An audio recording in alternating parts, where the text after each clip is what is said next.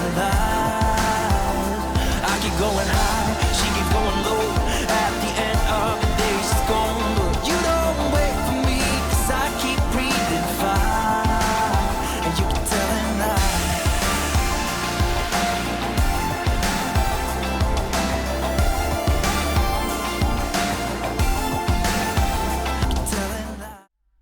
Hello, chatto! It's Thursday, and coming up today on Outcasts 2 Icons, nothing at all has happened in the world of Football Manager. They definitely haven't announced an FM26 teaser to a teaser to a teaser to a roadmap to a teaser trailer that shows two pieces of information, which we're going to discuss ad nauseum today, and I can't fucking wait. In other news, we've got a 5-star youth intake incoming, so we're going to talk about that and the fishmonger story coming up today on Outcast 2 Icons. And you don't.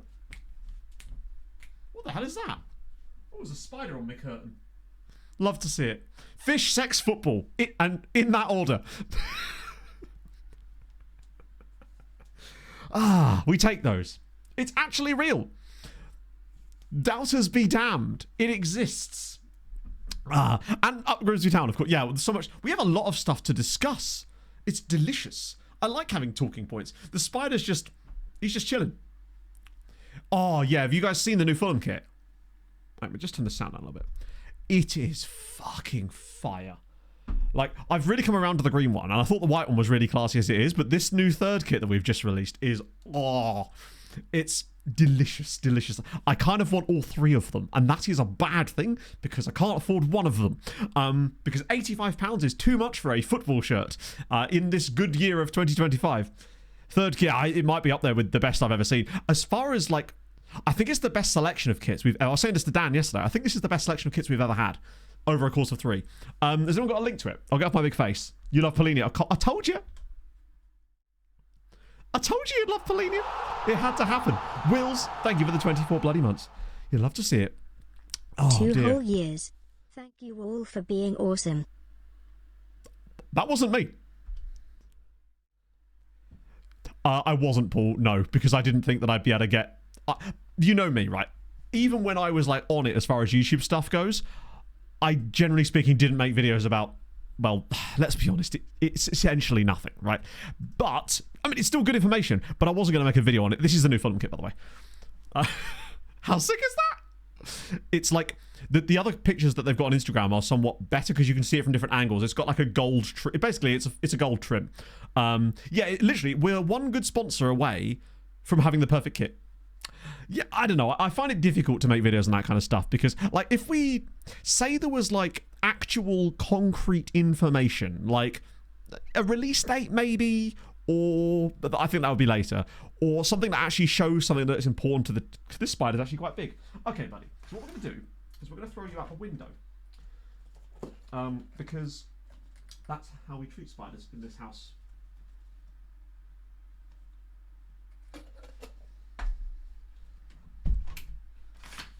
Sorry, chat. We had an imposter in our midst. It was quite a sizable spider too. Luckily, I had a cup right there, and he just hopped straight into it. It's almost like he knew. It was like, right, fine, I'm in wait for this moment. What sponsor would I want? Just anything that isn't gambling, crypto, or alcohol. Honestly, I'd settle for alcohol as long as it's like a cool brand. Like, last thing I want us rocking up with fucking Brewdog on our shirts. That would be like I don't know, maybe not alcohol actually. Just something kind of Greg's. Just give me something. Give me Asda. Give me Asda priced kits. Give me George. Fulham at George. Raid Shadow Legends. In it. Ready for Saturday. I'm about as ready as I think I'm ever going to be, basically. Oh, don't get me wrong. Oh, the new FM leaks have dropped. I wonder what this could be. Oh, fuck, it's gone off my screen. FM leaks for everybody. Oh, for crying out loud. I thought I knew what was coming, but I was still somehow wrong.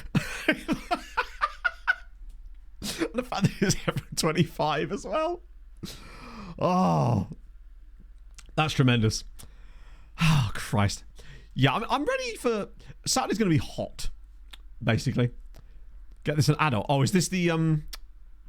Yeah, if they could sell this in adult sizes, or I could somehow get myself small enough to wear a 14 to 13-year-old's shirt, then the Royal Caribbean's... Imagine that on that. With the same kind of colour and everything. How fire would that be? Yeah, spring onion terrorism has not gone on, mate. And the fact that you managed to combine memes is very impressive, and I give you great credit for that. So I suppose we... Oh, God. Thank God. I mean, to be fair, if there's anyone that should have been thanking God... I thought it was another spider for a second. Moses is probably up there.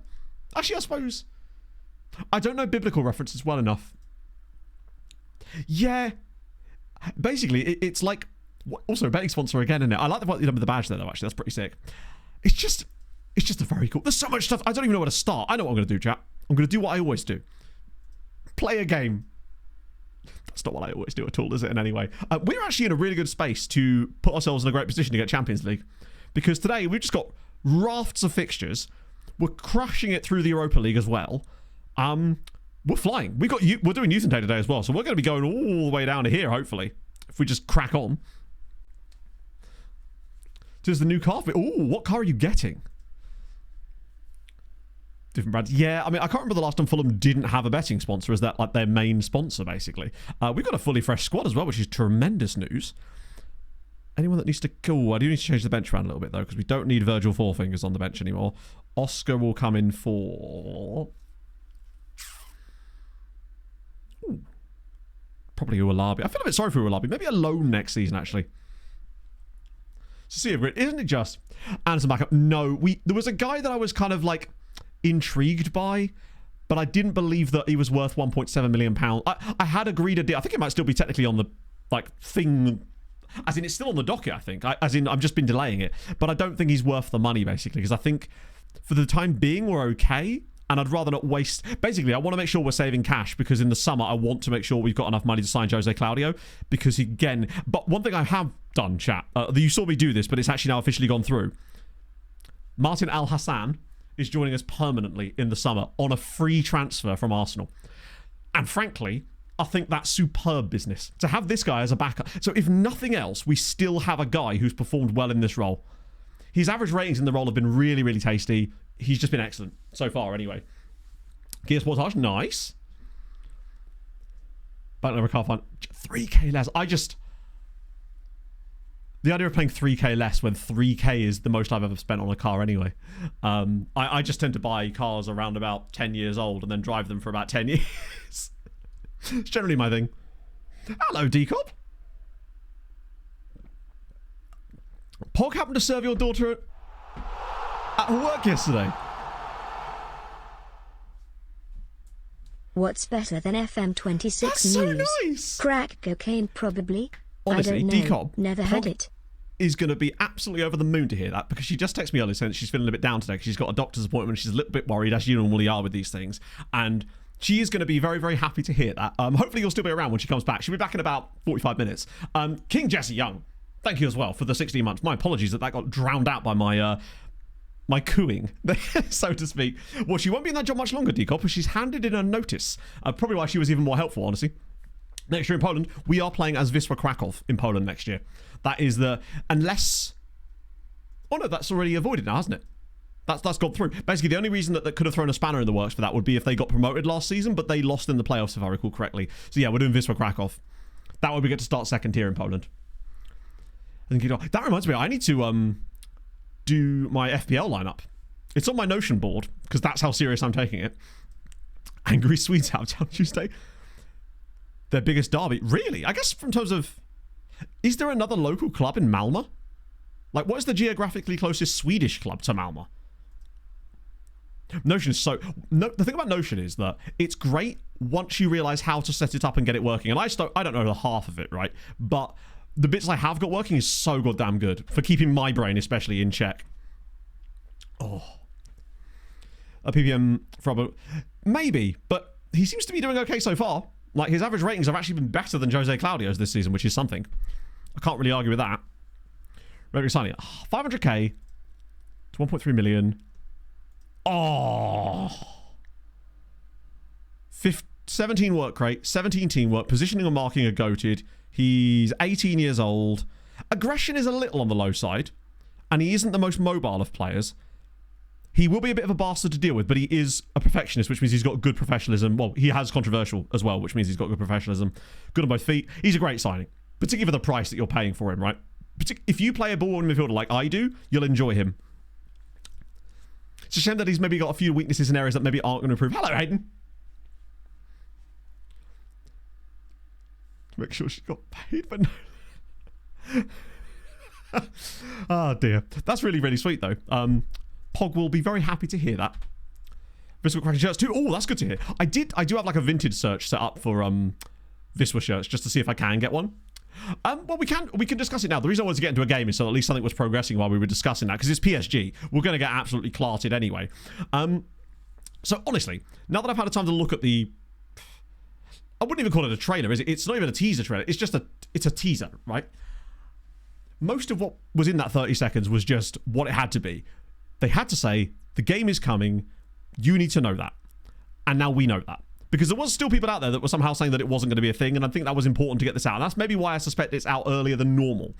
There was really like two things I would say that were noteworthy, which was the Premier League trophy on that podium. Well played, Dennis.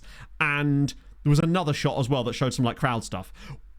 What I would say is immediately, oh, what a pass. What a pass! It's far more, it bridges the gap from a graphical level between FM and FC. That's the way I'm looking at it. It's not as good graphically as FC. We didn't expect it to be, but it certainly looks a lot closer. The models and the stuff we saw in that thing just look more, like, Hayden described it as chunky, and I get what he means. Things just look a bit more fleshed out, which is okay. Now, obviously, it's... Oh, hello. Go on, Dennis. Oh, my God, we're leading. We're beating PSG. Dennis Anderson is unstoppable. Meaty sounded good, but no, I get what you mean. Would you regularly? Pog would have loved that. Her new boss is massively... Her boss at her new job, which hasn't started yet. Final series. I actually don't know, Frank. I wasn't playing in the final 8 games, so I think Jack won in the end, but I'll be honest with you, I'd done my part at that point. But yeah, Pog's new job, her new boss is like massively into FM, which is like a massive, like, it's just a little thing. The little things that help, you know? Dennis is an absolute menace. Chat, we've just gone top of the league. Wait, why is this? Oh, we had a cup game, didn't we? One sec. I don't mean to be the good news bear, but we're top of the league. Temporarily, at least, we've gone top of League R. This is mental. The form that we've been on since that one tiny tactical tweak is crazy. Even for this team in this save, I don't think I've seen any kind of turn up like this. Yeah, Pog's coming down this Saturday. Binder's through, and Bonacic makes it 2. It's on. Imagine if we won the title this year. Out of nowhere, we just won the title. Yeah, Pog's coming down this weekend. It's going to be dope. So many people I know are going... It's just going to be awesome. Is anyone in chat coming down to the charity match on Saturday? Or at least be watching it online? Because it will be televised at least. Or televised. Streamed. Oh, tremendous. Yes, I did watch the first half of the Super Cup final last night as well. Because I'm a football perv now. It was a first half only a mother could love. And I'll be honest with you, I didn't watch the second half. But then I saw Spurs went 2-0 up and I thought, brilliant. Then my phone notifications stopped working. And then all of a sudden I realised that PSG had won. Which was news to me. Oh, honestly, Anna, you deserve it. That one tiny tweak has taken us from... I mean, it's crazy. From Scotland, yeah, I imagine that is the thing. Remote control ball car?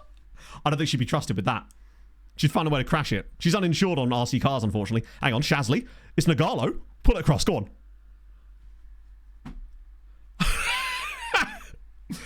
Chat, we're pulling PSG's pants down and paddling their naked bottom right now. It is tremendous. If you've just joined, sorry about that.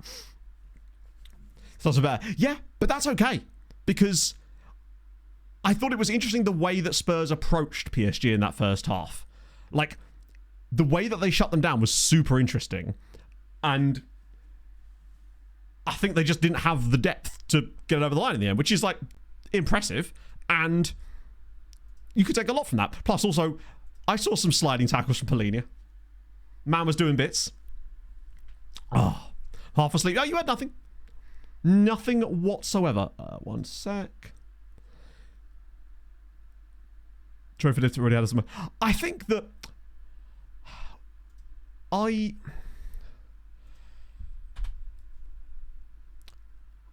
it would be nice if the Matchday experience included more of the stuff that they've shown in that trailer, which is very little, admittedly, but the sort of things you'd want to see, that would be nice. He's such a good player. Polinia is, I was saying this the second that Spurs sign him, I'm so jealous that you get to enjoy him. And believe me, you will enjoy him. Not just as a player, but as a person to have around the club, as Binder makes it. Oh, he doesn't. Binder should have made it 4. No, it is, Brian. My apologies. It's just that sometimes because of all the Spotify requests, sometimes the lookups, because there was so much chat stuff, get lost further down the list. And until I'd approve the Spotify requests, it doesn't show up on my screen. So I have to do it after the game. With the database lookups requests, I do try to do them as quickly as I can, but sometimes they won't be immediate. There's only a limited amount of screen space I have to show things, and unfortunately, Hadrian's request on the end of last stream for me to talk about the sex dungeon has taken up a lot of that. New tactical tweak. So basically, what we did, and it is the simplest of things, it was one tiny tweak. Our wide midfielder now cuts inside with ball. That's it. That was the only thing. Because when we switched to this system, or this exact setup of tactics, the guy we had in this role initially had a PPM to cut inside. But then we sold him and weren't quite as effective all of a sudden. So we've now added it back to it there, and there we go. Handsome face, not shot. I genuinely am. He's absolutely ridiculously good, and I'm excited for you because you get to experience Joao Polinia, basically. So, the fishmonger story, I suppose. It is going to repeat, but you do need to see... I think it's hopefully just a taste of, like, if they're putting that level of effort into those things, hopefully they're putting effort into things elsewhere. And I think it's just nice to see even tiny something there. So yeah, no penalty, that makes sense. Basically, I went for a haircut. I know you can't tell, but I did go for a haircut, a little trim, just as we slowly mould my hair into what I want it to be last Thursday. So naturally, that means I got to see my friend Emma, who lives a life that frankly should be in a documentary, because things just seem to happen to this woman. Oh, go on. Just have a shot. Somebody just have a shot in the end. If we get out of this play without having a shot. Oh, there we go. And she goes to me, yeah, so I was down at my fish market. I say local. It wasn't actually super local to where she is. It's just like a nearest big town, which I'm actually not going to tell you where it is for obvious reasons. And she goes, oh, yeah. So I was in the fishmongers the other day, and these people kept coming in. Or these people came in while I was at the counter and asked the guy behind the counter for the key.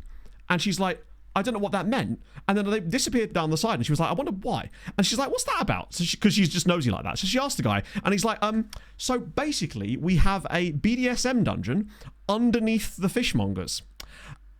And at the time I was thinking to myself, you can't be serious. Then, naturally, she just pulls up the Instagram for this place on her phone, just puts it straight in front of my face. It's an entirely real place. It's got all the whips, chains, and latex that you could possibly ask for in a very specific corner of Hertfordshire. It has an Instagram, yes. This is how I was, like, totally on board at that point. I was like, right, you're not even bullshitting me at this point. Not that she would, but I'm glad she showed me that, because I feel like some of the things that she tells me, I tell you, and I'm sure you must be thinking, surely this is just her making shit up. I promise you, she showed me the Instagram for this place. Did I go check it? I didn't have time. I had to go back to work. Hanger on her, thank you for the 21 months. But yeah, so there you go. My hairdresser has a BDSM dungeon under her local fishmongers. Apparently it's very popular. You naughty man, playing with your little men. Grease me up, I'm ready for a full FM26 insertion in your fishmonger's sex dungeon.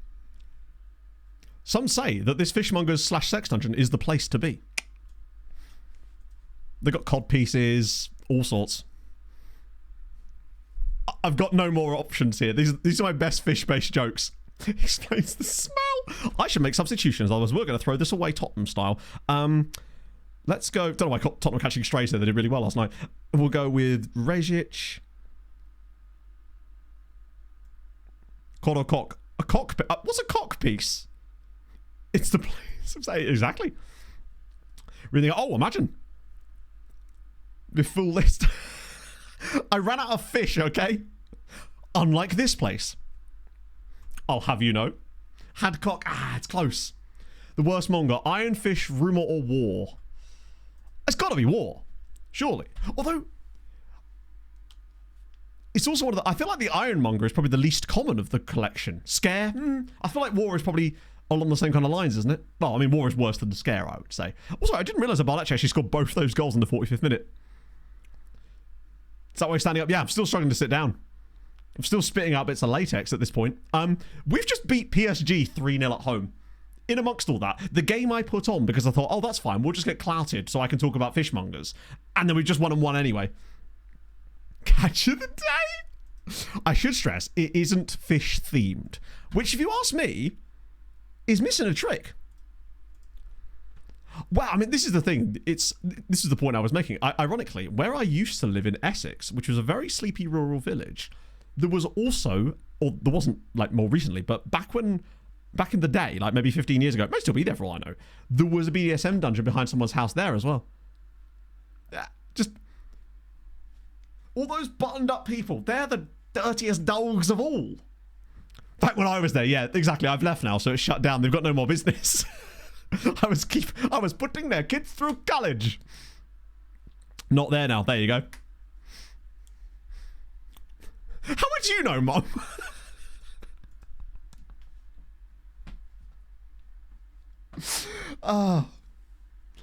Has to find out exactly, yeah.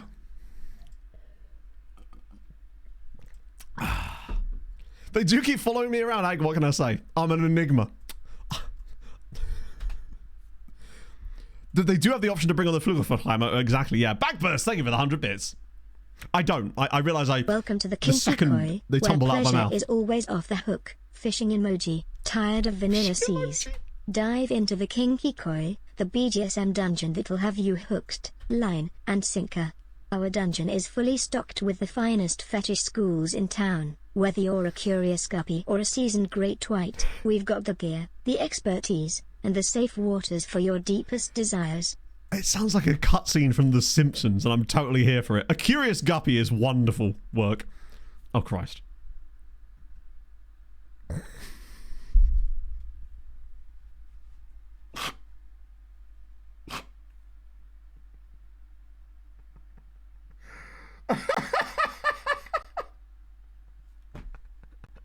Marvellous work, as always.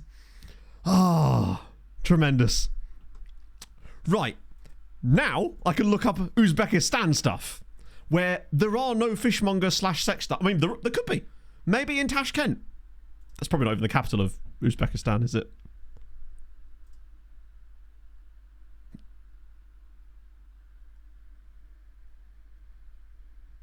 Oh, it is. Of course it was. Come on now. I wouldn't lead you astray on a country capital, now would they? Off the back of the full of it, ooh, we like more stuff. Stuff is good. Natural youth teams. Let's have a little gander. Caspian Sea fishmongers. Maybe this guy here, who clearly has Irish ancestors, Andrei Orinboyev. What a lad. Actually, he's a bit older. Let's have a look at some of the younger players they've got. Any kind of... There's 3 guys that are part-time that don't even have a club. What if they're players that have been generated specifically for this squad? Because if so... Oh, it's definitely Troy McClure S for sure. We've seen the... Oh, I have seen the Third Man City kit. I believe... The only reason I saw this is because Tony posted it on Instagram and just said underneath, the 116th charge. And to be honest, I agree. Why is it wet? Is that part of the kit? Or is it just... Did they just get it wet accidentally? Because even without it being wet, it's appalling. But... So is it supposed to look wet like this? Yeah, no, I realise that, but... No one's going to see that from, like, more... If you're standing more than about 10 feet away, you're not going to see that. Rain or shine, good point. It's a cycling top. It's fully Tour de Salford in it. The weather of Manchester. Couldn't they have represented it in, say... colours or stuff? I think sometimes they've gone too down the hyper-realism for... What they needed was, like... I guess they couldn't have done blue and white, but surely there would have been a way to do, like, a blue and white effect that's more like stylised rain, rather than actual rain. It'd be kind of like Fulham going, hey, our new shirt is just a pattern from your nan's cottage, which also weirdly sounds like a BDSM dungeon, just winging it back at Nordoku, the condensation! Don't know why they're Australian now. Oh, Christ. Well, I mean, we'll see. I suspect what we're more likely to see is everybody else crying when they're gone, when this happens. Bad boy. Don't do it again. That's more likely, isn't it? I think I am actually scouting a few Uzbek teams. Although there is every chance that our sad retirement has cost us dearly on that side of things. There's another freebie here, 19-year-old. Javlon Guofarov. That sounds so. His name sounds like something Yadar would say when he's trying to be racist. I don't know how do I explain this, but it sounds like a combination of words that he would just make up. But looking forward to Javlon joining us. Hopefully he's quick. Absolutely not. I'm out. Wooden texture. Ooh, give me a mahogany cheese board any day. It's one thing I'm actually looking forward to about Slough on.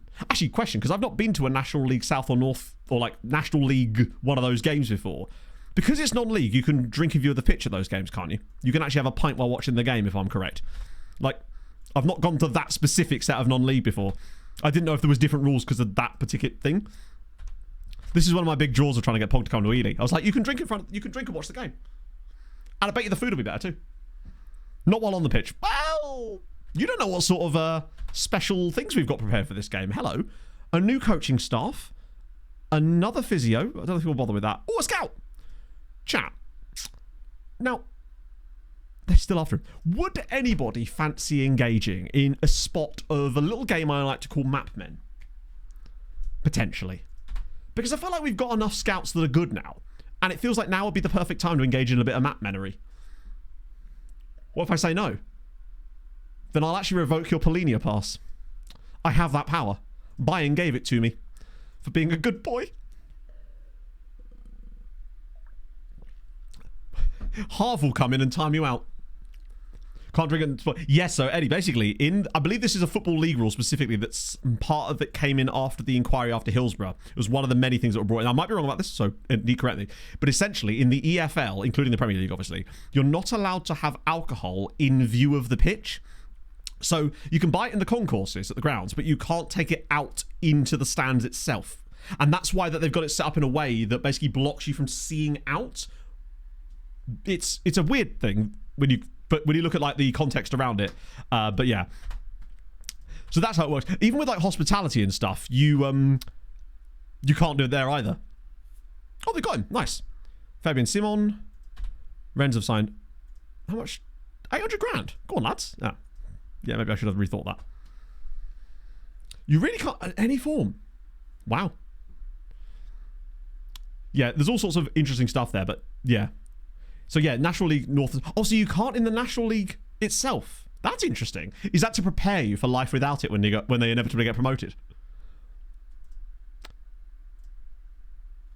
Drinking masks. What you need is a foam dome. Another coach. Yeah, well, with the coach, we'll just grab like a guy who is good. I'm just going to get us up to the match day so we can. That way, if I accidentally hit continue, we don't end up just staying on one screen for ages. We'll end up actually going into a game or something. Straight up drink. Oh, 100%. It's one of those things that I don't think it's likely to change anytime soon. I think we're more likely to see things like safe standing brought back first. Sorry, was it Heysel? Right, there you go, yeah. What do you do in the game then? You see, this is where hooliganism comes into play, Ivo. That's when you start fights with rival fans. It's the English way. Send these guys around.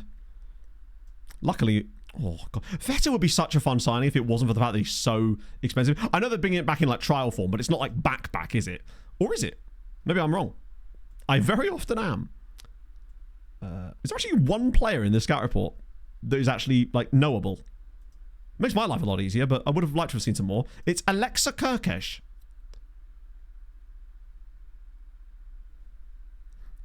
He's actually pretty kind of good, but he's a little bit probably likely very expensive. Low wages.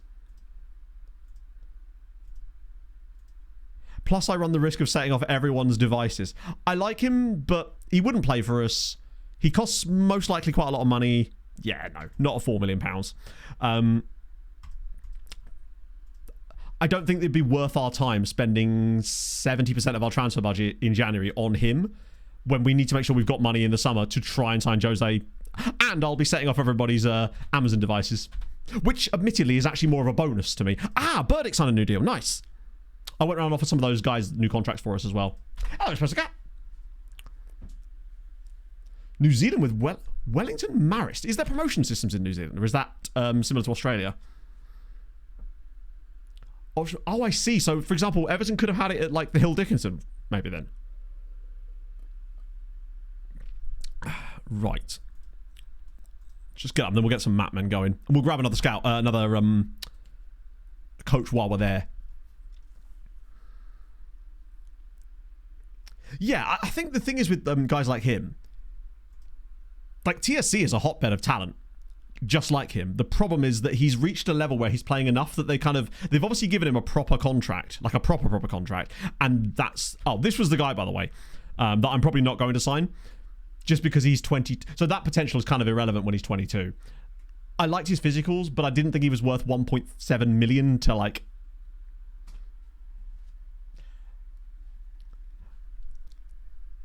I didn't think he would actually add us the depth that we were really looking for, other than he has okay physicals. I'll try and delay again. That way, I mean, if they'll let me keep delaying it, then I will.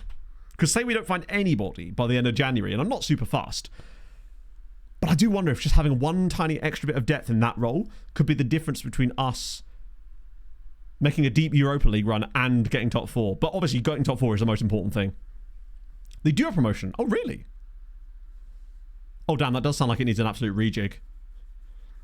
That's the thing. What's more likely to happen is we'll find... Hang on, Muller? Surely Villa aren't buying you-know-who. 1 second. They can't be. Nagalo... How... Wow!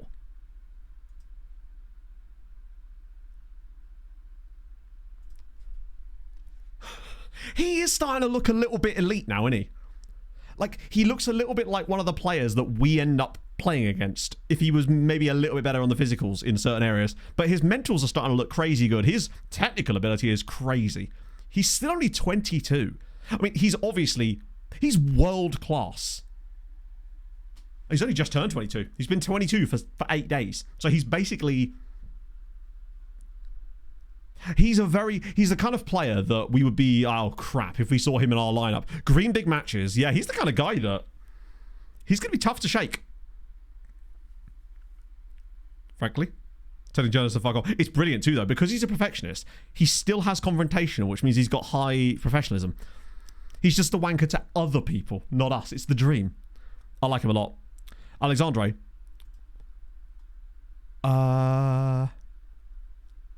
Oh, Alexandre was sold for £70,000. Had I sold Alexandre, I'd have happily brought that guy in if it was a matching price, but with the fact that it was 70k in... Basically, Alexandre's contract was up at the end of the season, so we were just getting rid of what we could, rather than it being like a transfer that was going to make us any money. There is still the off chance that we can make some money. Ah, wow. Damn, okay.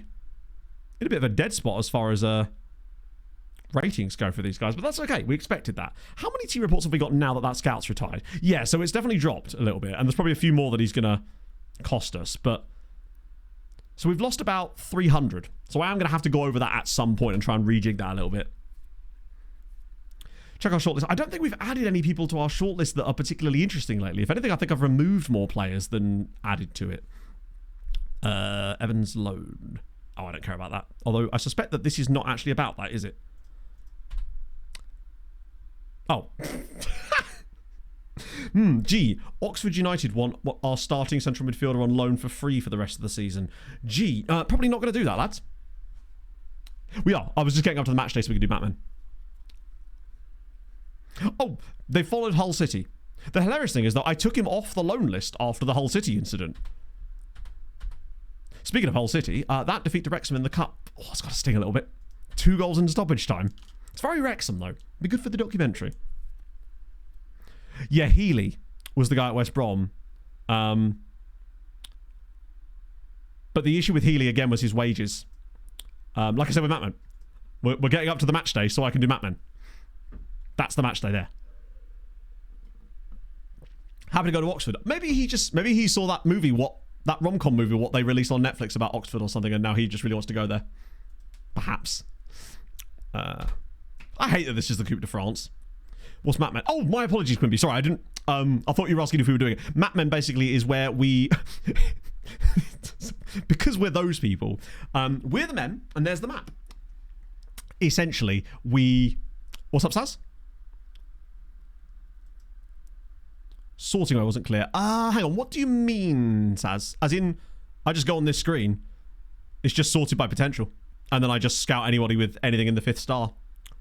Was he on the loan list? I swear I took him off last stream. One sec. I could have sworn I took him off last stream. After the whole Oxford United incident. Yeah, no, he's not on the loan list. He's wanted for loan, but he isn't actually on the loan list. God, he's looking good. Basically, Mapman... Oh, well, let's do it now. Basically, after a certain point, I'm content that we've got like enough good scouts that I no longer need to focus solely on being the best scout. New England Patriots, thank you for the 32 months. Annoying one with the stick. Right. Admittedly, it's still a little... Oh, we got 2 scout slots. Double Mapmen. But no physios. Basically, we didn't have any physios when we got here, and I was testing that theory about whether it reduces injuries. Not sure if it does or not, but hey, we will see. So basically, at the moment, we've got like several scouts. As you can see, all these guys here really are all very, very capable of being goated, basically. So we don't really need any more insanely good scouts. These guys will obviously prioritize that too, but what we're looking for now is guys that fill holes in our scouting, because one of the beautiful things about team reports is that the better your knowledge is of that nation, the more the fog of war will be reduced on players that we know of. So as an example here, Bella Vista, this guy scouting, he only has Italy knowledge. But what that means is, if we're scouting Italian clubs, we will by definition have better attribute knowledge of the players there when we're taking those first glances before we scout people than if we didn't have. Now, Italy obviously quite a large nation anyway, so likely we'd have knowledge anyway. But the way we can find this out is by going into scouting and into recruitment focus. No, into scouting coverage and then world knowledge. And this shows us basically a giant map, although we'll spread it down to nations, of what nations we have knowledge of and how extensive that knowledge is. So we can look for gaps in that. I'm seeing a giant one here called Mexico for a start. And so what we're looking for is basically which countries do we not have any scouting knowledge of that routinely produce decent footballers, and can we find a scout that covers and fills that hole and ideally has multiple countries as well. We don't know Germany. That is odd, actually. There's a lot of Eastern Europe missing too, yeah. What we really want is a guy that has multiple countries, obviously. Like, it's a bit of a waste at this stage, filling gaps with one guy. You kind of want a guy that ticks like several different boxes, basically. So we want a guy that can do some Scandi stuff, perhaps. A guy that's got some Eastern Europe knowledge to him. A guy that has like Mexico and Central America would probably be quite good. But yeah, I think you're right. European stuff is prioritized because Mexican players most likely aren't going to be EU. So I think our best bet is to go for like a Scandi guy. And maybe an Eastern Europe kind of guy. That's a Germany, Czech, Poland. Yeah. And luckily, you can search for that. Because we've only got 2 spots. An Africa Noah. I think we have one Africa Noah, which is where most of our African knowledge comes from. So I think you may be right. It does. Let me just check. But yeah, we just call it Mapman because of that wonderful YouTube series. But Scandi is super important. Let's have a look. No. Oh, hang on. Maybe is it here? Yes, there you go. So if you click here, it tells you why you know what you know about that country. Sometimes it'll be multiple people. Sometimes it won't. So for example, England is just me. Oh yeah, I hired myself as loan manager, by the way, because apparently I was available. So we know stuff about Denmark because of Kermraid in chat, hilariously. You're the reason we have Denmark knowledge. That's lovely. Cyprus has come from him as well. Any other fun ones while we're at it? I don't think we have Macau knowledge. I'm guessing most of our... Oh, wow. No, we've got knowledge of Dr. Congo because of a club link. That's kind of fun. Any other sort of African... Yeah, we are a bit light on the African knowledge. Senegal and Ivory Coast. It's from this guy. Yeah, he could do with having more knowledge. We needed another Africa guy, really. But yeah, there's a lot of different ways that you can get it, and you want to try to build, once you've got maybe 5 or 6 elite level, like I'm talking 17, 18 plus type of scouts here, at that point you can start to prioritize Mapmen scouts instead of just guys who are good. So that's what, obviously we're still going to look for that too, but let's have a look. Yeah, scout knowledge from affiliates is good too. The best one is where you get a senior affiliate that has huge coverage. That's what really helped us initially with MTK Budapest, because we had Liverpool as a senior affiliate and we had access to all of Liverpool's scouting, and they had like 22 scouts. It was crazy. Find better players. No. So what it does, it gives you...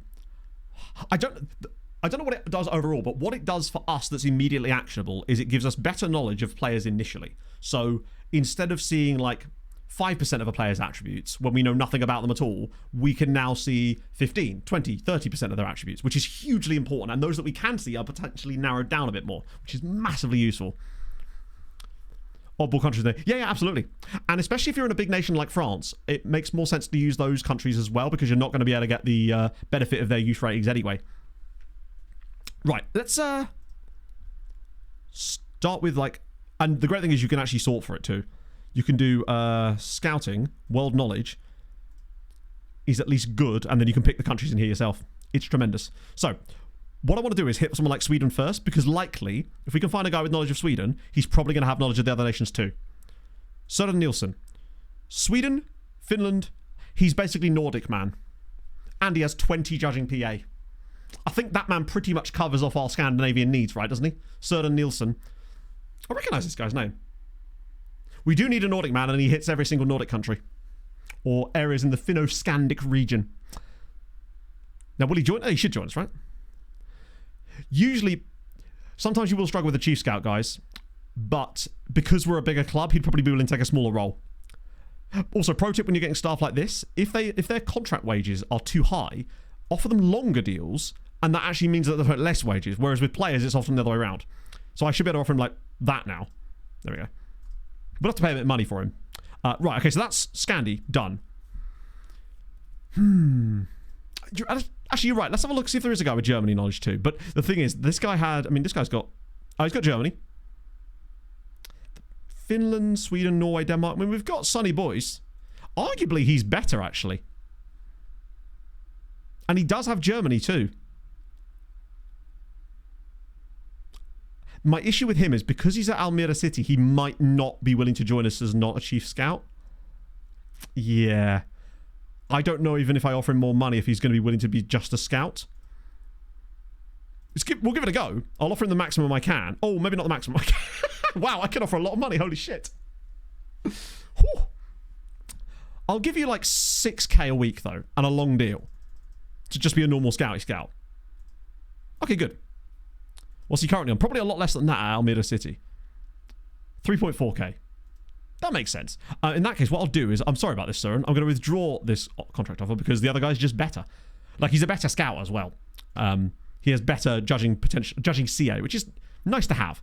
In fact, the other guy was actually earning more money than him. And I think he's just a better scout all round. Okay, cool. So, with one more slot to do, we are missing a lot of Eastern Europe, and I think that you can kind of get... It's easier to find a guy who has an enormous amount of knowledge of... There's a Serb below. Yeah, there is a Serb below, but the Serb below is not... This guy here will have... He'll have some of that knowledge, but the reason he's showing up on this list is because he's got knowledge of nations we're looking for here, but we need to have... We can't fill every hole in one. Asia is not going to be very useful for us because they're non-EU. Basically. Asian players will be non-EU, which means we are going to have very difficulties signing them, and there's almost no way to sort of naturalise them. Niels van Hinkel.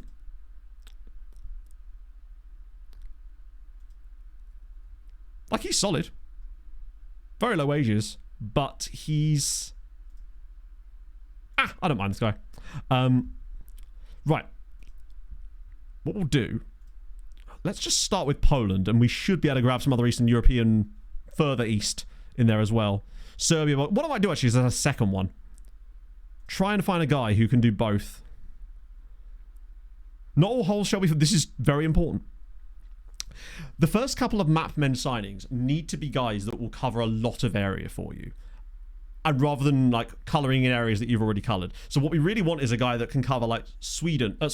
Like, Poland, Slovakia, Slovenia, Serbia, Romania, Hungary, Bulgaria. That kind of area of...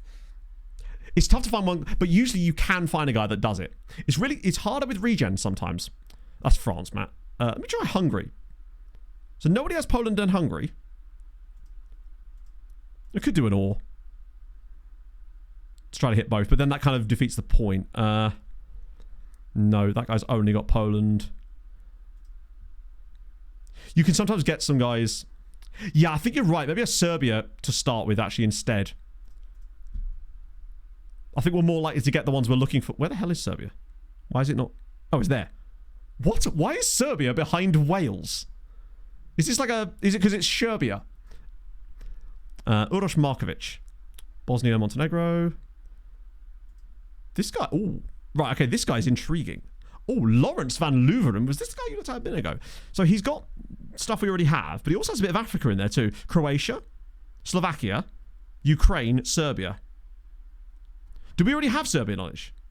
Oh, that could be a goated shout if we do.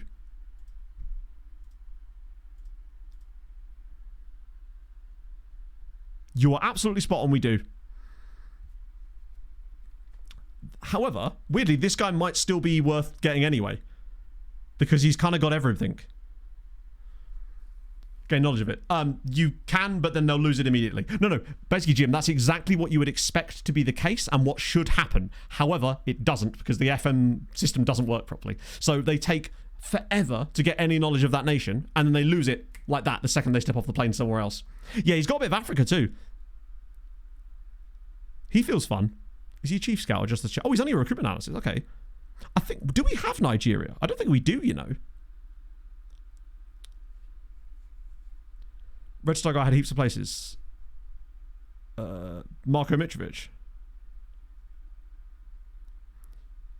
The issue is, are a lot of those places we already have covered / don't really need people in right now. Analysts are another way that you can do it. Your recruitment and performance analysts also will give you extra coverage too. So you can fill those slots too. Already have... Yeah, this is the thing. You're never going to find the perfect... Well, I mean, you might be able to find the perfect guy, but like time would suggest... Ooh, nah, he's got... Jordi Mortart. You'll find a lot of crossover. A lot of them will have similar knowledge to each other. Mitrovic might be better, yeah. What about another one that you can have? One of the ways that we used to search for it too is just the reason I have this specific view for scouts is because it shows their second nationality, their nationality, and based in. So if you find 3 different ones on these alone, then you know you're going to get something because they're almost all of them. Recruitment analysis, Mapman, because no, literally you can, but you can still use it for scouts too. Most of the time, recruitment analysis won't have multiple countries, but it's a great way of filling in the blanks later. Eastern Europe in the filter. I don't know if you can do that. No, you can't. You can't do world knowledge of regions because that's not how world knowledge works in Scouts profiles. They have to have knowledge of places, not regions. How sick would that be, though? Yeah, the other stuff, you can get a lot from these. Let's have a look at the Australian guy here, just in case. Yeah. Serbian, Croatian, Vladimir Buat. Nah, he's not got enough. What is that badge? That's the other Legend of Char, isn't it? I've never seen that badge before. Oh, you. Burgermeister. Nah. I like the Mitrovic guy, not just because he's Mitrovic. Mbenza. That sounds like Dr. Congo in there, potentially. Yeah, there it is. He's got decent Africa knowledge. Does have a bit... It feels like most of these guys, the Belgian guys, have pretty much the same exact set of nations. Like Ukraine, Serbia, Slovakia, Nigeria, Guinea, Dr. Congo. Oh, thank you, Root. Change for the big occasion. It goes good. I did 10k this morning, and it was very warm out there. Set more nations. But the problem is that doing that, then you just sort of... At that point, you may as well just turn it off and look through every single scout anyway, because if they're not matching it, then what's the point, right? Also, I don't know if you can do that. That works with attributes, not with these anyway. Was the form of... Oh, of course it was, yeah. Each nation has a set of them, but sometimes you can find guys that go apart from that. I like Mitrovic. I think that added one of Honduras is kind of fascinating. I like that he adds North Macedonia. But more importantly, he ticks off... do we want... He got Bulgaria. We'll put a pin in him. I just want to try Bulgaria by itself. Because notice how few people... Yeah, a lot of them do. I think it's just because of the templates. What about this guy? Ivan Slavov. Todorovsky. So, when it comes to Mapmen, you're not really bothered about the quality of the scout. Obviously, the best one... The better you can get, the better. Like, I don't want to really have these guys unless they have something goated to offer. Yeah. It's not enough options. I think Mitrovic is probably our best bet for the time being. And then when we get another scout slot, that's the one that we then go and get Africa Man, because there are some scouts you can get in Africa that will cover like 50% of the country, basically. It's brilliant. But building up our... I suppose we could have done Africa Man there as well, actually, but... I've eaten my... There probably are some free analyst slots, but analysts, generally speaking, only have one country to offer, and they're usually better for filling in gaps at the end rather than now, because I don't want to use one of them to fill in somewhere like, say, South Africa, when we can actually find a scout that can cover, like, most of Africa for us. We'll just get some more scouts later. Analysts will usually just have the nation that they're from, which is great. But it's better for when analysts and recruitment analysts and whatnot are better for when you've got like 15 scouts. You've covered most of it, but you've got a few like troublesome nations that you want really specific knowledge of, like Panama or something, or nations that like Latvia actually, that weirdly seem to miss a lot of these scouting templates. Coaches do count as well, yeah. Ruggieri, you're not having a new contract, bud. Hello, Pog. Pog, you're going to love this. You served someone from chat yesterday. I think it was yesterday. Was it called? And they were very happy with your service. Yeah. A man with his daughter. Yeah. That's what we've been told, Pog. And they said you were very good. Something to do with clips, if I remember correctly. Forgive me, it was over half an hour ago, and thus I have forgotten mostly. This should be the same lineup, right? Sorry, forgive me for moving on there. It's just sometimes we can get a little bit too bogged down in it. I'm guilty of that myself, of course. But I felt like at some point I had to make a decision on it. And I think that the very next thing, though, we can prioritize is a 100% going to be getting an African scout that can do a lot of it. I am familiar with security tags. Maybe, yeah. And I am programmed to get freaky. Then the information itself. I know, David. I tell you what, Daniel, thank you very much for the follow. I feel properly like regulated in the brain over the last few days. No doom scrolling has happened. I've been reading books in my free time. I went for a walk yesterday at lunchtime just to break up the day a little bit because I was scripting for like 7 hours yesterday. And I just felt on the right level, which is nice. Yes, that's what he said, Pog. But most importantly, they said you were very good. Oh, drinky time.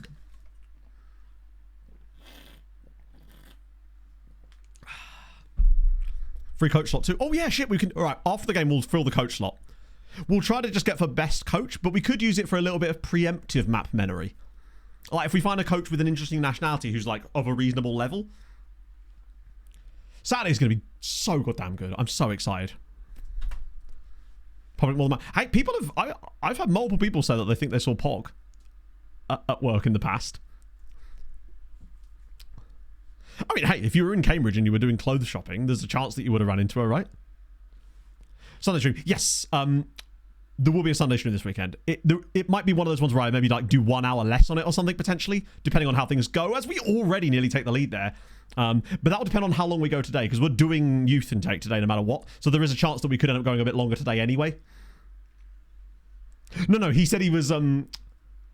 he said he didn't want to mention it. Yeah, I'm not sure which Sunday I'm going to take off in August, honestly. Maybe the one after the half marathon right at the end of the month. Potentially. Oh, come on. Oh, it'd be so funny if we went on this crazy good run, which we have been on for ages now, and then just randomly got knocked out of the Coupe de France by Nice. Especially in a season where I've got to say, we've got to be one of the favourites for the Cup this year, given that PSG are no longer in it. Like, we've surely got one of the best sides in the league right now. Oh, here we go. Binned up. Oh my God, they are throwing everything at us defensively. Oh, everyone would be surprised. They'd be like, that's that Pog. No, I mean, if this is the beginning of news, then I expect we'll start to hear stuff usually like on a weekly basis. That's usually how it works. There's a Barnet Chaser again. And again, it's been saved. Christ, we are absolutely pummeling them. In the next 26 trophies. Bad vibes today. I genuinely don't. I think we're just on such a... Bear in mind, our opening game today, we beat PSG 3-0. That's just the level we're there. The goalkeeper is having an absolute... He's only actually made... We've had 2 XG in the first 20 minutes of this game. We are actually like a machine at the moment. Cutting through people like nobody's business. I've noticed that think I'll make some lunch. You're right, I don't really do pee breaks as much. There's two reasons. One, I feel the need to pee less when I'm standing up on stream for some reason. I don't know why. The other reason as well is I probably end up more dehydrated in streams because I've been running before most streams for the last month or so. Oh, because I always find it improves the... There we go. It just improves my mood in general. It was hot out there today, but I did see 2 corgis. Yeah, just get Half to time you out when he inevitably... Also, it's nice to say this while he's not here. Halves actually turned into an incredibly competent mod, and like to the point where he's like welcoming in first-time chatters in an unironic way. He may not realize it yet, but I might have just stoined him. I've given him the responsibility. I've big brothered his ass. By the way, we're leading. Yeah, we beat PSG 3-0 in the first game. Absolutely annihilated them. We won every single game last stream, and we're continuing it right now. No, I won't say to his face. Obviously not. But I felt like I could tell him now. Oh, come on. Oh, my God. What is going on with Nice's defense? League standings now. Steve, as a result of beating PSG, we went temporarily top of the league. That run has now pulled us from where we were to being top of Ligue 1 at this stage. Crypto Miller. Thank you for the follow. Hope you're well. It's the marketing fishmonger. No, it was... I was just like, damn, okay. I can get used to this kind of mob behaviour. Take note, Inferno, Hadrian, Vaughan, Viceroy, everyone. We have a lot of mods, actually. I just realised this. Hi, Harv, watching the VOD. I can't wait for the paragraph comment. Are we going to have like 3xg in the first half against Nice here? Because it sure is shaping up like that. Basically, every play is the same. Him, to him, to him, to ball into Hind to Barnetche, or a ball out to the wing. Okay, we go to the wing instead. Nagalo's in. And we've missed again! Oh, back post. How have we not scored more than once in this first half? This would be a very typical game for them to equalise and us to lose on penalties. He could have been horsed by his own Pahav.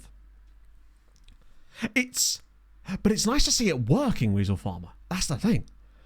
I have a lot of plans. Most of my plans sort of go onto the funeral pyre of best laid plans, right? But this tactic... Oh, here we go. Back post header. 1-1. Oh, FM, you predictable beast. You love to see it. What was that? 3.5 XG in the first half, and it's 1-1. Amazing. Ah, dearie me. 3 A stars in your A level. Congratulations, El Ginger. That's amazing, man. What are you thinking of studying? I mean, at uni, obviously not just... Now is when I start the real study. So... No, it's fine. That feels completely and totally fine and not at all annoying as all hell. Nagalo has 1.5 expected assists in the first half. He alone has created 1.5 XG of chances by himself. That's wild. Barnett has managed to miss quite a lot of that, but he's basically just putting balls on the goal line for people to tap in, and they're just like, no, I don't feel like it. Oh, I haven't seen that yet. No, I haven't had a chance to. I did catch up on some of the football from yesterday. It does feel like we're about to lose this game with some random bullshit and get... This is annoying because this is we've got a massive chance to win the Coupe de France this season, given how well we're playing. We could... I'm telling you now, we're going to do the... Maybe I'm getting ahead of myself, considering we've never even qualified for the Champions League yet, and I'm saying we're going to do the treble this season. But hey, you got to aim big. Or aim at nothing at all. Yeah, Achapong is in their team. I think he's on loan. Or maybe we sold him permanently. Is that another change? Dear me. To Lancaster. My sister's partner went to Lancaster University. And he also taught there briefly for a bit as well. Maths and science. That sounds like two very tough things.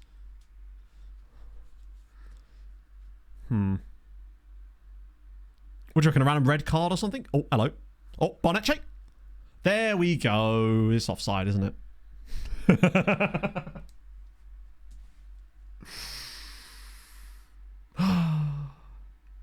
I was good at maths, but I was weirdly held back at GCSE for it for some reason. As in, they put me in a lower maths set, which like actually limited the grade I was allowed to get, which was like really fun. I think it's probably because I didn't do my homework, but it's like that doesn't actually make me worse at maths. This was back when they had foundation, intermediate, and higher tier maths at GCSE. They got rid of the middle tier for obvious reasons. But basically, it meant I was locked to being able to get a B at most. I got 100% on one of the papers. The maximum I was allowed to get was a B. It's like, bullshit. Or something like that. Maybe. But I guess it's dependent. People have lots of reasons for like. Also, everyone I know that went to Durham for like taster days said that it was really an odd environment because it was full of people that didn't get into Oxbridge and were really bitter about it. That was the experience that like nearly double-digit people have told me when they went to taster days at Durham. Here we go. It's Binder. Oh, beautiful. Please don't tell me that's offside as well. Okay, it's not. I know some friends of mine went to Warwick. That seems to be your option. I don't know what it is about that, but yeah, I think it was just because that was a really rare goal. But that's what everyone that went there on these tastes. Now, admittedly, this was in 2008. But I know a lot of people that went to Warwick.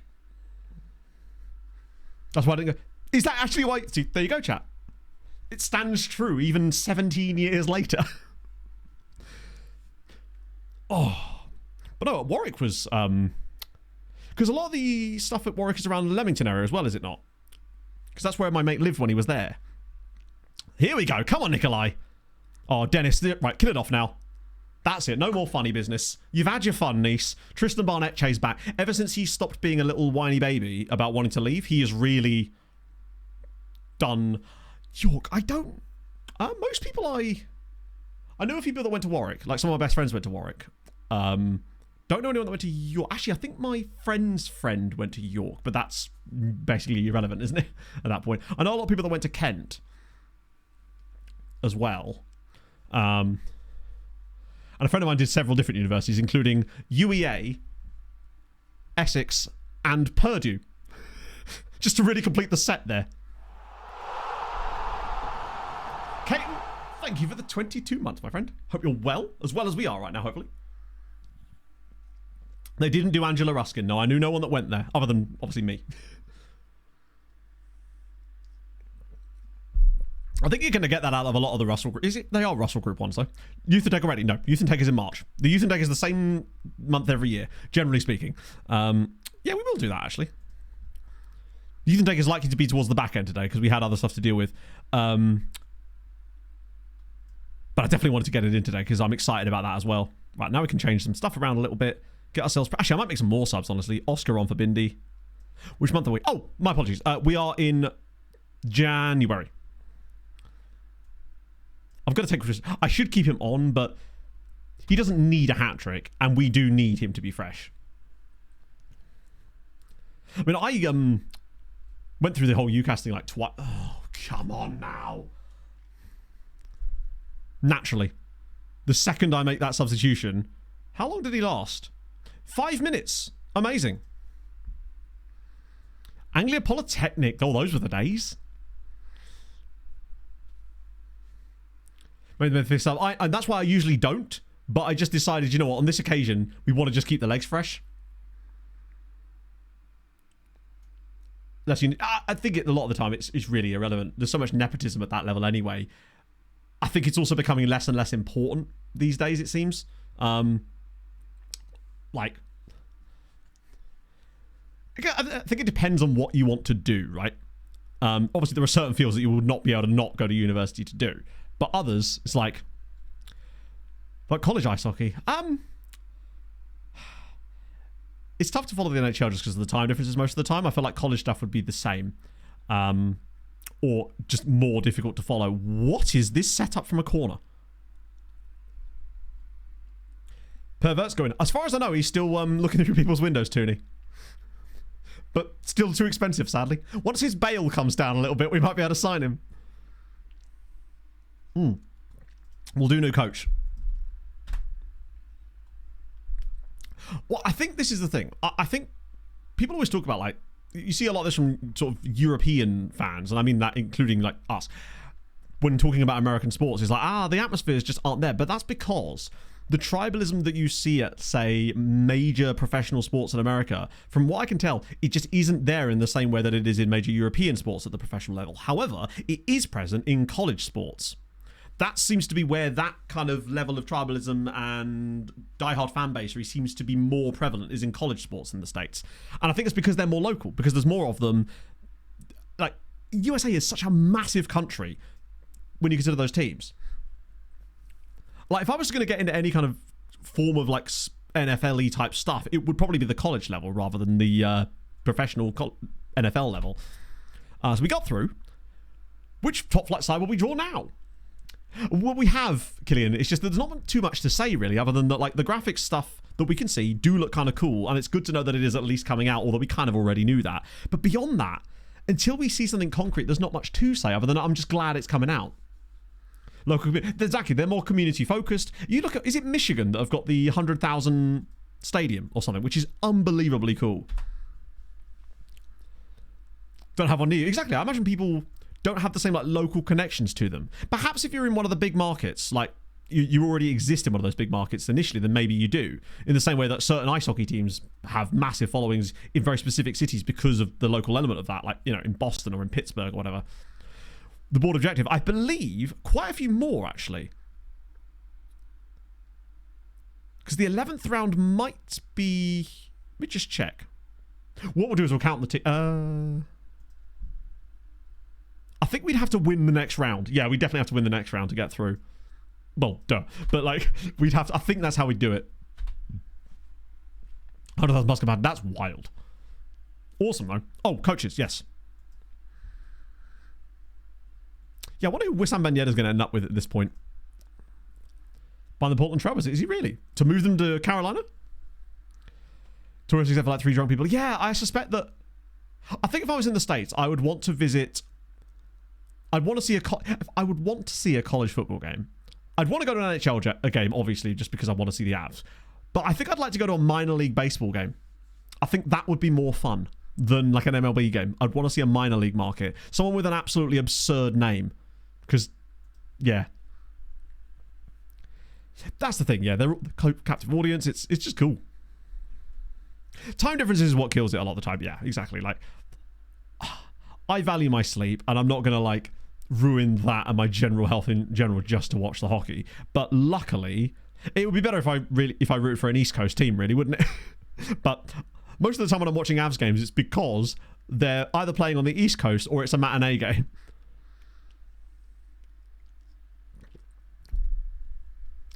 Oh, fair enough then. Is that the Michu? I mean, it has to be, right? Surely. Oh, he's gone. He's the director of football / Hoyd. Not a bad one, but unfortunately, he's someone that I would not consider for our head of youth development role on account of his lack of professionalism. I haven't done my FPL team yet, for I know. I've got it on my Notion board as a thing to do. Ideally, after stream today, probably. It's in my plans. We have a league and everything, but I'm actually going to try and take it a bit more seriously this year and actually try to compete in it. Right, what am I doing? Staff role. Coachy coach. I guess I just kind of want a guy who's like reasonably good, but has like a funky nationality or something. Someone that we're unlikely to hit with like later... I might just use rating, actually. Right. Turkey, maybe? There's Zolt Radic, Slovakia and Hungary. You're right, I did click cancel. I'm a fucking idiot. GG's me. Rejected because it's too low from the return with the lower bid. The next, they love doing that. My favourite one is actually when they just keep putting the exact same bid in, even though it's clearly already established that it's too low. Okay. Czech Belgian? Most of the time with coaches. Cheers, FM. What you see here is most likely what you're going to get. So unless you can find a guy with 3 different knowledges. Oh, actually, no, he's got a couple. He does add us Qatar, Tunisia, which is not always an easiest one to get. And he adds UAE and Qatar as well. And Tunisia. And he's just a really, really good coach. Resolute as well. I do like him. And he's a player people know, which is always fun. Exactly. I think I'm going to go with him. He feels fun. He's very good too. Likely will we scout those regions? How likely will we scout any region, right? I mean, are those... The whole point of these guys is these are got... The coach... the sort of hole filler things, which is why I'm using coaches and recruitment analysts, they're not designed for major countries. I don't want them to be filling major countries. I want them to be filling in the gaps later, because most of the major countries are going to be filled by actual scouts, but we had a coaching slot, so I'm just thinking into the future of like, which nations am I most likely going to have little gaps for later down the line, and I'm trying to fill them now, since we can. That's why I was prioritising slightly odd nationalities for them, essentially. Sorry, I realise you may not have been here when we were discussing this earlier, in fairness. João Sacramento. There he is. He's actually the assistant manager at Stade Rennais these days. He's been around mostly as an assistant. You will see those guys sometimes. Tunisia is the one that's important there. Now, will our Africa scout most likely cover that once we get him? Yeah, probably. But I find that sometimes it's missing. Yeah, he has been caretaker a few times, hasn't he? One thing I found out with the showings thing, when I was preparing the recap yesterday, is that the guy that we replaced at the showings had been interim manager there for 2.5 years when he got sacked, essentially. I've not seen an interim last 2.5 years in FM before, but there you go. Chapman, Shearer and Rooney. To be honest with you, I haven't watched Match of the Day in about 5 years anyway, so... But obviously they're doing like rolling host this time, right? So that is he. Omar Rekik. It doesn't appear... Hang on, make sure I'm spelling this right. No, unfortunately, he doesn't appear to be in this save file, sadly. When the UCL with Hydukes split. It depends on entirely... It's such a nebulous question, because it's like, I don't know your knowledge of playing the game, how you intend to play it, if there's any self-imposed rules. Like, if you're min-maxing it, then it can be done in 10 years. Especially if you're using a really OP tactic, then you could probably do it in 8, to be honest. But there's a lot of factors that go into it, right? Like, I think we did Uni Almadeira in 11 years. That was very lucky, though, in fairness. Who do we get? Marseille on for fuck's sake! Are you actually pulling my dick? We're at home, at least. This is the 3rd time in a row now. There are still 3rd tier sides left. I think that's it, though. I don't think there's anyone less than that. Oh, wait, maybe there is. There's Aviron Bayonnais.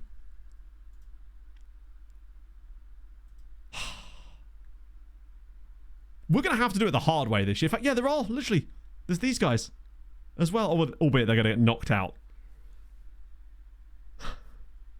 Hey, we're going to have to do it the hard way this season, and that's okay. But I still feel ready for the next phase. Right. I don't think we need to change anything, do we? Minimum 4. I think Is there anyone that's now counted as under 21? Ah, there is Velasquez. Beautiful. So we can actually bring someone else in if I need to. So I can probably bring in Schubert. Just want to see if there's any other under 21s I can take out. I don't believe there is. Bashir. Oh, he is. Lovely. We've got 2 more spots then. All right, Schubert will come in then. And But you don't necessarily be registered. Be rude not to put Sven in there now, wouldn't it? At this point. Really no reason not to. Lovely. Last registration. There was someone else that was homegrown. I can't remember who it was. So that might have helped us as well. But yeah, someone definitely did become homegrown. It might have been Barnetche, perhaps? Actually, can't remember. What? Oh.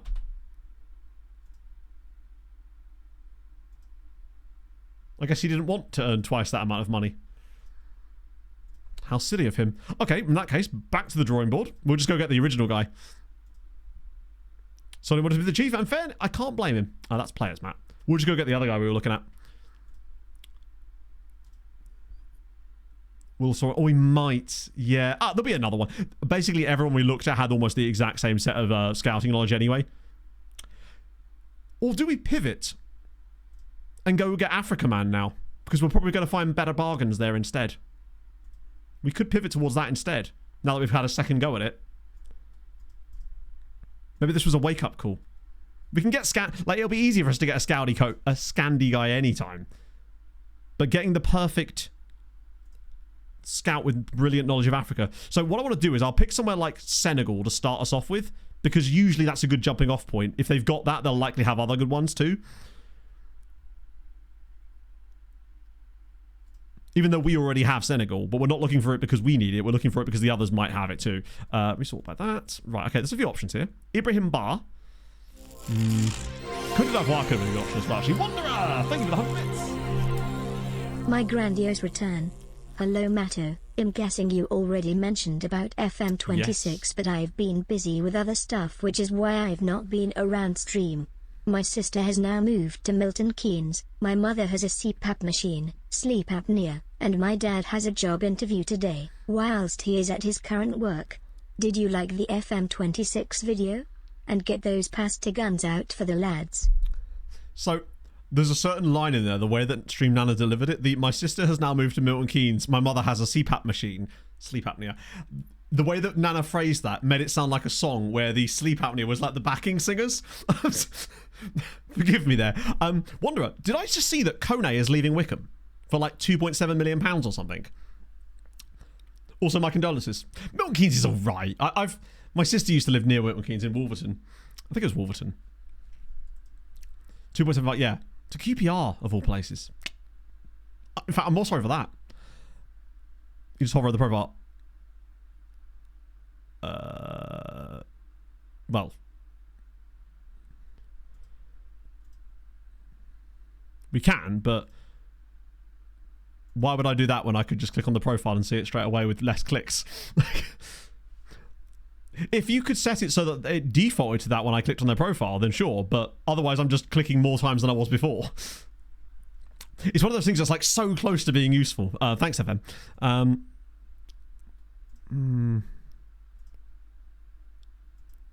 Guinea-Bissau, maybe. There's a few guys further down. Oh, you're right, I had extensive. Sorry, yeah, my bad. Senegalese Icelander. What the hang on, let me just put it back for a minute. I just want to see the guy that you were on about. This guy here. Ah, that's a shame. It's the exact opposite of what we want, sadly. Right, we'll just put that down to good. Now we're just getting everyone who's ever been in France. But that's okay. These are the ones that can sometimes be really good, even if they're just pure French. What we want is a guy that's got a big old list. Then I might pivot to a different nation. Yeah, I think we're getting too much Frenchiness in that. For obvious reasons. Alright, let's try off of Mali, despite being a former French colony as well, I believe. But that's not in Europe, Matt. Particularly as Mali's somewhere we don't have anyway. Not one of the scouts rejected us, unfortunately, so we decided to pivot to doing Africa Man instead. Algeria, Burkina Faso, Cameroon, Ethiopia, Ivory Coast, and Mali. Okay, Mehdi. Stay posted, bud. Don't mind what you're offering. I really don't like what you're offering. Oh, he's got some interesting ones. Sometimes you can just get these guys that have got massive lists. Yeah, we want guys like this. Like Algerian French guys with a bit of Mali in there too. Maybe this guy, actually. So he's got Mali, Senegal as well. Ivory Coast, Cameroon, Burkinabe, a bit of Congo in there too. We're just looking at guys that aren't just pure Spanish. Oh, have a look, actually. Yeah, they're going to be Spanish Mali. Hello, Adiza. So, Dead Boy, it's just not the way to go about it, because at the end of the day, that's not actually going to help you in the grand scheme of things. Like, making content and getting there is the way that you're going to do that. Coming into other people's chats and like asking people to follow you is not actually going to get you what you want. And even if someone did follow you, it's not actually going to mean anything in the grand scheme of things, right? That's just not the best way to go about it. But each to their own, right? Oh, that's a bit more like it. I'll tell you what, Zaid Biddle Taif is pretty solid. Oh, this is just another one of these guys, isn't it? With randomly got Mali in there too. Soon. I mean, he's great. They are building it now. Thank you for the follow, though. I appreciate that. And Skylight Wanderer, Wanderer Skylight, thank you very much for the 21 months. Oh, hello, Harv. We were talking about you earlier. All good things. Actually. That's Tunisia. 21 months! Exclamation mark. By the way, both the K1 departure and FM26 announcement happened at the same time, 2 p.m. yesterday, so Richard K1 is technically to blame for FM's delayedness. You give and you take, I suppose. Do you want to have to listen to Buddy VOD? Oh, you see, this is why I do it. Lillian Beret. Good hat, not great scout. Also, terrible scout. I wonder if this guy might be the play. K1. Oh, that's a good question. Why did she decide to say it like that? I thought you'd written it like that for some reason. It was like a joke. No, you're right. She did say that, didn't she? How bizarre. I'd quite like him because he's actually a good scout as well. Whereas the Dutchie is much, much worse at actually his job.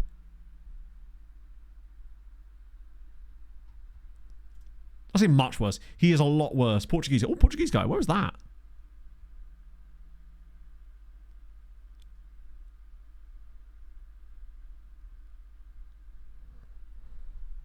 Oh, first guy. Wait.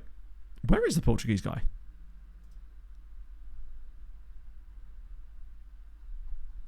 Forgive me. Let me just do that. Is he what?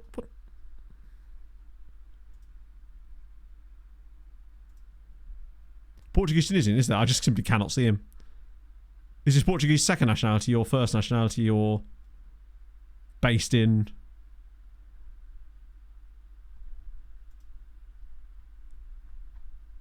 Ah, found him.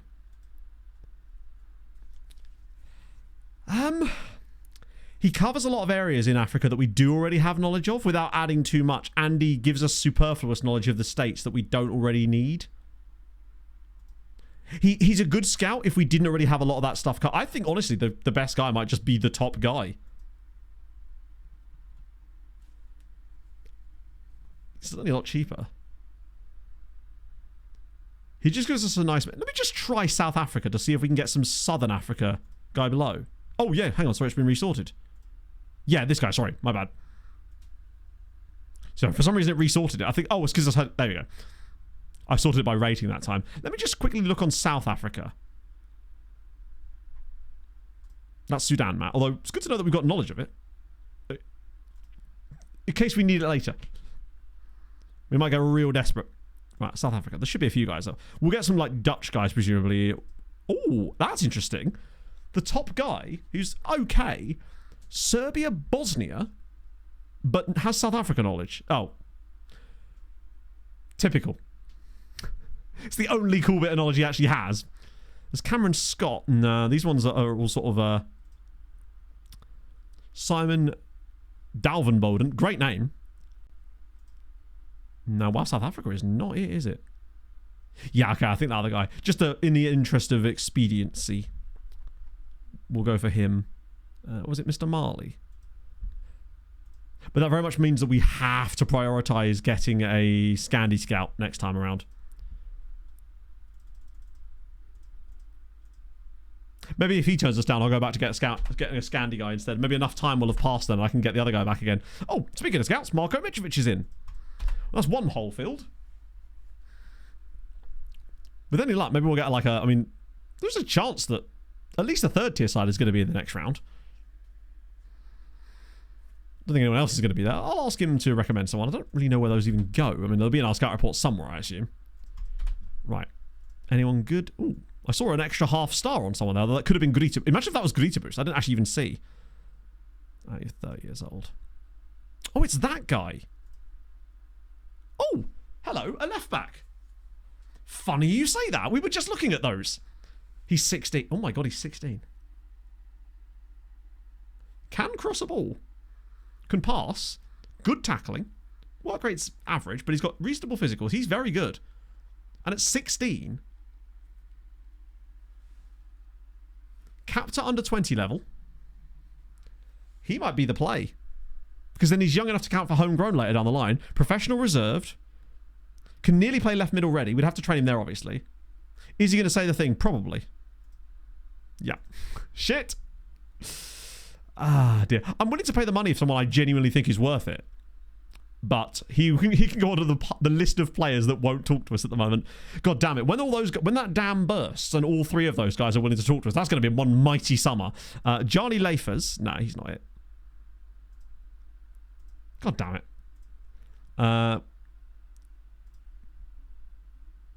I'm intrigued by him. I just wish he had like a Spanish mum or something. Less than a second later. Yes, HP. There's a reason why I do that, and I've explained it countless times, but I'll do it once more. When you ask a player's agent, it automatically adds them to your main shortlist for 30 days. But I don't want him on there for 30 days. I want him on there indefinitely so I can keep track of him over a longer period of time. But you can't do that unless you take them off the shortlist and add them back onto the shortlist. That's the reason why I do it. But yeah, forgive me if you hadn't seen me do that before. That's the reason I do that. It's really annoying. I wish there was a way to turn it off, but when you talk to a player's agent, it adds them to your shortlist for 30 days, and you can't do anything about it. It's so annoying, though. I wish there was a thing that you could set where it says, when you ask a player's agent, what do you want to happen? Do you want to either not have it happen or set the time length that it does it? But, yeah, it's really annoying. I mean, to be fair, I can totally see why you'd be like, what? Add them first. I guess, but like I don't know if I'm actually wanting to add them to my shortlist at that point. Sorry, Saz. I need to do... So, yeah. Sass comes out your fast half. You've got to tone it.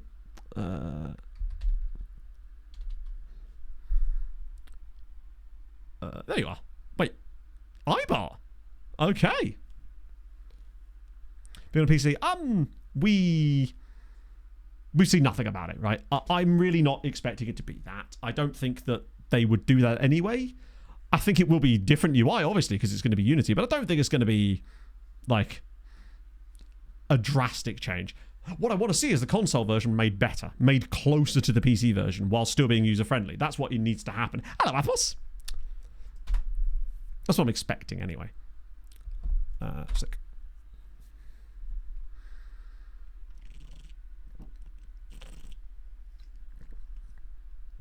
What I am thinking about, though, is obviously I suspect it's going to be less moddable to begin with. You'd hope. Marseille. But I do wonder if Unity is going to be easier to mod overall, because perhaps there's more information out there. Are we actually playing Marseille twice? Oh, of course we are. Because of that wonderful FM24 bug, where your cup draw almost always is going to be against the team you're playing in the league next. If it's possible, that will happen so much. I haven't seen that for a while in this save, actually, but that is very, very likely that you will get drawn in the cup against the team you're playing in the league. That they still don't admit is a thing when it's clearly a massive issue. To the point where it's like in really obscure situations it happens too.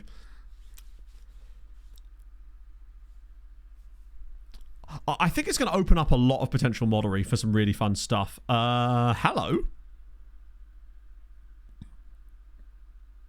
Villefranche Beaujolais just beat Gangomp.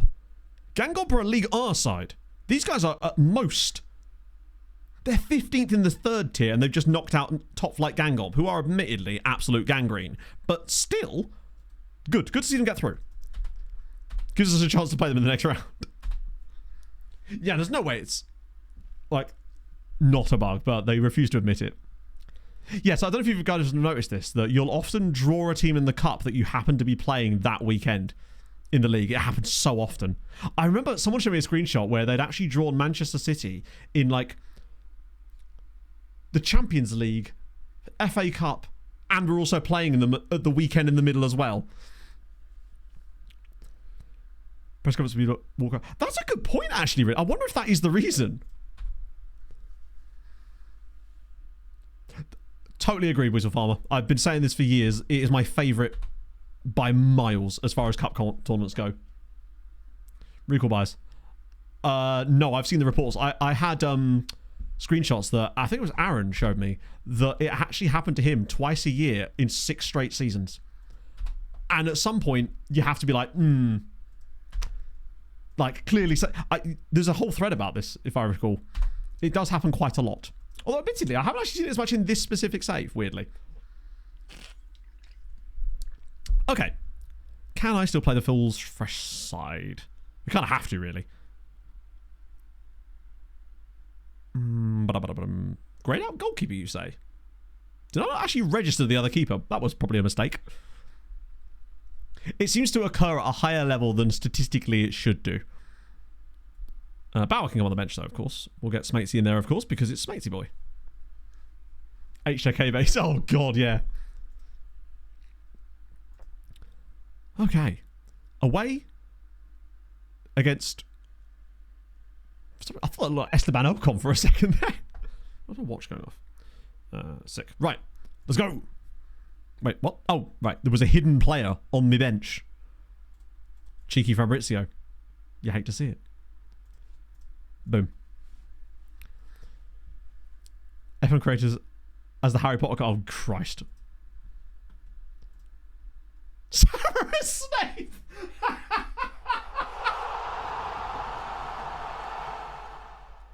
Chroma, thank you for the 16 month. Why? Exacting teacher vibe, sometimes stern on the surface, but a lesson always lands. Do you know what? I get it, but I also feel like I kind of give substitute teacher vibes rather than the exacting teacher vibes. Like, I get that I do a lot of the teachy shit. Zealand as Voldemort. Incredible. The fact that they made FM Scout Minerva McGonagall for some reason. Clates is Sirius Black. Actually, yeah. Malfoy is Jack. Who are the ones above? Oh, that's wild. It sounds kind of stupid, but my first reaction to that was just like, ChatGPT knows me. It knows enough about me to even form an opinion on it. Oh. Surely Kev is Hagrid, right?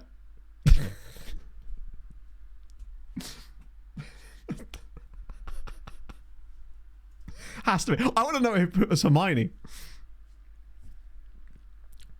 Hermione is RTF.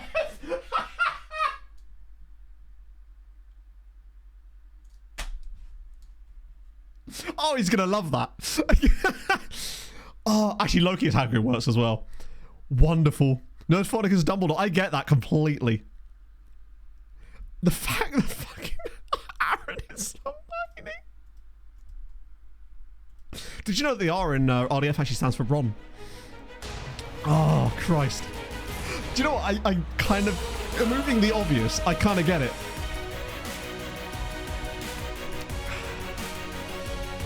Oh, that's tremendous. Didn't know I needed that in my life, but here we are. Fancy dress party's been all sorted then. Damn right. Just whack a robe on. Sorted. Might just do that at, in Slough. That'll be my pre-match get-up. A full robe. I reckon this is the first game that we, don't. Life is evil. Wait. Zealand as Voldemort. Incredible. It's just a full-on snort. Oh, yeah. The thing is, if you're using Hermione tactics, you could potentially get yourself killed, or even worse, expelled. And that's not what you want. Yeah, we're definitely not winning this game. Because we're giving away stupid penalties. Yeah, Brumba are actually really... At one point, it was them and Djurgården were the top two in the Europa League. I think this is probably where our insane winning run that stretches back like 3 months comes to an end, but we've done enough already. Like, our last game is against Lask. If we win that, which we should do because they're 32nd in the group, that should be enough for top 8. Eintracht Frankfurt away was always going to be crazy difficult. Why is my watch still going off? Then again, Kilaza has saved stuff before. Not today, though. He was not about that life, apparently, because they've got a Gaspard Lepetre. That's a very French-sounding name. That's the thing. People say I yap, and I do. I'm a world-class yapper, but Ben can yap for England as well. That's probably why we get on so well. That's the only problem, is that you do sometimes have in situations where the yap gets too much between us, and then I end up doing sock puppets. Right. Yeah, we're just having an absolute off day, and that's okay. We're bound to have one eventually. We're very tired. Oh, I just heard Pog return, which means I might be about to receive some coffee. Mr. Assistant, exactly. I would bring him out, but Voldemortism? That just sounds... Yeah. We move. To be fair, maybe I'm just easier to derail than other people. Hello, Pog. How are you, my love? Bit wet. Love to see it. Just how I like it. Just how that fishmonger likes it. Hey, we've equalised. So yeah, someone from chat came into your work. I think I know who it was. And they said you were brilliant. They said the best employee that had ever existed in a retail establishment this side of the upper northwest of Ohio. Fell off the rails a little bit towards the end there, I realised, but still. Highlight the whole thing. I'll take that. I aim to please. I think I know who it might have been. Well, I mean, you don't see that many customers, do you? Surely. No, but that's when he had a little girl. She was she was blonde in a little dress. I think that Standard little girl behaviour. She's so sweet. Generic, if you ask me. It's like, try harder, little girl. Get good. Get a better chair. The condition that shall not be named. Ah, tremendous. Better to 11 nights. It's a bit of iced coffee, you know, although the ice is all melted. Yeah, we get to ask Pog that when she inevitably comes back from the bathroom. We're very lucky to be level in this game, but I will absolutely take it. Because now we get second half Sochaux. And you know what that works like. We just crack on. I can already feel a bit of Rezic and a little bit of Morel. Maybe a bit of Sven's mates. I'm not crazy. Although, I don't know if Sven has ever played in a European game yet. So there is always that opportunity for us. Ah, shit. Not anymore. Ah, Serkan. I expected more from you. It's fine, Hayden. Nothing is likely to happen in the next 5 minutes. He comes back and we're like 7-2 up or something. Then again, we were behind against Stuttgart as well. And look what happened there. We've just got the River Police. It's like a Rivers of London novel. Rivers of the Fens. Okay. Nagalo, you scored the goal, but you still have a 6.8 rating, which should tell you everything. We're going to go for Morel. We're going to... this is the problem. Oh, Christ. I might actually have to bring on Smatesy. Yep. Okay. My hand has been forced. And Habila... I might actually make another change as well. I'm risking it with the third sub, I realise. But needs must. Sorry, third sub? Fifth sub. Oh, dear. Did I see that Man United might be in for Donnarumma as well now? Because haven't you ruined enough players? Although, in a way, on Man City. Wait. James Trafford's just there like, am I a joke to you? Oh, hello, come on. The super subs are doing it again, chat. He's on side. So basically what happens here is James Trafford ends up out on loan somewhere else again, and then in a year makes another move. And then City will put another buyback clause in that move. I definitely remember hearing that United were also interested in Donnarumma, because they do need another goalkeeper. I don't even hate Onana. I think he gets a lot of shit because a lot of the time he's just facing so many shots. I suppose. Although it seems like there's more legs to the whole Fulham selling Rodrigo Muniz thing, which I'm not particularly fond of.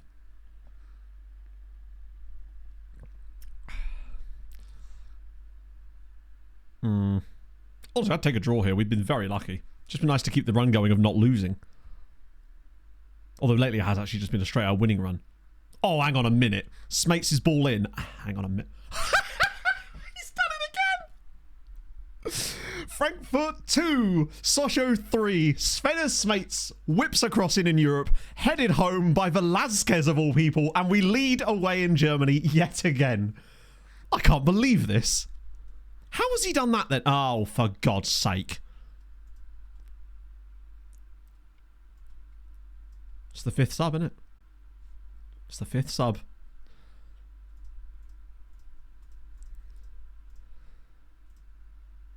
I mean, he just continually does it. I don't think we get away with the win here. Oh, we are doing very well in all competitions, which is concerning. We'll probably give away a penalty again here.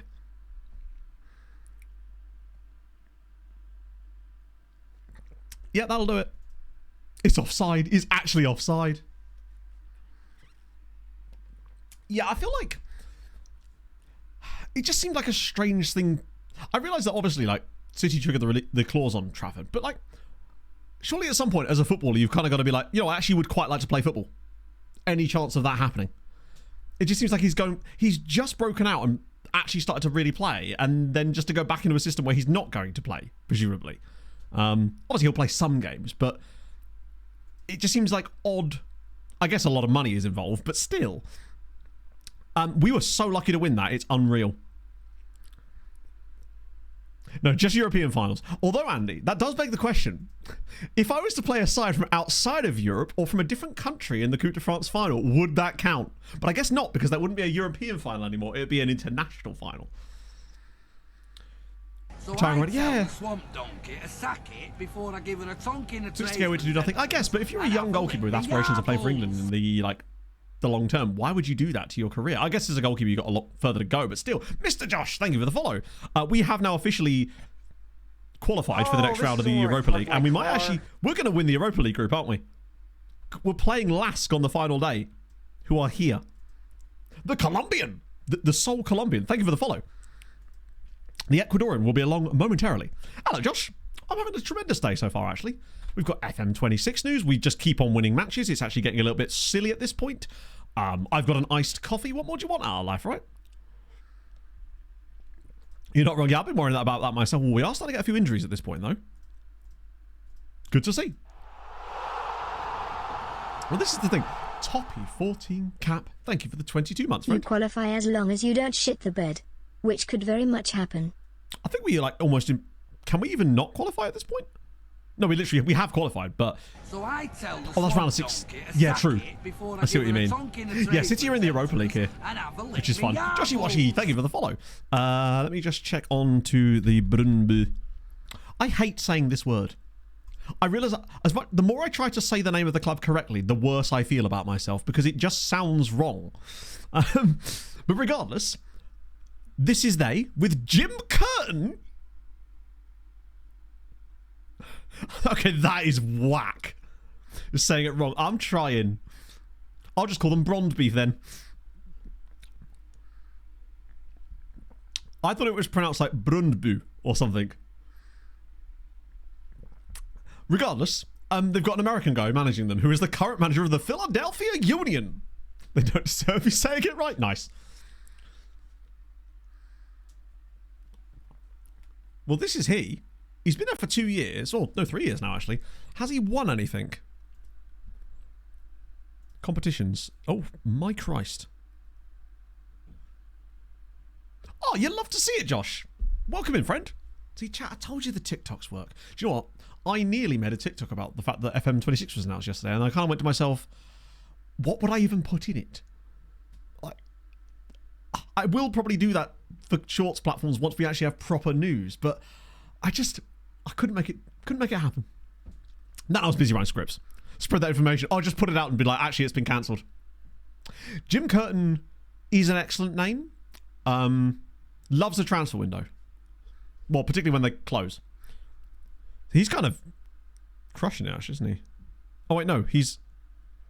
I thought that said one oldest manager for a second there. I was like, wow, he's won it every year. I guess that would make sense. Christ, is there a way to actually see, like, not just silly bollocks?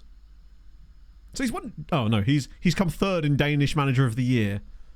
They have won a title, which may have been under his tutelage, but I don't think it was. Hello, Pog. How goes it, Chief? Chat, what was I supposed to ask Pog? Oh, yesterday on stream, Ben asked ChatGPT for a list of... He asked ChatGPT to cast Harry Potter using solely FM creators. Okay. So who do you think it had me as? Dunno. No, guess. I've no idea. Excellent. Great content. Amazing. I've no Tremendous. idea. I'm thinking of the I've no contribution to the idea. content there. Why are you- Just staring at me blankly. Why are your shorts like that? Hit me with that Gen Z stare. What? My shorts like that? Because I want mobility. I want to be able to... wearing a diaper. It does look like I'm wearing a diaper. That's only because I've pooed myself. YouTube short incoming. Ron. No, that was Kev. That was Kev. I had Kev as Hagrid initially, but Loki Doki. Yeah, Kev, I can see his Loki name. Doki. Eh? Loki Doki was Hagrid. Really? Think about it. Yeah. That makes total sense. Suppose. No, they're happy as Snape. Okay. Can't see it. Zealand was Voldemort. Makes sense. Makes sense. Amazing. Who's Harry, Ron, and Hermione? Oh, you'll love this. Ben was Harry, because of course he was. No, he's right. He's fucking told chat not Tell chat yourself. You're sat in the room with them. He's told ChatGPT. Oh, right. Oh, Ben was never Longbottom. Wait, so who was Harry then? Oh, he should be. I see. Yeah, I was going to say. Yeah, Hermione was Aaron. We started with Mariska Mersh, Joshy, in the... that's not the league. Although, actually, weirdly, it also isn't not the league, too. Oh, Tom was Longbottom. More like Tallbottom. We actually started in the Buggle League with Mariska Merch. They hadn't won a game. We did win them a game, but we did also get them relegated at the same time. Who was wrong? Who was Ron? I just told you, Kev. Oh, was it Kev? Yeah, sorry. I just want to make sure they're not trying to pull the wool over my eyes here. Kev, you are. Clates was Harry, apparently. Clates was Was he? Well, yeah, he's brunette with glasses. No, Clates was Sirius Black. Was it? Yeah. That suave demeanour. And the ability to glass someone outside of McDonald's. Absolutely, Josh. So, basically, my advice to you... so, you have FM24, right? Before we get cracking. I'll give you a bit of that. Shazzy's happy to stay. Amazing. Wait, when did he ask to leave? I must have missed something there, actually. Awesome. Right. So... And... The best thing I would say... When it comes to choosing a save, I assume you've maybe played a little bit of it, but it's quite overwhelming. The two biggest things I would say, firstly, is you can control as little or as much as you want to, because the game provides you with, albeit slightly hidden, because I've already clicked on the wrong button. That's how hidden it is. This screen here, which will let you, I know it's quite a lot, but you can do it in individual ones instead. You can delegate almost all of the aspects of the game to your assistant. So the green stuff is the stuff I'm doing. And the purple stuff is stuff that's outsourced, basically. So you don't have to do everything. And it's probably best to delegate as much as you can at first and slowly but surely take over things as you get more comfortable. The other thing, when it comes to actually choosing the save itself, you really want to be doing either the club that you support or one of the major sites. Because that way, if you're one of the major sides, you'll get to experience the game in the way that the creators intended it to, in a way. You'll get access to all of the fancy stuff that the game has got there for you. Now... And if you obviously support one of the elite teams, then that kind of works in both ways. So who do you support, Josh? That's probably quite a good way to go from here. It's been heightest. I don't want to say Mike. He's probably working from home. He's just woken up in support Portsmouth. Lovely. Great. You love to see it. Up the Pompey. In that case... Yeah, so in that case, you're kind of good on both fronts, because if you go try a Pompey save, you'll be able... The reason I say this as well is because if you're managing... Portsmouth, you'll be able to look at a player's profile and go,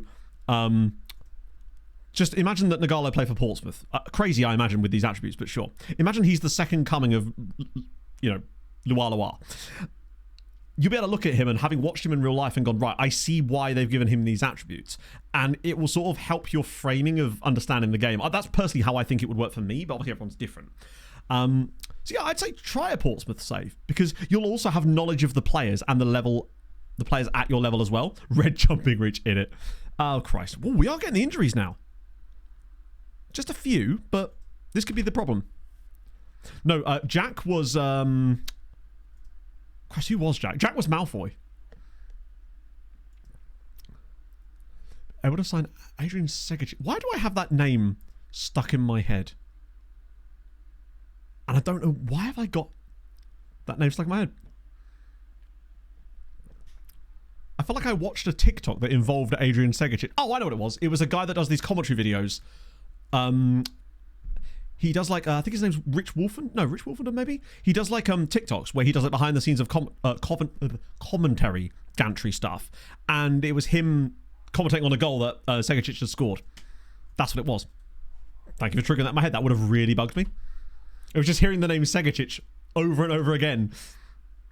It was actually really interesting because he goes through his process as well. So like you'll hear like commentary bits for him, but like with the camera on him and his co-commentator, and he'll have like text on the screen explaining what was going through his head when he comes up with each line of commentary. Really, really good. Tap Belletry. Maybe.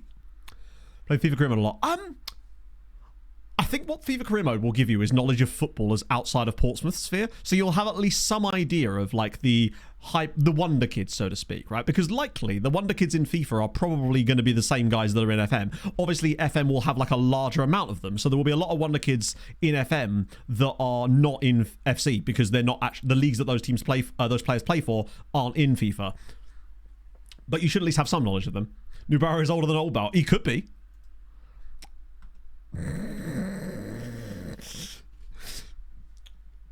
Yes.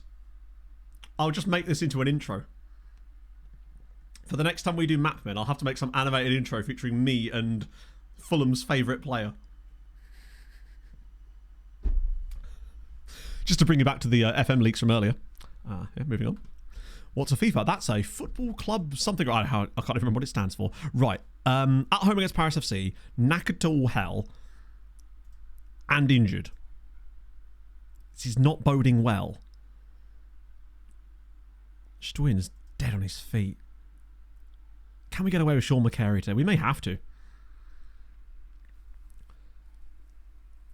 Seen out and about.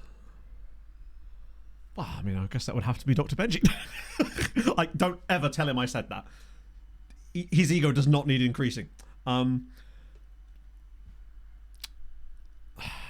guess. Yeah, I mean, I feel like things are coming over from his stream to mine. It's going the other way, isn't it? Yeah, we're not doing that. We'll do. That was just a quick pick. I just wanted to kind of get an idea of what my assistant was looking at. No, I'll start Peter Bashir as well. Yeah, they'll have to be like that. Shazly, we can start Habila. Now I think about it. Favorite person you've seen out and about. In terms of like seen out and about, because most of the time I'm pretty oblivious unless I actively like run into people. But I did walk into Brad Friedel once. And I also ran into Mark Watson, the comedian, in a Pizza Express toilets in Edinburgh. Do you know what, Jose? Not that many El Shazlies, but enough to the point where you find it a weird pattern. This is, I believe, club number 7, Limit Slow. Really should have only been... Well, it's 7 in total, but 6 if we exclude the one that we don't talk about. Seen Joe Bryant at some point. I wish I had, believe me. I've been following him around everywhere, but I haven't managed to run into him just yet. Right, let me just actually focus for a second. What CB options? I can start Oscar. Wait, if I'm going to do that, wouldn't I then do Yurikov there? These guys are weirdly still quite fresh. In the FIFA toilets, Jack and a German film crew. Basically, the FIFA's toilets are very strange because they're just in the basement of the building and you need to be keycarded to be let out. James and Kathy, thank you for the 50 bits. Are we ready for the next FM-based superhero movie? Starring me. It's called Stream Nana Nana Nana Nana Nana Nana Nana Nana Mapman. I love how bad the intonation and cadence of that sentence was. If anything, it improved it.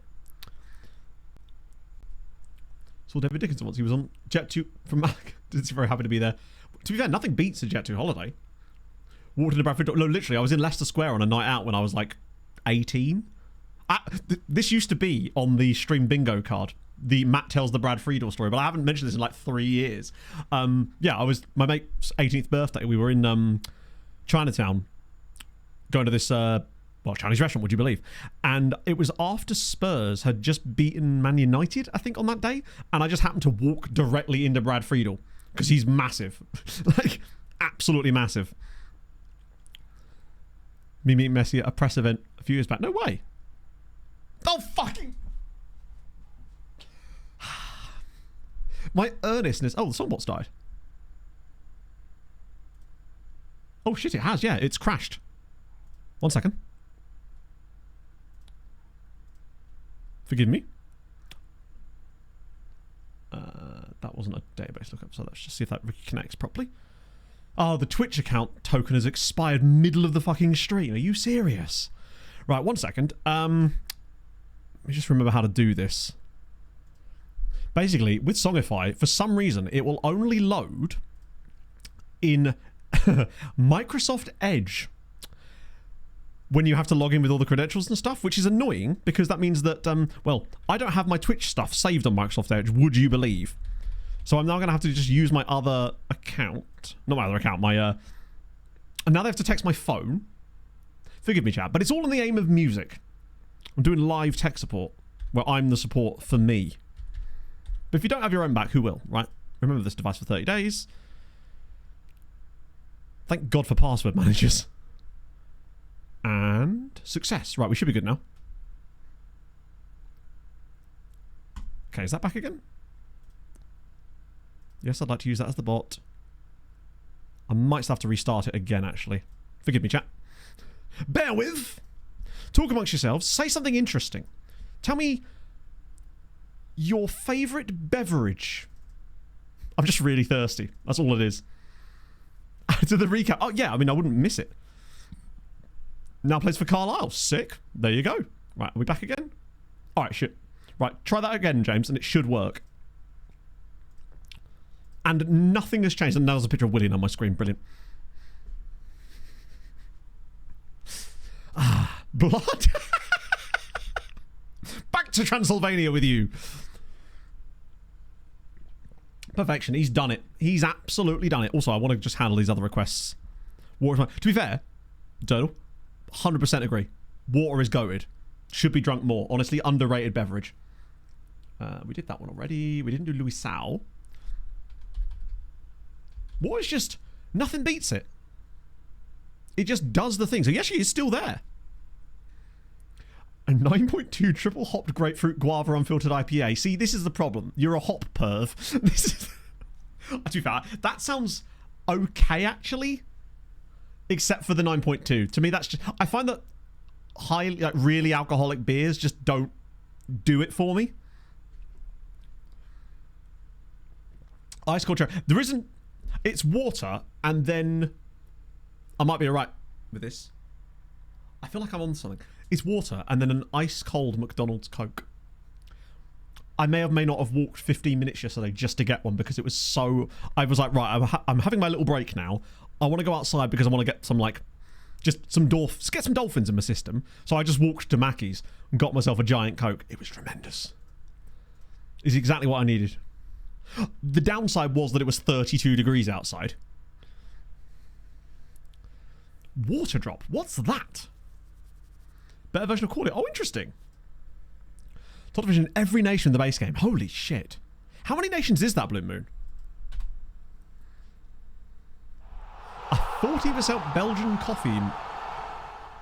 Now, see, when it comes to, like, fancy beers, I can't do... Oh, Gazman, thank you for the 30 months. I really struggle with things like the milk sours and those types of beers.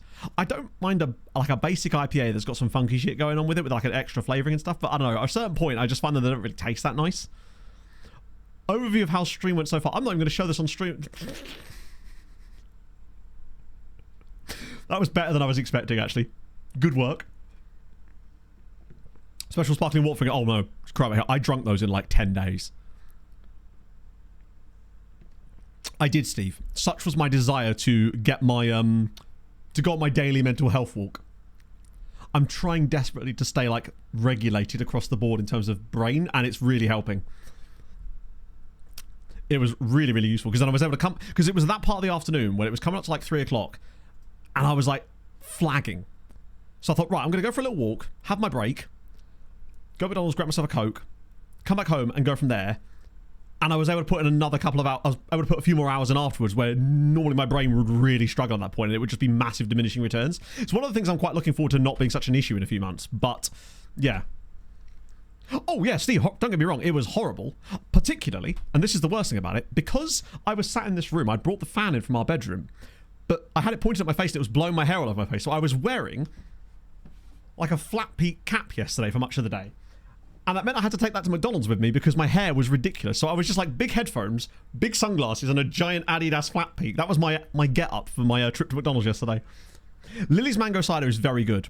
Weirdly, I've only ever drunk that at random events when I've been down to SI.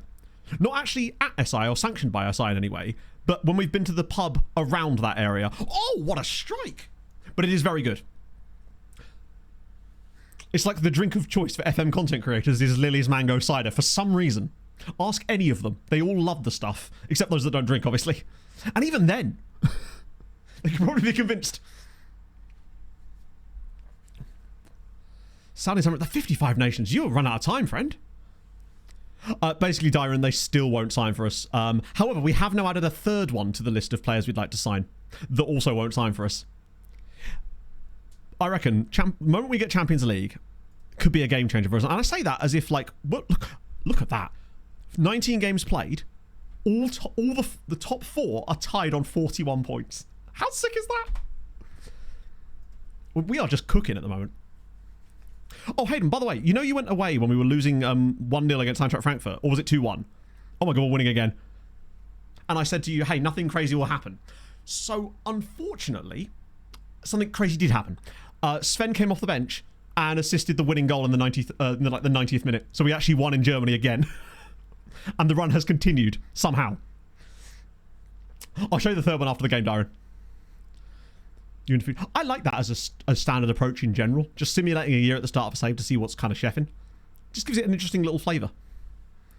Let's do the West Country. Yeah, 100%. The only time I've had it, because I have had it once outside of like pubs in London when I've been with like content creators and stuff. I had it in a pub in Teignmouth once. But it was like warm. Wasn't good. It was from like a box, which I presume is supposed to be in a fridge, but this one was very much not refrigerated. $80 Okay, I've got to know what that's about. Yeah, no, Sven, he put in a corner basically, which was headed home by Velasquez of all people, who does not really score much from set pieces because he's not particularly tall.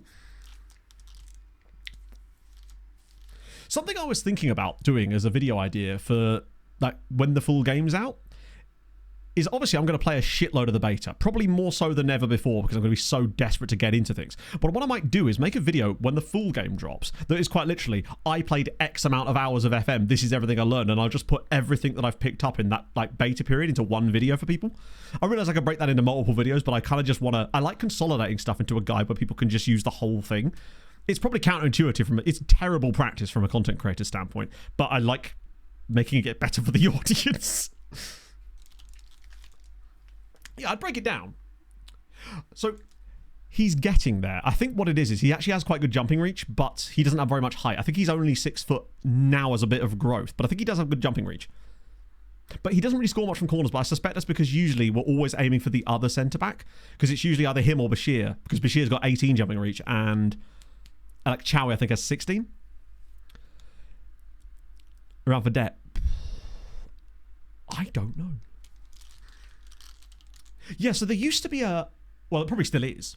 There's a challenge, I believe it's called the Diffuge Challenge or something, which is where you sim a season and then you take over one of the sides that get promoted into the National League North or South. I believe that's what it's called. So we're kind of maybe potentially doing something similar for that for the FM Show podcast network game, perhaps. Not that, we're not doing that. Just so I'm not spoiling stuff. That is in fact not what we're doing. But if the idea of that sounds interesting to you, then maybe you'd like that.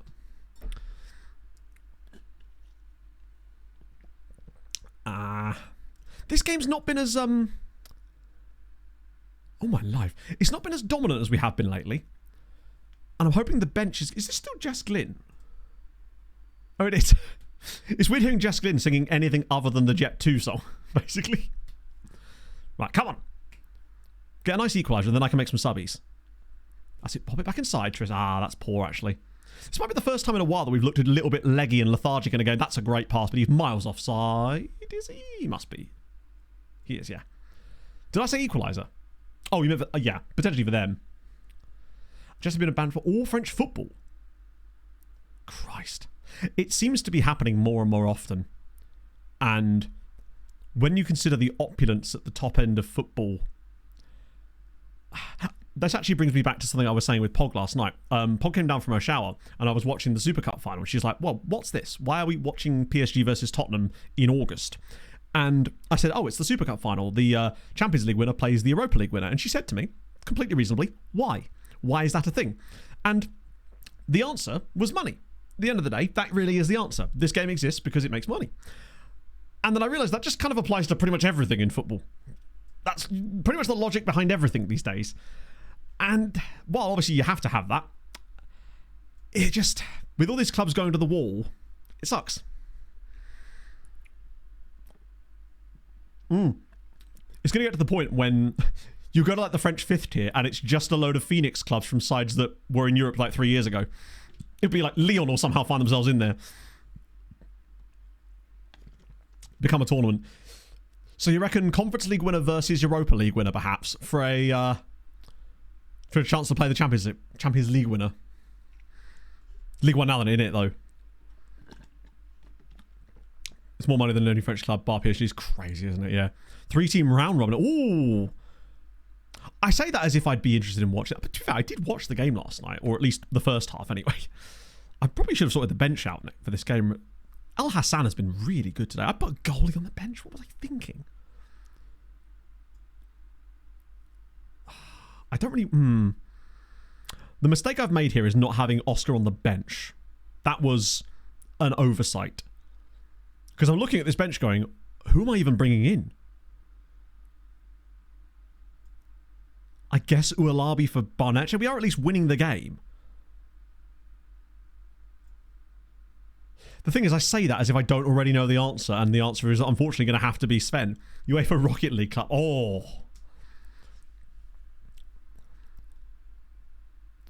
FA National League Cup. Oh, is that thing where the B teams or something are allowed to play in it? Or the way that they slowly but surely try to force reserve teams into the English pyramid?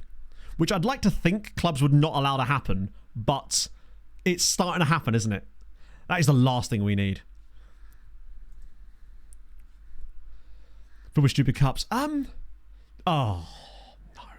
Yeah, it's... Oh, that is a very good equaliser and a thoroughly deserved equaliser. It's been coming. We've been struggling a little bit to get through these matches lately. The FM World Champions. Oh, get the Indonesians in. They do a good job, honestly. That, and they've got... It's because, I mean, any of us have played, like, FM, I'm sure a lot of you have, in the lower leagues of England, like the lower leagues, like the non-playable leagues to begin with. You will be astonished in how many cups there are, because some of those leagues are actually quite big in terms of the number of teams in them and the number of matches. Then you combine that with having to play in about 3 different small trophies in there, because you've got, like, the Isuzu, which is, I believe, the FA Vars, the County Cups, the... Yeah. That's our first non-win since Sunday's stream. That is actually batshit. Because we are, what? 2 hours and 20 into this one. We did 4.5 hours on Tuesday. The collapse has begun? Yeah. That sucks, actually, but this is the risk you run when you're playing in Europe. At the very least, we should get a little bit of a break once we've played LASK. But we've still got Coupe de France as well. We are fighting on almost too many fronts at this point. But now it does give us the wonderful completionist setup now where every single team in the top 4 is tied on 41 points. We're still looking good for Champions League, though, which is the crucial thing. How is France looking in Europe, actually? Because we're helping with that. Please don't tell me Nagalo's injury is too severe. Oh, shit. Wait. I thought maybe... Why was I thinking he could play through it? What's he going to do? Play in a, like, chest brace? Le Havre really do suck, yeah. So our last non-win... Okay, so that actually was the Villarreal game there, but that was 1, 2, 3, 4, 5, 6, 7, 8, 9, 10. We'd won 11 games in a row in all competitions. And we've still not lost a game since the middle of October, which, that was one of the weirdest games ever, actually. Where do we sit in terms of XG? Yeah. So we are overperforming massively. First league drawing only 4 months. We're just cruising at the moment. But the schedule doesn't seem to lighten up very much because we've got 4 days rest and then we play LASK in the Europa League. But at least we'll have a full strength squad for that. God, it really doesn't line up at all, does it? So many games. We honestly could have done with just getting knocked out of the Coupe de France, but that's no fun. If Bronzy can do it with a broken ankle, what can't he do? Oh. Okay, so yeah, those are the teams that are chasing us. What I was going to look at was the coefficients for the season, just to see if there's any kind of crazy stuff. At least it's an interesting title race. Oh, damn, okay. Wow. I mean, at least England aren't top, for once. Hungary up in... Look at that, Hungary are in 8th. That's kind of great. Where are they actually overall? Oh, damn. Okay, that is a wild season. Hungary are going to, like, double their coefficient points in 1 year at this rate. England aren't, like... I mean, they're still miles clear. Ah, shit. We're going to lose. Yeah, France are getting a bit cooked here. Because at the moment... Oh, that's a good point. If we can... There is a chance that if we come fourth this year, Champions League, we might not actually get into the Champions League because we'd have to go into the league path third qualifying round. We really don't want that. We want to make sure we get third. The problem is, the teams that we're fighting, PSG, Lille, and Marseille, are all really good. I do wonder if the matches is just going to catch up with us at some point. So we do still have to get past one more round of the Cup as well, and that's not going to be easy against Marseille. Less dilution? Possibly, yeah. The one good thing we've got, though, is because we're, in theory, going to be top 8 in the Europa League, we'll at least manage to get a round off. So, as far as coefficient goes, it'd probably be okay. Loan offer for Healy. Oh, that's the guy from Spurs that wanted too much money. And is making positive development. Oh, he's kind of...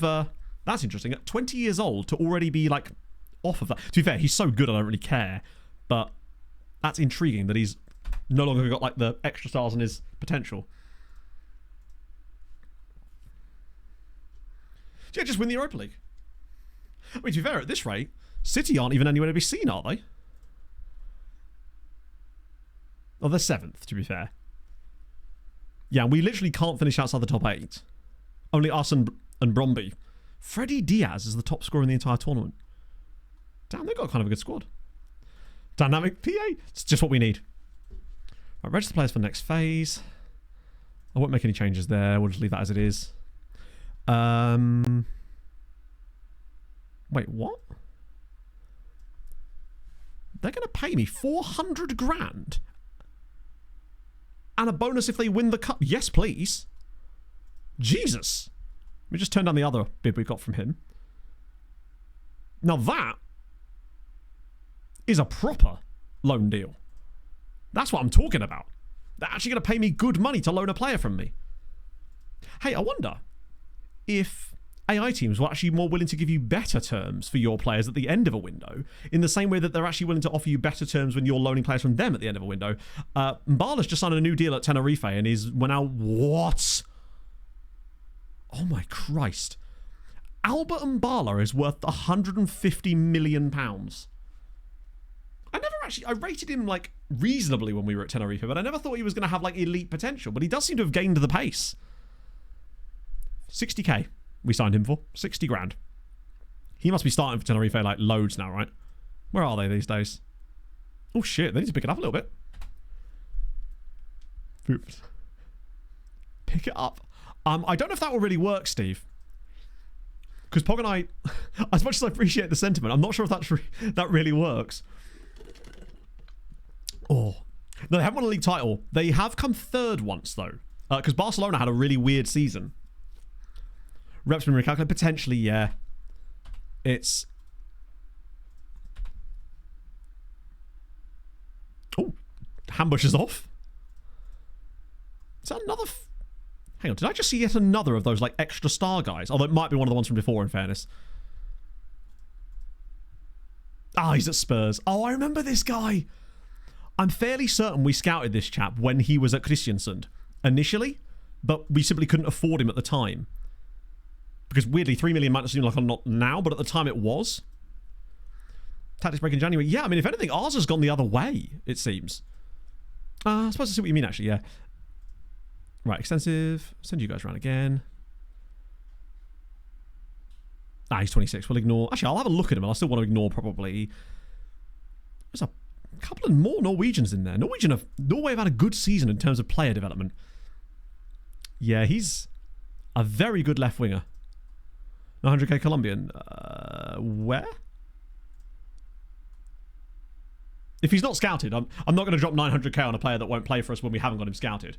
Do you remember his name? I'm going to have a look, but like, if he doesn't have a second nationality, it sort of defeats the point of his... we wouldn't be able to sign... Well, we would, but it wouldn't be very useful for us at this point.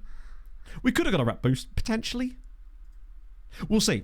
I think more, in this case, Hayden, it's more likely down to the fact that we did have a heavily rotative side for that game, and even some of the guys that were in the team were like really, really tired.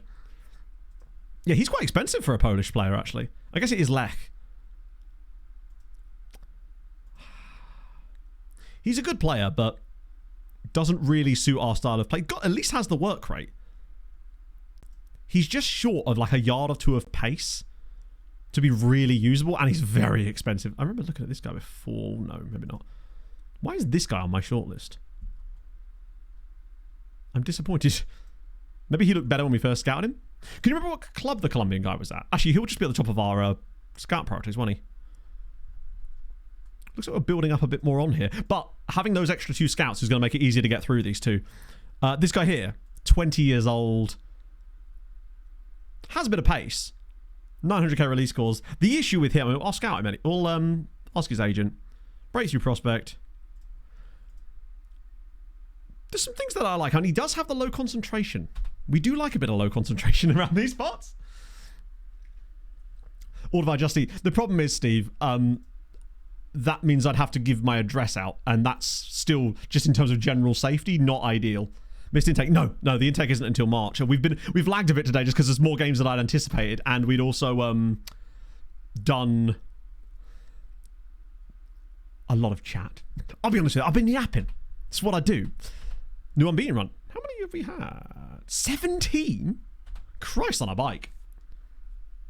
Right, to 3-star PA. Yeah, players like that, especially now that we have to be extra careful because of the non-EU factor, we just need to have them fully scouted before we make a decision on them.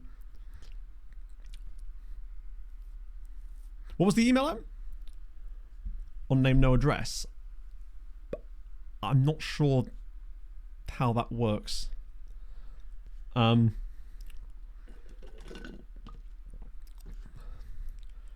Right. What was the... Did I just miss a news article? Oh, Spanish sounding... Oh, you might have missed... Basically, at the very start of stream, Hadrian, someone had me look up the Uzbek under-19 squads, and there was a few players that had no clubs, so I trialed them. So we have a few random Uzbek guys that are just here at the moment, and they've been slowly being picked off for over the last, like, month or so. That's probably why that came through. Hello, my big forehead. Yeah, it's annoying having games on deadline day. Or is it? Yeah, it is, isn't it? Shit.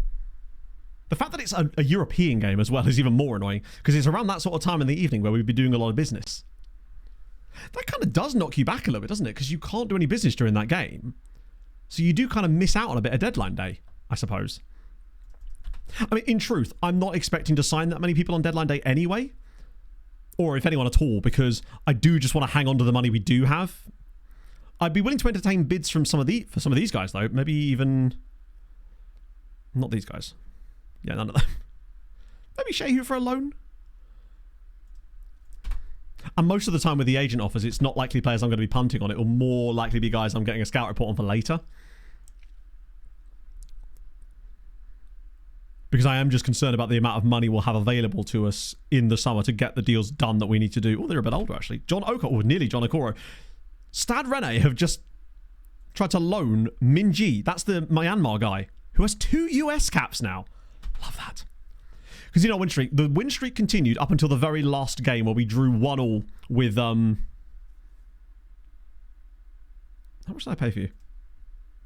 Oh, that's an oof. Oh my God, we dropped... insane goal! I've just seen the Steve, thank you so much, man. I promise you, I wasn't like baiting you into trying to do that either. Like it's just... this. I don't know how meal. that stuff with Lots of Just love Eat from works like Steve that, and and Petra. I'm just... I know I'm quite open about like where I live in general, but there's obviously certain like security reasons, I guess you could say, that I'm trying to be a little bit more vague in certain things, right? I hope that makes sense. But thank you so much. That is unbelievably nice of you, man, and you really did not have to do that. And also thank you for your missus for actually sending me that thing about the stuff on the walls, even if it wasn't something that's actually going to work out. I would like to find a solution for that though, because it'd be cool to have some stuff in this dead space.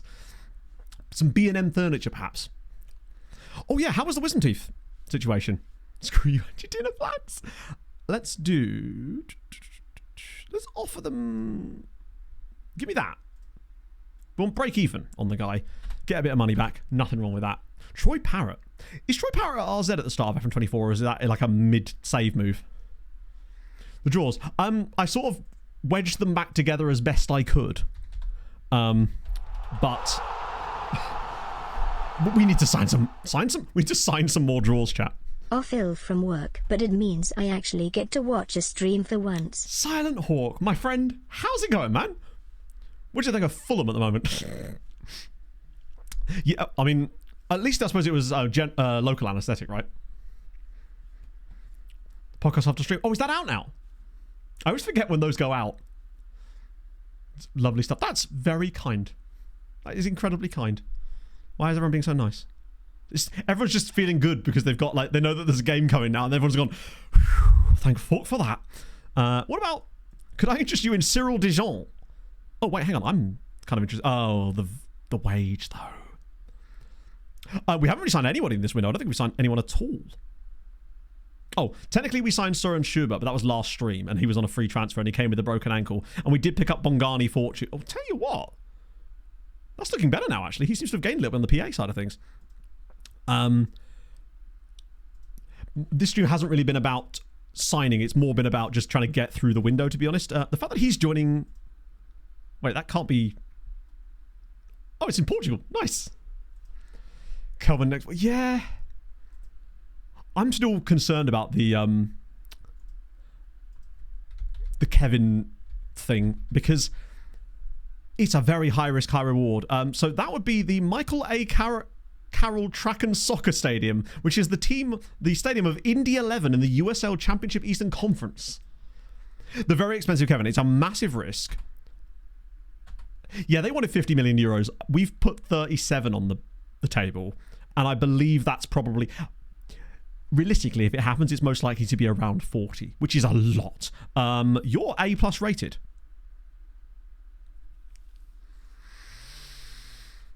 God, in the summer, I know that he's non-EU, but he's the kind of guy that we could send to one of our affiliate sites, and he might well be worthwhile, particularly as he could play left back. Potentially. Would you go Zabani? Yeah, exactly. Also, shout out to Bournemouth yet again, pulling a blinder with the Zabani sound. Yeah, the forward dribbling isn't great, but at least we could potentially work on that.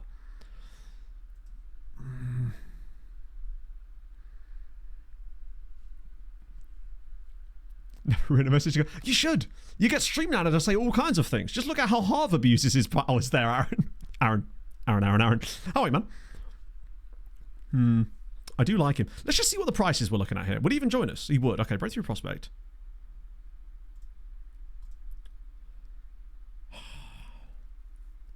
He is a good player that can play on both sides, and if he's cheap enough, he might have sell-on value, and we can send him to our Spanish affiliate to get more...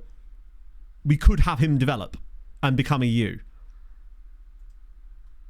Ooh, tell you what, at 1.4, I think that's worth it. I was going to say if he was less than 2, I'd be willing to do it. But at 1.4, I think I might be tempted. I don't think we'd be able to do it in January. We'd have to do it in the summer, which is annoying, but it would also make it easier for me then because we wouldn't have to do a 6-month loan then. I think I'm willing to go with that. He's a player we've definitely seen before. It's 2 years, yeah. So we've got a Spanish affiliate club that we can get, and after 2 years, they gain Spanish citizenship. So if we can keep him at our Spanish affiliate for 2 years, then he'll count as EU. That's the only, and that only works for South American players, except for Brazilians, obviously. Breakthrough prospect. 19 months, is it really? I suppose it sort of essentially effectively becomes 2 years then in FM terms anyway, because you'd have to... Oh, your sub anniversary. I thought you meant the amount of time... How much time do you have to spend in Spain personally, Aaron, in order to count as Spanish? This is why you're like, Matt, I'm already Spanish. Bring on! In which case it's 0. You say 0. I'll give you a 5k there. If I can whack him on a 7-year contract, that will give us time to try to develop that. Peckham Boy, thank you for the follow. If you are new to today's streams and you've enjoyed the random yapping and occasional winning, drop a follow. I'd appreciate that. FM26 content coming, well, when the game comes. There you go. Novaseline? See this? My brain tried to read that like a normal name, like it was Novaseline or Novaseline. That being said, I do need to buy some Vaseline at Tesco's later because, pro tip, Vaseline in the eyebrows, in theory, stops the sweat getting in your eyes. Love to see it. Spain salary. You're a genius, and I'm an idiot. You're absolutely right. He's not going to be allowed to play in Spain, is he? Because he fucking... Oh, my God. Let's just try it. Let's just try it. Belgian transfer. Nice. Have you been using me in your own save, man? Mr. Vaseline. Mr. the Vaseline. Was it my... Yeah, no, seriously. I can't remember where I heard this, but a little bit of Vaseline in your eyebrows will stop this, because basically what happens is the sweat builds up in your eyebrows because they sort of catch it a little bit, and then it drips into your eyes in larger amounts. So if you put Vaseline in your eyebrows, it's supposed to just sort of fly straight off. I'm going to test it tomorrow because I've got to go do a 10-mile run before work tomorrow because I've got to get my long run in somewhere this weekend before the football match on Saturday.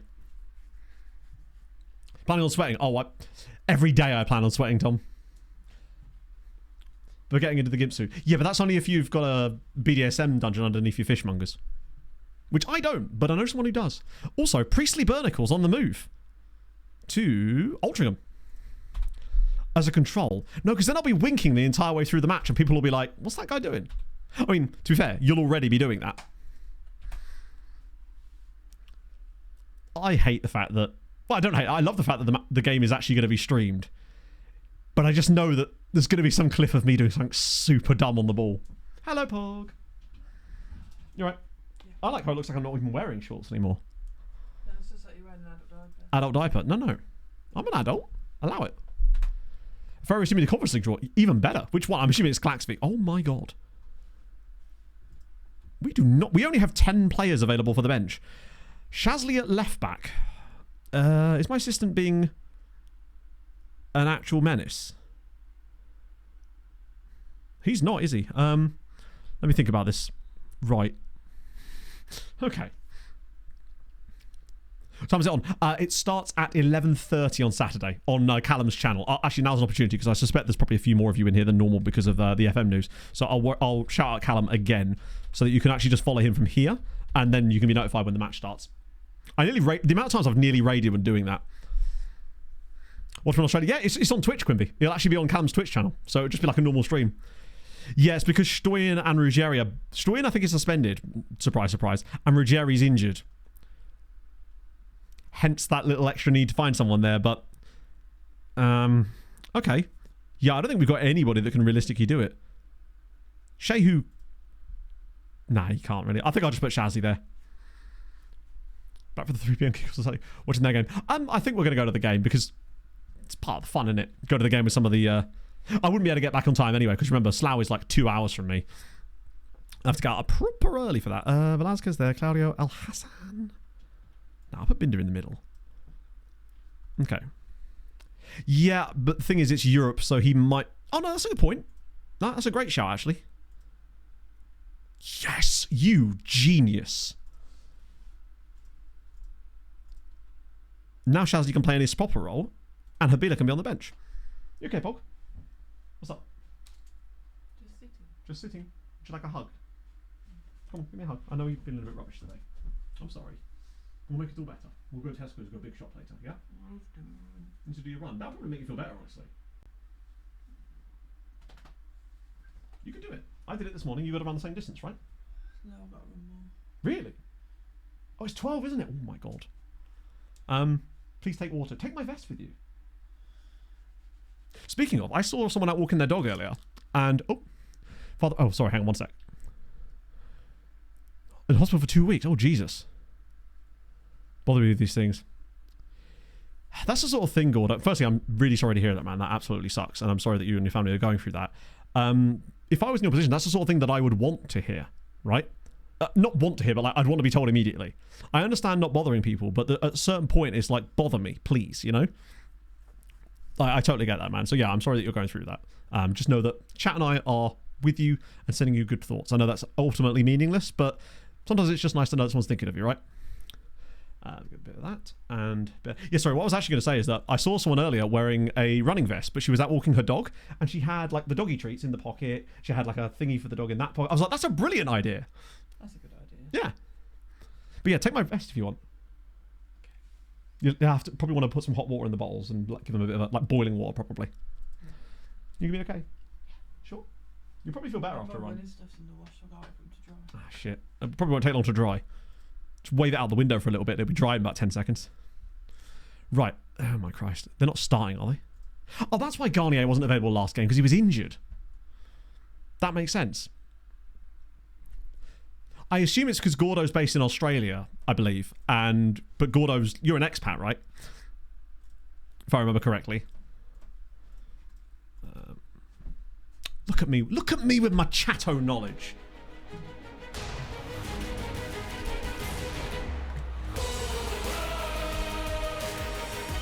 It's always scary when... It's one of those things that you don't think about. And then I remember... This is obviously not the same.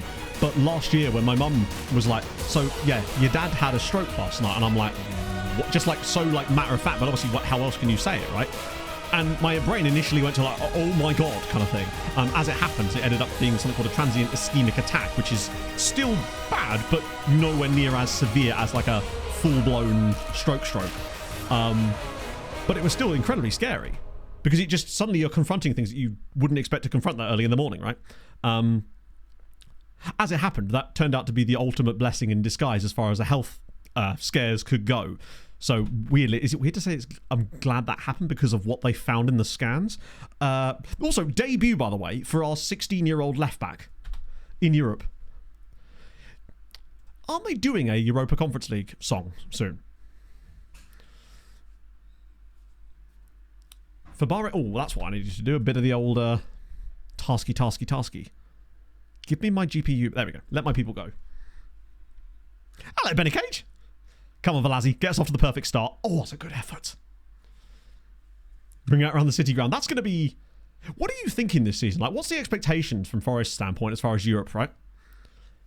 Rush husband, London, due to an aortic rupture. Holy shit. Didn't even know it was in the UK. That's... Yeah. Like, I realise, obviously, not everyone is as close with their family as others are, and it's all sort of different. And, like, one thing I have enjoyed about this is the sudden random rivalry between Palace and Forest that I didn't expect, and I just kind of enjoy that. There's something I like random... Oh, there we go. Shazley's ball in, Bashir's header. We need to win this game, because if we do, we actually win the Europa League group, which would be so far above what I was expecting. To the tune of Valerie. Maybe. It's just a great name, isn't it? Out the last season. Getting out the group would be... I mean, to be fair, it's almost impossible not to these days, right? Geographically nonsensical, right? But they're collecting them at this stage. Straight to the point. Yeah, exactly. That's... Team Forest and rival. My mum is a Palace fan, so by virtue of that, if I had to choose sides, I guess that's where I'm leaning. But like, I couldn't care either way, right? Have a miracle run to the final, you have to quit. No, so if we went on a miracle run to the final, we wouldn't have to quit if we won the final. But if we lost the final, then yes, we would. And I say this because that's already happened. The reason we're at Sochaux is because we did exactly that with Tenerife and then lost the final to Fulham. Oh. Luckily, we're in the Europa League this year, and I don't think this squad is not as good as the Tenerife squad that got to the Conference League final, for me. Tactically, it might be better, but I don't think the team is anywhere near as good as that, and it certainly hasn't got the depth over the course of the end of the season. Oh, come on, Tristan. Bang! Does it again. Tristan Barnetche, 16th goal of the season. He might actually catch up to last year's tally. We're still lacking fullback. As are we, in fact. In half a year. Well, Mainz is still a possibility, because they're mid-table. Well, we've got Man City in here. We've got... Back with good news. You love to see it. We like a bit of good news. We could definitely do with that. Wasn't told, got an infection, wasn't told on the way. Oh my God. That's awful. It's like, without sort of dwelling on the lower mood, I saw a thing the other day where it's just like, when choosing a partner, you have to remember that this is the person that's going to guide you through potentially the death of both parents. And I think that's actually quite poignant and does sort of make you think about things like that. But today, we're going to let Jess Glynn, because nothing beats beating Lask in the Europa League, guide us back to the good vibes. Not that the vibes ever dropped. It just works, doesn't it? The fact that he had a bit of a slow start to the year, but his happiness definitely did affect him. He was still scoring, but he wasn't at the rate before. But since he's got like better, in terms of his happiness, he has definitely improved his scoring rate. Like, it's undeniable. He's like doubled his scoring tally about the last 7 games, I think that. Beating the eye surgery, guys. That's their problem. No vision. And this is with quite a few injuries too. Also, shout out to Mallory. He's got a 6.9 in his professional debut in a European game. That's one hell of a way to be thrown into the action as a youngster at 16. Is to get to play in Europe in a genuinely quite important game. I don't think I've actually seen him touch the ball yet, though. But I guess that shows that he's doing, he's just doing sensible stuff. Or we might get to see him touch the ball now. Nope, just going to ignore him. Oh, here he comes. Come on, Mallory. An assist for Mallory now would be goated. Drives to the byline, whips it across. It's not a bad idea. Good old Mallory Knox, yeah. He's our lighthouse in the dark. What can I say? Or slide him through. Tristan for the hat-trick, perhaps? Damn, he's got a bit caught out of position now. Mallory, you are supposed to run back, buddy, in this point. There's an actual, yeah. Get yourself a pog. That's not Mallory's fault, but he could have done better. Is that going to be offside? Nah. Save your save. Took Bournemouth from the bottom of the league after...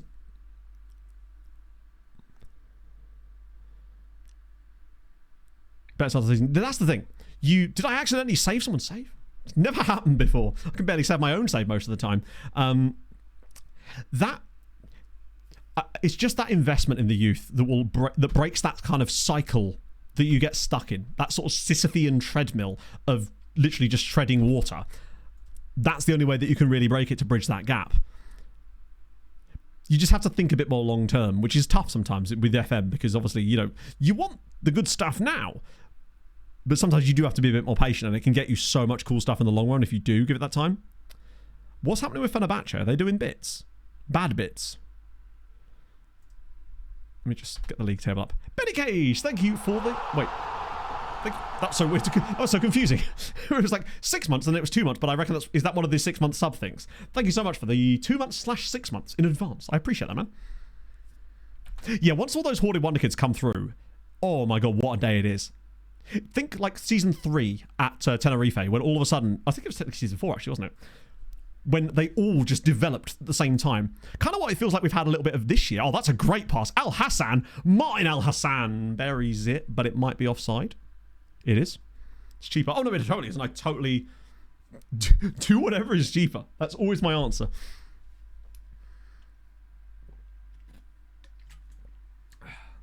I think Twitch pays me the same either way anyway. I can never tell with Twitch. Bulk buy into my nonsense. Yes, buy futures in SecondYellowCard Industries. We only produce widgets and nonsense. Oh, I see what you mean about Fenerbahce. Oh, no.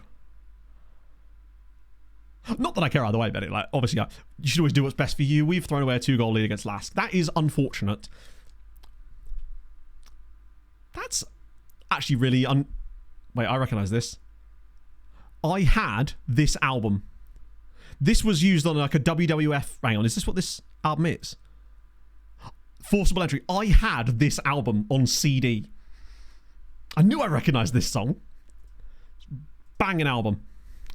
That is really unfortunate that we've thrown that away, because it is going to cost us top spot in the Europa League.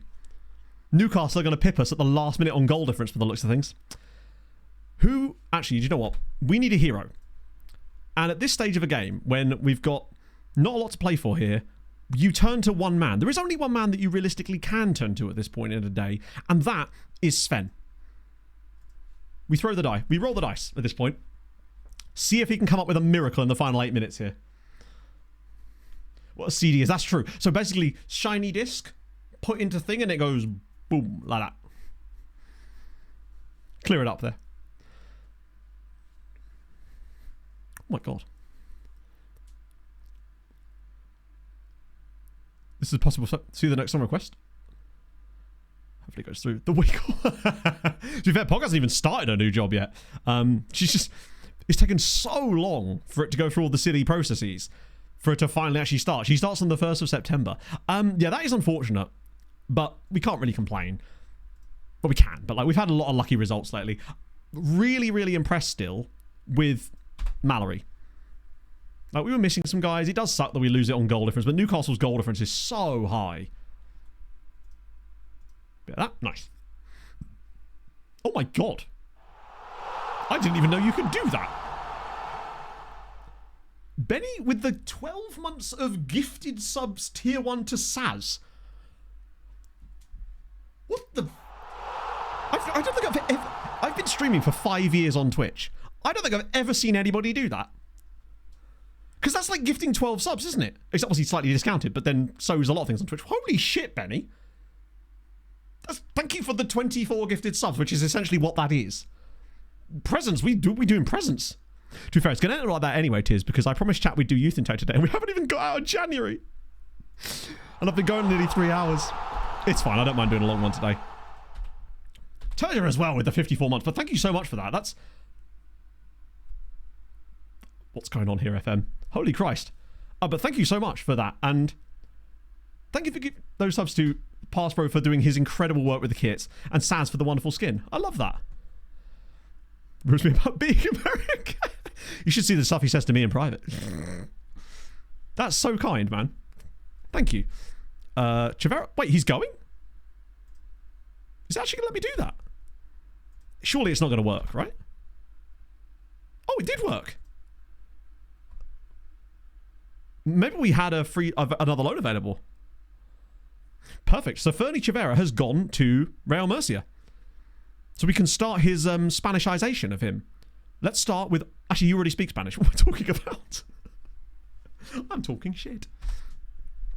Yeah, I'm going to... Oh, mate, I'm going to be Hermioneing the shit out of the rest of this stream. You wait. Hermione would have beaten the Indonesian team. I'm just saying. No disrespect, Aaron, but... The wage thing. You're right. The question is, how long does he have to... Because remember, we need him to be there for 2 years. Then again, he doesn't actually have to play, does he? He just has to be there. Yeah, sorry we didn't deep the transfer window as much as we normally do there. There wasn't a lot of things I was likely wanting to spend money on, other than maybe a backup left back if we found one.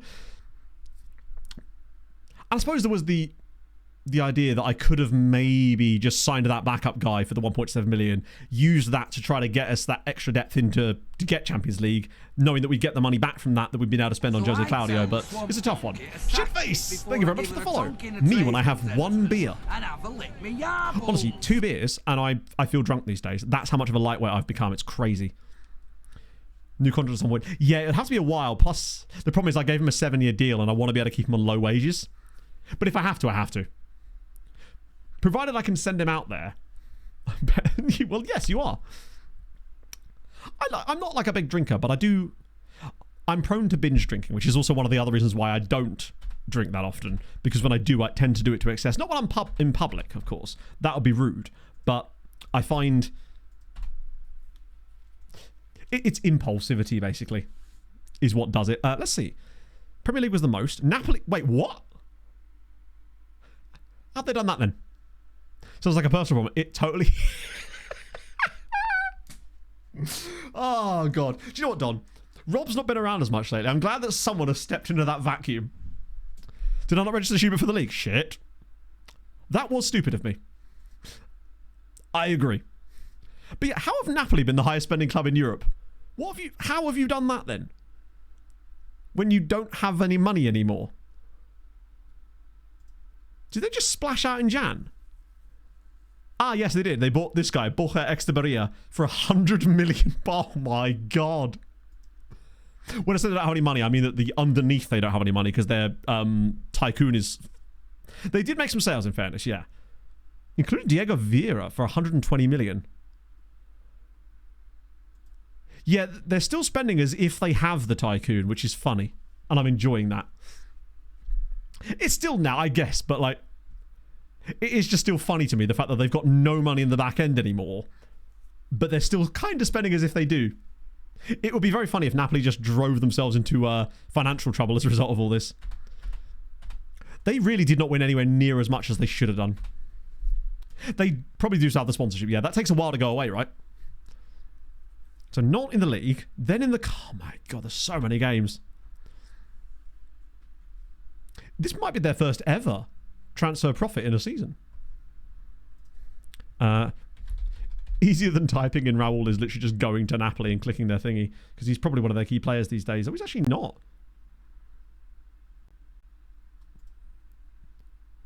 They're playing him as a CM, which is...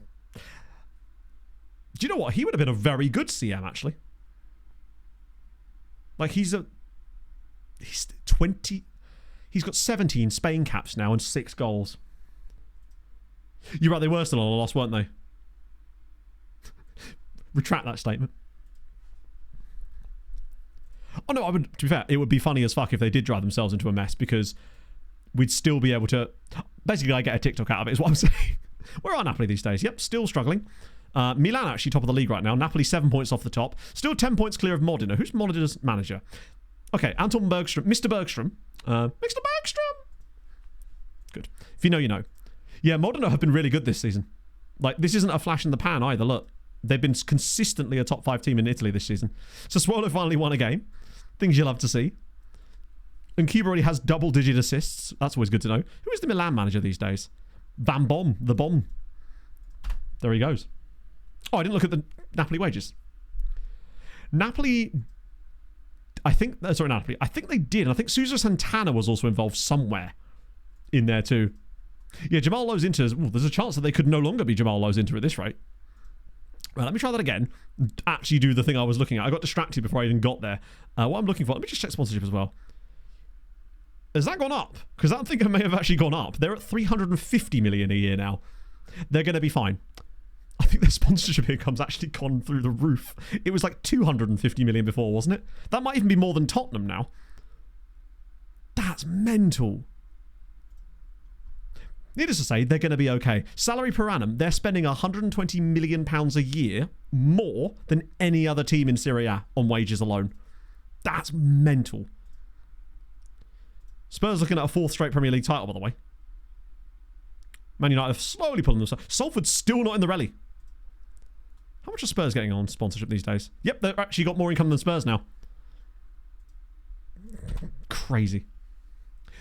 Modena was the sort of team that... So the way I'd look at it is I would... If we did have to leave Sochaux, I would probably want to go to Germany next, just on account of the fact that we've not been there yet in this save.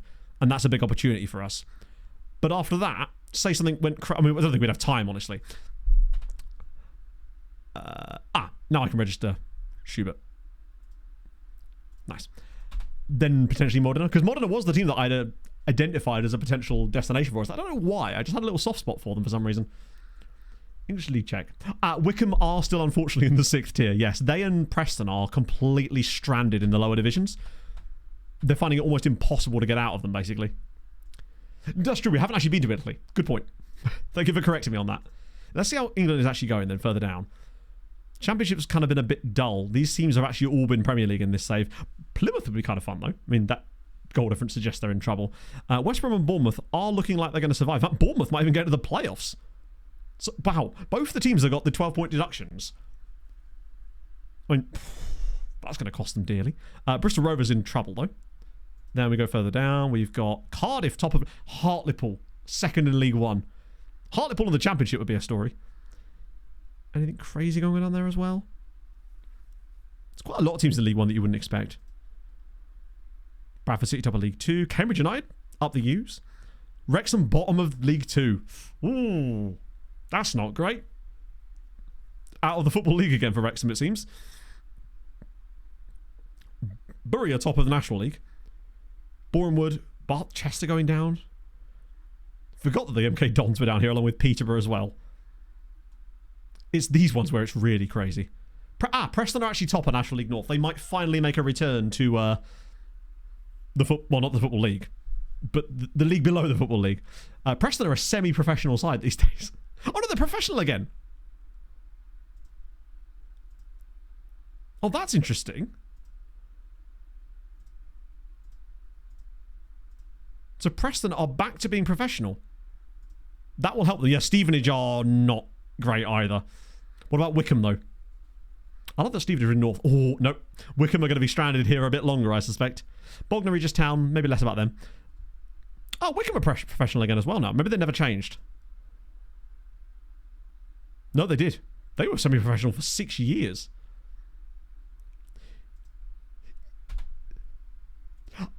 So basically what Preston did is they went back to being professional and immediately got rid of all their facilities. Or the other way around. Either way, it's Didcot, yeah. I forget where Didcot is. Is Didcot down near, like, Reading? I might be wrong about this. That general kind of area. Nice. That seems to work on every single player except for Shasley. Oxfordshire, okay. Is that far from Berkshire? Kind of is, isn't it? Yeah. There's me trying to claim I was correct all along. Probably not.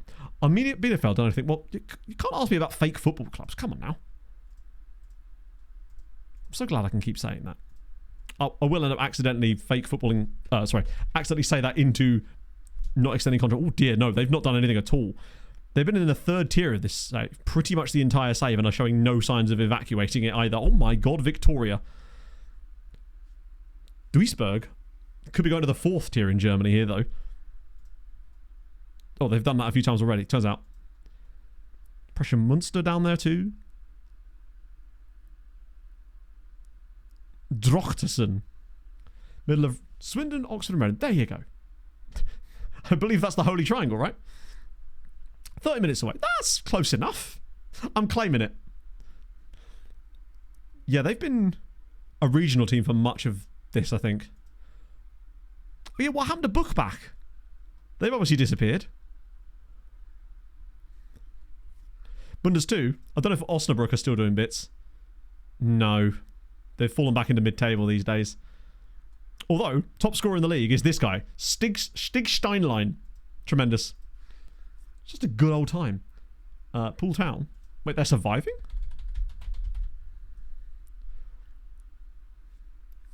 Fundamental, there you go. So they shouldn't be that far down, do they? Is that who Sanovikish is managing? Oh shit, he is, isn't he? So Poole Town under Nicky Woodyard have just been, they've actually, to be fair, they've just been chilling in this division the entire time. Never up, never down, just vibes. Buchbach. Pog's not going to be back for a while from her run because she has to go run 12k. Wait, KM? Oh, for a second, I thought we were onto something there. So yeah, Buchbach have... They're still second tier. Mighty Walsall doing. They've definitely not been, like... what am I looking for specifically in Austria? With, like, requests, it's important to be, like... Unless they're, like, specific clubs, then it's important to, like, narrow it down a little bit because Austria is obviously a country and you've got to point my focus in a certain direction. I can definitely show you what you're looking for. The league, no problem. Yep. Actually, the fun thing about Austria is that we had a rather surprising relegation a few years ago. Yeah, Walsall came so close to getting into the championship. Yeah, that's what I was about to say. The Sturmgrat situation. Poundland Bescott, it's just a terrible sponsorship name, isn't it? There's an Irishman here called Jordan Evangelinos. That's glorious. Spanish manager as well, that's kind of fun. So yeah, Austria, I think Sturmgrats are back up now. They are, and actually are flourishing, to be fair. Unfortunately. Yeah, they just randomly got relegated in this save after being like a European team for most of it, just dropped off entirely, then didn't even get promoted back again at the first time of asking, but they seem to be on... The biggest issue, basically, is that they'll still have decent, like, reputation for Austria, so it means that they can just start signing players the second they're back in the top flight. Nah, it really doesn't change much. There's a few leagues that have got some crazy stuff going on. Like, for example, in Bulgaria, there's a team with, like, a proper massive tycoon, which is this team down here, Spartak Varna. That's the reason we've got them tagged there. That way we can keep checking in on them. Denny Gunner, thank you for the follow. Just in case any kind of crazy stuff happens. Like, they are actually winning the league now. They should be, given that their transfer budget is £21 million in Bulgaria. Have they signed anyone else? Oh my god, they've been spending. They spent 3 million quid on a guy from Bordeaux. This guy here is on 25 grand a week in Bulgaria. These guys are the one to watch out for later in this save. Or in European competitions. The wages are absurd. Yeah, what about this guy here? Oh, okay, he's not that much. He's very good, isn't he? What about this guy? Grujic. It's goalkeeper. Yeah, when that tycoon scales down, they will be fun. But it's a brand new tycoon. Well, last year. And to be fair, they've gone from...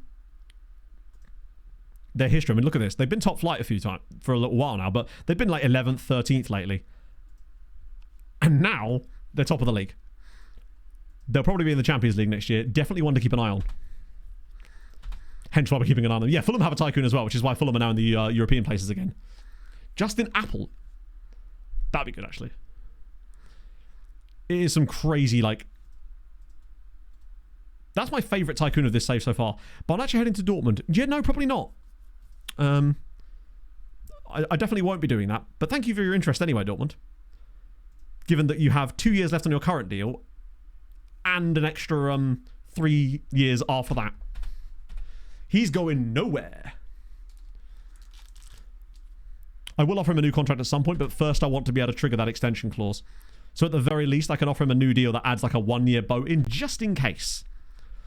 I'd like to think that the chances of us having money trouble in the future are pretty low, but you never know. Jacob Ramsey Newcastle 40 minutes, really? Wow, that's just from my brain, that's come out of nowhere. It probably hasn't in real life, but still. Yeah, we're doing the Champions League. Wow. Stoyan's back, though. We have no choice to play these guys in that role. Obviously, these guys won't be playing in those roles. I will start Morale. And I'll start Binder, actually. He's not too bad on the fitness levels. Velasquez kind of is, though. We might still have to play him anyway and take him off. Anderson, I can't start Smates. Ruggeri's nearly back now. It's not great. Champions League worth. So you get, I think, about £15 million just for qualifying for it, basically. El Hassan kind of can do it, but I don't want to play both El Hassan and Jose Claudio in the same game, because that means that we then can't rotate either of them out of the squad. And they are the backups for each other. So if they both play in the next game, we'd have no one to play ball in midfielder, really. So he can do it. But if I'm going to put someone else in instead of Velasquez, I would put in Yurikov, because he has the passing and vision. But I'll let Velasquez start the game at least, and maybe take him off at half-time, depending on the situation of the match. This is where the fixture congestion is just catching up with us massively. Wait, was that a Scottish guy? Oh no, it's an Irish guy. Scott Sabai. No, he's Ivorian, Matt. Oh, Mwamba's in their team. Anyone else? No. Wants to join Spurs. That's going to be a lot of... Hang on, he has like a... Is it £68 million release clause that Eza has that's ending soon or something? Look at me with the knowledge again. I've definitely not been listening to daily football podcasts for the last week. To be fair, we did find an actual Ivorian Irishman. He had both flags, and they were like perfectly palindromic in his profile. Expires tomorrow. So you think that means that they'll get him cheaper, or it will cost them more? Because I know that Liverpool were back in for Mark Gay, weren't they? Similar. Okay, so it's sort of irrelevant. It's just like a thing that happens to exist. I see. Okay. Is this the beginning of the collapse for us? Costing the same as Kudus. How much was Kudus? He reminded me a bit of Season 1 Kudus in the little glimpses I saw of him in the last night's game.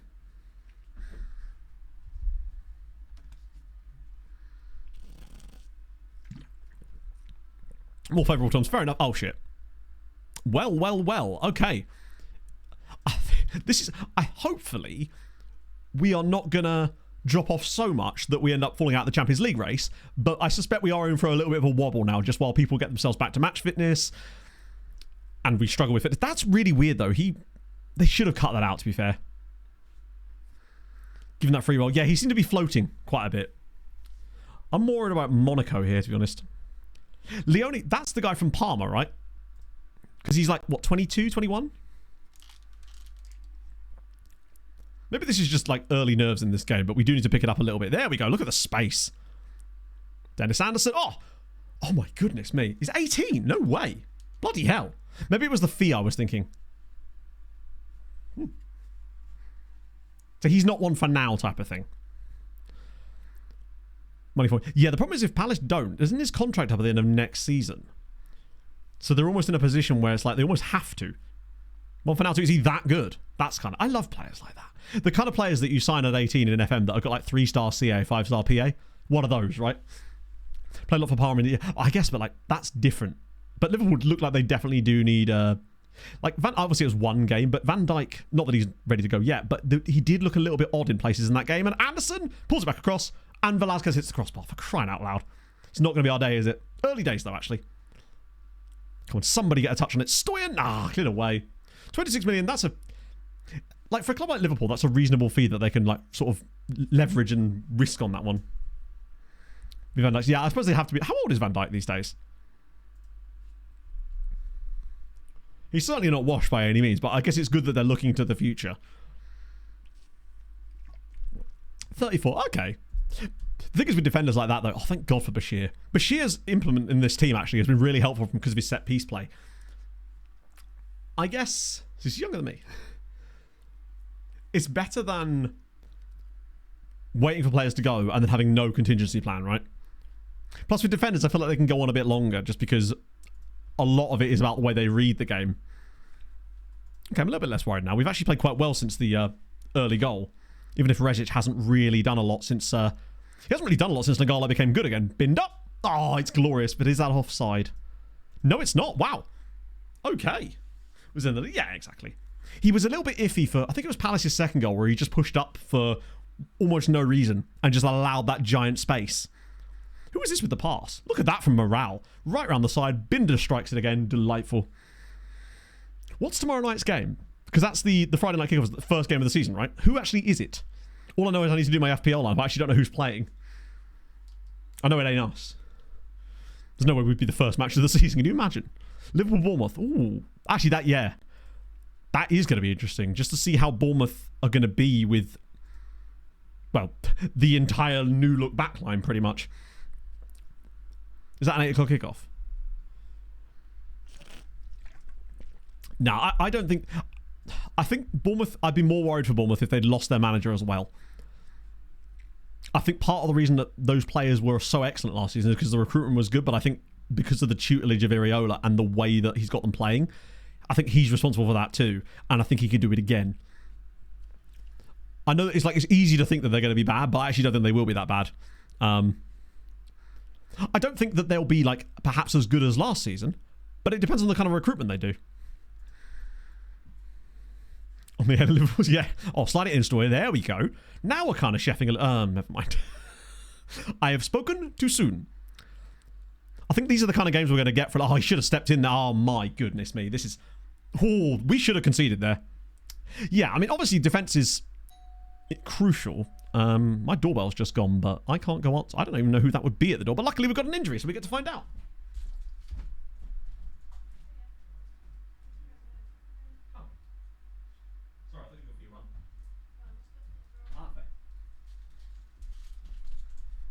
It turns out Pog's still here. It's just my running gels. I needed to get some because I tried to power my 19k run on Saturday with solely Mao and Pimbles, and I'm not doing that again. It's another injury for us. This is going to be the death of us this season, isn't it? Do I do Barnetche off the wing? Just to keep us plugging away. More pronounced. Forest have a lot of extra games. What's Forest's recruitment been like? The running gels rang the doorbell. They did. Go with the half-time. Shit happens. I said I might sub over half-time. End of the day, I forget. I'm not a robot. I just sound and have the body composition of one. I might make the 4th sub. Get Bauer on for a bit. Leave the 5th sub, just in case. Not sure, really. We've been okay here, actually. Like, if we do win this game, we would be the deserving winners. World's okayest robot. Usually I leave the 5th as well. Here's a fun fact. But Voltaire contracted syphilis just 2 blocks from here. if I'm like desperately trying to save... Sorry, they probably go in the kitchen cupboard. Okay. Bit of a high five there, chat. Love to see it. I might even go into game management mode. Mainly aluminium and lubricant. It is true. You can bite my shiny metal ass. So I'm told. Brentford, it's hard to... he might well be dying on the pitch, but the thing is we have nobody to bring him on for him anyway. Ruggieri's not back fit yet. We have no other left-sided players to come on. Well, I guess there's Sven. Fuck it. Stoppage time, Sven. Watch Sven give away a penalty now. The fact that Sven has actually become a usable player for us in a Champions League push is wild. By the way, that is a massive win. Back to winning ways in the league after dropping those points to Paris FC is huge. I think they will do worse, but I don't think it will be because of their recruitment. I actually think they're going to sign some players towards the end of the window that'll be quite good and they'll use that money wisely. My biggest concern for them is the fact that Keith Andrews is managing them. That would worry me more than anything else. Okay, well done, lads. We needed that. West Ham Burnley. I just can't see two teams staying up. I admire the optimism though, because I don't want all three of them to go back down again. We don't need a third season of that. It's too hot to type. Leave your umlauts at home. You don't need those here. Holy shit. The 19th best manager in the league because of... damn, who's that? Sven U. That's a huge win. Particularly if Monaco drop any points. Used to get a taste of Andrew's magic. They're the undiluted stuff. That's great. But you're supposed to dilute that sort of stuff. Ah, right. Another injury. Brilliant. Hang on. He only came off the bench and he's jaded. That's not great. What I might do... That is two really good results for Paris FC. They are kind of... I mean, I say chefing. Have they got better since they appointed Thierry Henry as their manager? I didn't even see that. They've not done bad, actually. Yeah, so Thierry Henry's now managing Paris FC. They've replaced Wissam Ben Yedder. So now they're Thierry Henry's Paris FC. He's got a 50% win rate, which is actually pretty good. Note that one down. Thierry Henry's Paris FC. Hello, Pog. You okay? He's a thingy not dry yet. Monaco win again. Oh, well. It's what? Oh, but yeah, but to be fair, it's so warm outside and sunny that they'll probably be dry in about 20 minutes. You're going down. Maybe? What's Wolves' summer recruitment been like? Like, I know that Fulham have done the most nothing, but I know some other sides have done next to nothing. Oh, he's suspended as well. That's fine. Hang on, booked in 3 of his last 10 matches. That's interesting. I didn't realise it worked like that. Awful. Who have they actually signed? Obviously, I know Cunha's gone, but obviously they're not going to be able to replace him. Strand Larsen, I like Strand Larsen as I think he was an underrated striker last season. Didn't Fulham sign Willian? No. Despite the memes today, Fulham have not signed Willian, unless I'm missing something, and don't you dare. Fluminense, that's kind of... They seem to do quite a lot of shopping in that area as well, because that's where, well, obviously, Andre wasn't from there. Because Fulham would link with Andre for like 2 full seasons, and then he just signs for Wolves. It was so strange. What's Andre been like with Wolves? I'm curious now. I'm wondering if he dodged a bullet. Oh, hello. Oh my giddy aunt. Chat, could I interest you in a 16-year-old 3-star CA left wing back who's 5'2"? Hello, Zombiecraft. I am terrific, my friend. Andre looks like the type of guy that we should have been trying to replace Jarapalini with. I'm just glad that we gave Sasha Lukic a chance. There's a Finnish Russian here as well. Johannes Nisala. This is more like Staktar. There's also this guy, Riyad Chibra, who's at Servette. The next Barnetche? Right, come on. Ruslan Volkov as well? I mean, they're obviously all going to get scouted. There's another guy here. Golden generation for Shakhtar. Right, what about this guy? Yegor Fayzulin, please. Oh, yes. Dribbling is a little on the low side. 14 tackling. 16 acceleration. 14 pace. Yegor Fayzulin. Good, sweet baby Jesus. No, he's very expensive because it's because Ukraine. Dribbling isn't amazing, but we could work on that. Passing 5, yeah, it's all right. He's 16. We can improve that. To the shortlist. He's built for the way we play. Good on both feet too, which is great. Tremendous. He has insane physicals for 16.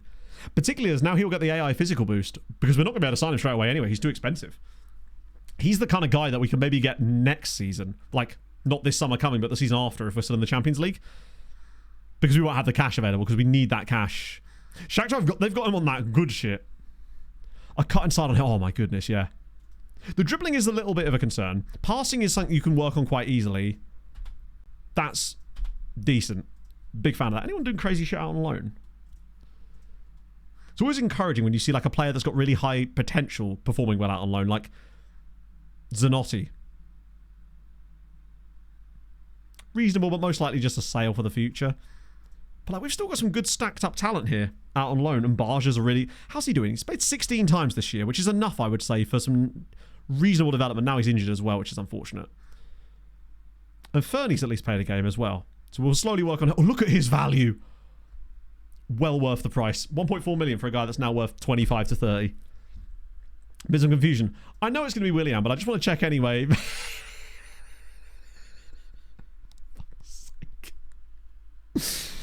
Oh, Christ. Third guy, yes. Oh, Christ. It was... Oh, we're down to 49 Patreon regens now. They keep dropping like flies this year. If I could just remember the guy's name. Actually, I'll sort by club. I know who he was playing for. It was... this guy. Silvio Krovinovic.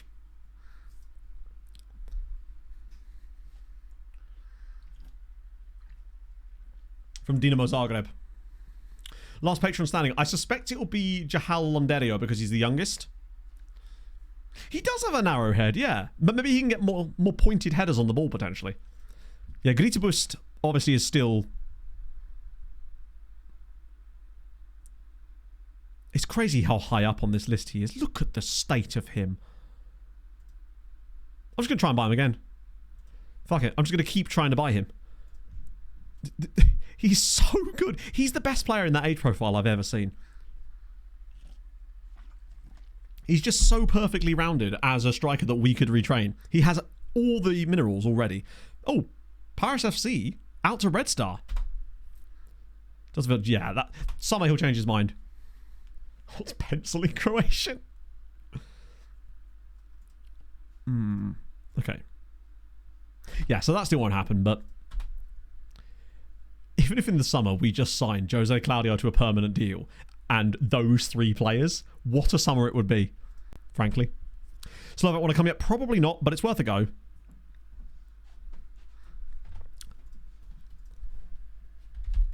Was it Sharestes? We might as well try them all at the same time every time we do check this. Oh yeah, the Ukrainian too, actually. Yeah, good point. Roland Sharestes.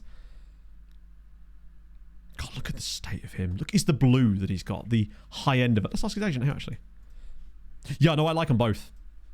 They're both incredible players. Watara to Brentford would be an interesting one. That would be interesting from Bournemouth's standpoint too, like that they would do that. You're right, Pog. Right. At home in the Coupe de France, the team is absolutely dead on its feet. Who on earth is going to play this game?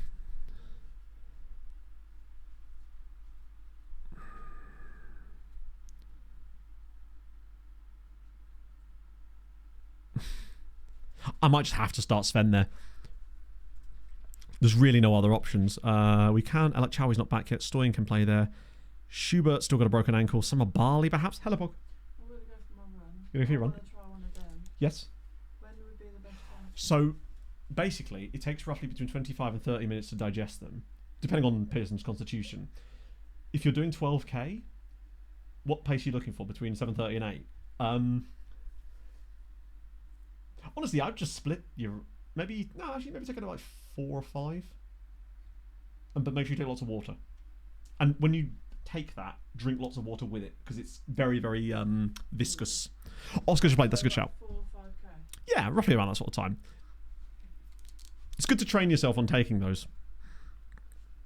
But don't worry about like running and taking it. Just stop and take it.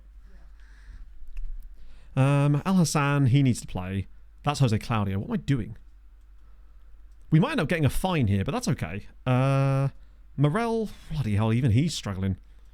Rezic is going to get through a lot of work lately. Thank God. Has Rezic got really good natural fitness? It's not too bad. Yeah, running gels. Pog's never really used them before because she's never really had to do runs that start to verge on needing fueling, basically. But she's doing a 12k today, which is, I think, the longest she's ever run outside of a half marathon she did one time. It's the longest training run she's ever done, for sure. Summer Barley, this is not a good-looking team. I mean, they're handsome gentlemen, but on paper, it's not really giving me a lot of confidence, but such is life. Oscar Bauer DLP? No, I'll put Yurikov in. Have Bauer off the bench. That way we're keeping someone available for the bench. We'll just do that. At least we know Samabali. That's Danguine Samabali. He's a guy that we signed a couple of years ago, but he's never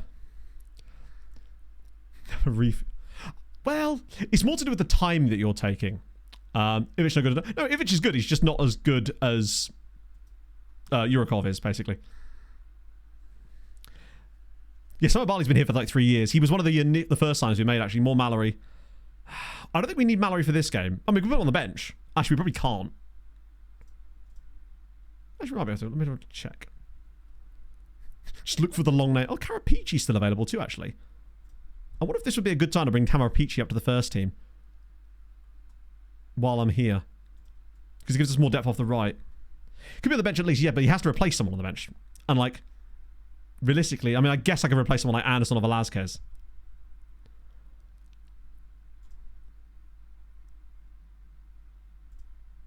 Yeah, let me put him on the bench. Fuck it. We'll put him on the bench instead of Anderson, because there's no way I'm going to bring Anderson off the bench in this game. We just have so many minor injuries at the moment. But yeah, it depends how fast you're running 12k. But like, generally speaking, especially in this kind of weather, and if you're running faster as well, just having a gel when you go past like 12k is probably a good idea. Especially if you're not running quickly. I find that anything past 10, I'll usually take water, unless I'm doing intervals, because then I get them done quick enough to the point where I don't need to. But if I'm going past 10 on a slow run, I'll usually take some water with me, just to, particularly in this kind of on the bench. Karapichi, actually, he is available. I thought he wouldn't be available today, but he kind of is. Well, Karapichi can't play in that role anyway, so he can't start instead of Sven. He literally has no familiarity with the role, so that would be pointless. But Karapichi can definitely come off the bench for Rezic, which is good. Might get cooked, but that's okay. If we do, we do. We've had too many tough draws in the cup that, end of the day, we can min-max this to save our lives, but we just have to play the game at the end of the day. At some point, we just have to like select a squad and go for the game. No, Rezic can't play there either. Which, again, is another reason why we need a little bit more depth on the left-hand side. We just need a couple of guys that you would just call like left-sided players, basically, in general. That's what we need. Maybe just 2 more. One is a bit more good for now, one maybe with a higher ceiling, perhaps. Like that Ukrainian guy. Although he's probably one for the even more into the future. But yeah, I forgot Karapichi was still sitting down in the B team, because he wasn't going to get any game time with us before, but now he might well do, because Nagalo's injured. I think there's now an opportunity for Karapichi. Like, he did well on loan at Inter Turku. Giving him a few little... Okay, so we're losing inside the first second, and it's Bear Mountain has scored against us. Preston on another Willian joke. And yeah, it hasn't got on for me yet. I don't think going out of the Coupe de France here is the worst idea. The board will be a little bit annoyed, but I think they'll understand because of the opponent we're playing against. Yeah, it's not happening today. 2-0 down inside 4 minutes at home. It's less fixtures for the rest of the season. It allows us to focus on the league for a little bit, get some players fresh for when we inevitably do have to play in the next round of the Europa League 2. We should be able to go down to that. We might actually be able to play like Saturday for like 3 or 4 weeks. That'd be nice. Get players back to fitness. It doesn't help that a lot of the guys we've had to throw in today have no match sharpness, but it's so tough to manage. I feel like the only thing I could do is have a load of people specifically like that set available for the B team, but then sod's law I'd forget, and then they'd be unavailable for the time we actually need them, right? He's beyond Berg, not beyond Borg. Yeah, Bear Mountain bagging a brace against us inside 10 minutes is probably not... I mean, we haven't even had a shot yet. Marseille are good, but this team is just not cut out for... To be honest, if we're looking that cooked at half-time, I might just pull any of the other first-teamers and throw in some more of the youngsters in this game. Rather than... I think it's unlikely we're going to come back, even if I threw on a load of first-teamers. I don't know if I want to waste their... fitness level, so I might just throw on someone like Ulabi for Morel and Karapichi on for Rezic to keep him fresh for the second half. Who else is not like to play for us very often? Ivic, maybe, for Yurikov. Shehu for Habila. Leave the other sub like that. Let's go from there. These guys are like third choices in a lot of their roles, so giving them a little run out now is unlikely to change our fortunes here, but it will at least keep these guys fresh for whatever our next game is, which is probably in about 2 days anyway. More like this. Yeah, probably. Do you think they say that when they press it? Buzzpingba.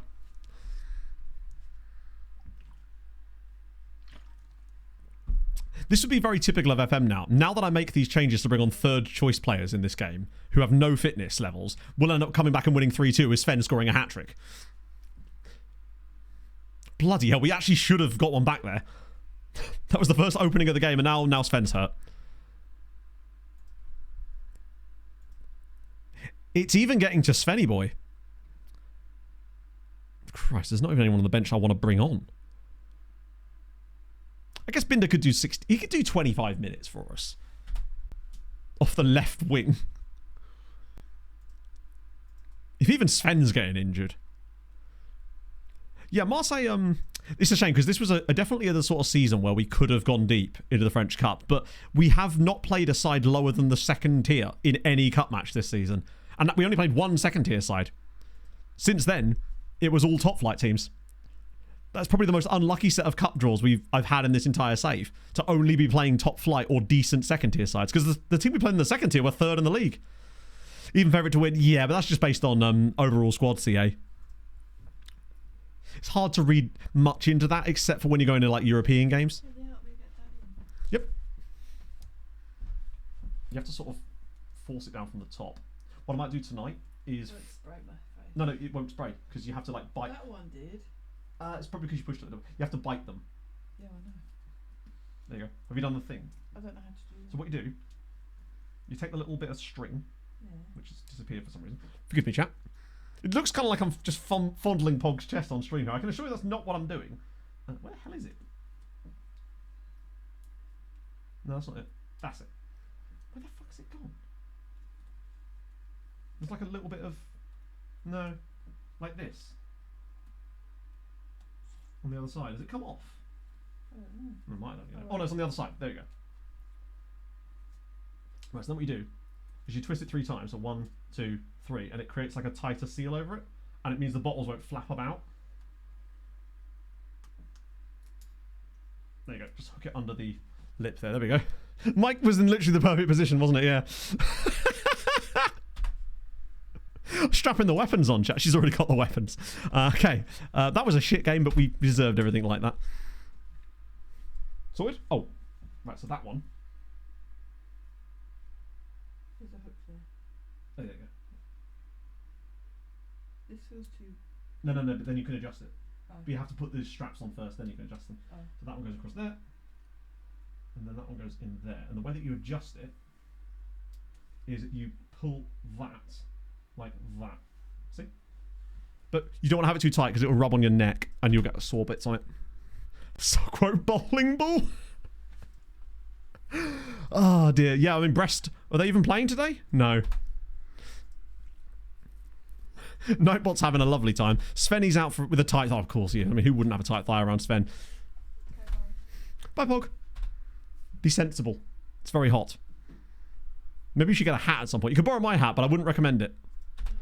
It's disgusting, yeah. I just want to make sure it was like... I imagine that's how Pog feels when she does a tie for me at like a formal event. Positive development out of Reg. It's good to know. Well, if nothing else, here's a fun one for you. I actually promised Frederick Habila that I would give him some more game time. Essentially to let myself deal with that later. But he's played loads lately, and as a result, I'm going to fulfill that promise anyway. It's the dream. So he's not actually going to kick off about it, which is tremendous. It's a bit fiddly. I'm used to doing it while I'm wearing the vest rather than when it's on someone else, so it's a little bit difficult to actually do. It's like trying to do everything backwards. So I feel like I've been more yappy and distracted than normal today, chat, so I do apologise. Even by my own standards of yappy distractedness. We're still a good month away from the youth intake. At least we only have like a game a week now for the rest of the month, which is nice. He's exactly like, oh mate, at least tying shoes, you can just do the same thing, right? Very brave to put it in the title. My logic was that, we actually get Spartak Varna, hilariously. You got a youth knocking about? Oh my god, they do! No way! As if the Millionaire Billionaire Club in Bulgaria actually have a 5-star PA youth prospect. It's Pavlov. We're salivating at the prospect. Love to see it. Okay, cool. That's good to know. Did I send around again? Nice.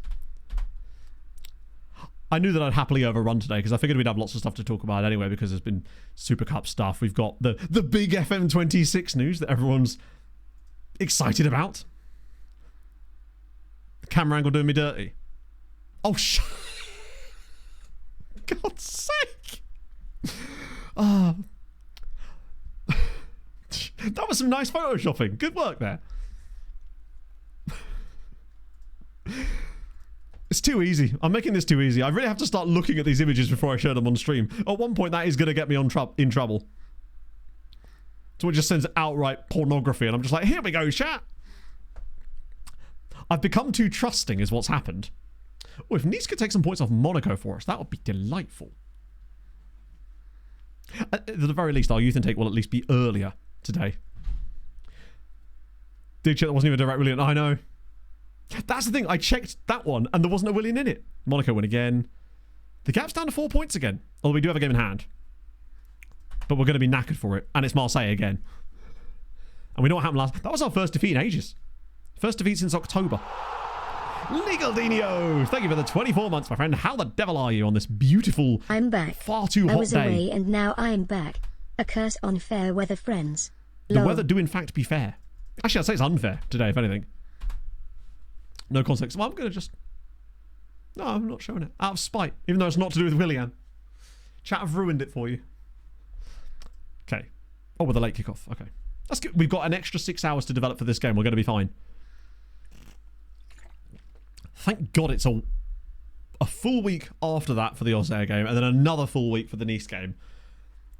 By then, we should start seeing the likes of Ruggieri back, I think. What is our next little... Oh, that's perfect. Yeah, look, we've got ages yet. What's actually a game on my birthday there, which is our Europa League round of 16 game. So yeah, we've got 4 league games, which we can just burst through. Perfect. How are the B team looking these days? Are they still winning? Doing bits and bobs? Second team. They are, actually. Ooh, tied on points with Valenciennes, who will, of course, go up anyway. Tucci's kind of doing all right. Oh. Oh, he was until I loaned him out to Piacenza. But he's gone to the dreaded world of Serie C, the obstacle course designed as a football league. Sorry, disguised as a football league. Scottish-sounding non-Scottish person ever. Oh, yes, we Ryan. That's tremendous. 5'6" as well. 1 jumping reach on wee Ryan. I can see why they call him that. Lille win again. Okay, that's not helpful. He is little too, which is tremendous. He needs to manage Reading past Real Madrid, who are then in the Champions League. Oh, the problem is though, if you get there, Man U FC. It's weird seeing Man U FC still. Right, I'm going to have to keep doing selection advices here just to try and get the squad somewhat better. El Chazi's back. Velázquez is back. Okay, that's more like it. We're definitely nearly back to having a passable squad. Still don't think I want to start. I'll have to start Yurikov again, though. But they're fresher. We're still missing a few people, but we're nearly there. We might have actually survived the storm and not lost too many points in the... Well, we literally only dropped 2 points in the league. Although we do have to deal with the Bear Mountain yet again. I'm out for revenge, honestly. At least we get to exact revenge less than a week later. Midfield is still a little bit light. That's the one... Is Nikolai Stoyan only 2-star CA? Wow, he's... Maybe he's capped out a bit early, actually. Up the mighty Reading. Yeah, what's going on at Reading? Have Reading sorted out their situation with ownership and stuff? Or are they still in yet another one of those clubs that's in massive turmoil with that at the moment? Ah, tremendous. This should be a huge win if we did get it, because this is a top 4 battle. Al Hassan instead of Binder. Wait, did I put Al Hassan instead of Binder? Oh, shit, I did. That was my bad. Oh, well. It's happened now. We've committed to it. He's been on the bench. So I forgot that my assistant hates Binder for some reason. And he never puts him in the squad whenever I ask him to do a quick pick, even if he's fully fresh. But last second, okay, sick. So are things now actually stable at Reading for a bit? That Bjorn Berger does have a very narrow head as well, doesn't he? Okay, in the league, a win against Marseille would start to potentially force feed them to Monaco. Not an amazing start to the season. I guess you'd sort of sacrifice that for stability at the club, right, though? Because at least you know that you're going to have a club. And it's going to be sustainable for a while. Even if it's a poor start to the season on the pitch. How many games are we in now? Like 3? Everyone loves the... I mean, that's the main thing, right? This guy's the new owner. Ah, American owners. How unusual. Well, hopefully they do good things for Reading. I don't want to take the risk on Yurikov being hurt, so we might just bring Bauer on that. I know that the Bauer DL... actually, I'll tell you what we'll do. This might have been a blessing in disguise. We'll swap those two over so Bauer can play in his normal role, and we'll try Al Hassan being the DLP. Just see if it makes any difference. Someone else gets paid. Yeah, I was hiding my my Fulham bias there. That's another weird rivalry. Was the Fulham Reading Championship era was kind of fun. Lucas Piasson winding people up. 15 got that's insane. That's like Thiago Enrique numbers. Okay. We're not losing. That's crucial. I'm going to yell at them again. Because Darko Rezic does seem to have struggled a bit in more recent matches. And I wonder if it's just because there's no one on the bench pushing him. Like, Nagalo's not around. He's now fallen out of being any good. Or he might just have a bit of low consistency that we need to work on. He plays for Avsat. Oh, I like him a lot more. I mean, I always love Lucas Piazzon anyway. Oh, and there he is. Haribo Bauer. This could be a big goal. Big goal. Whew. Off the bench, does the business, and we lead against Marseille. And this would push us 3 points above them, and we'd stay 7 clear in the Champions League spots. This is very fortunate the way this breaks to Bauer, but he makes the run. Speaking of CM scoring goals, he's banged it on. 7 goals this year for Heribert Bauer is insane when you consider that he hasn't even really started that many games for us. He's mostly been a bench option. So yes, that would push us up to joint top, and 7 clear of Monaco again. Start to push them back. Yeah, he did get that hat-trick, didn't he? Was that a cup? No, it can't have been a cup game because we've played only good teams in the cup and Marseille. Wow, Rezic has been shocking today. I probably should have put Karapici on the bench for this game, really. Because 6.2. I was going to say, could I bring on Merrill outside? But I kind of want to bring him on for Tristan later if he continues to struggle. Bauer's done well, though. I don't really want to take him off. But now we're leading. Time for Habila. Potentially. And maybe now is a good time to give Ruggieri a little run out there as well while we're at it. Thank you for the 19 months, friend. Hosting tournaments, do you have any multiplayer saves? No, neither of those things. I've never once hosted any kind of tournaments or multiplayer saves. You must be confusing. I think you're confusing me with someone else. Oh. The closest we get is an FPL league. Do I go into game management mode in this one? Ah, shit, I probably should have done, you know. Maybe we'll concede. Well, let's just win a penalty and it'll all be Gooch. Gooch? No, it'll all be Gucci, not Gooch. You don't want that. Here we go. Habila, drop it across. Someone just taps it in. Okay, we're going to overplay it. That's fine. You do you, lads. Oh, Ruggieri, first game back from injury. Can he drill it across for someone? They score and he does, and it's Tristan Barnetche. He's done the business. 17th goal of the season for Tristan. He's going to get pretty close to last year's tally. A private session under a fishmonger. Oh, yes. But you got to wear latex gloves for that. It's very different. The F in FM stands for a different word. You got to trust in him. He's kind of been...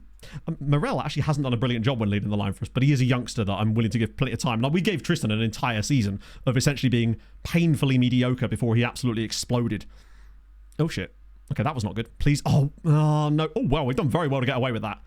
Which means we're probably going to score off this play now. If history's anything to go by. Around the side. Oh, slide him in.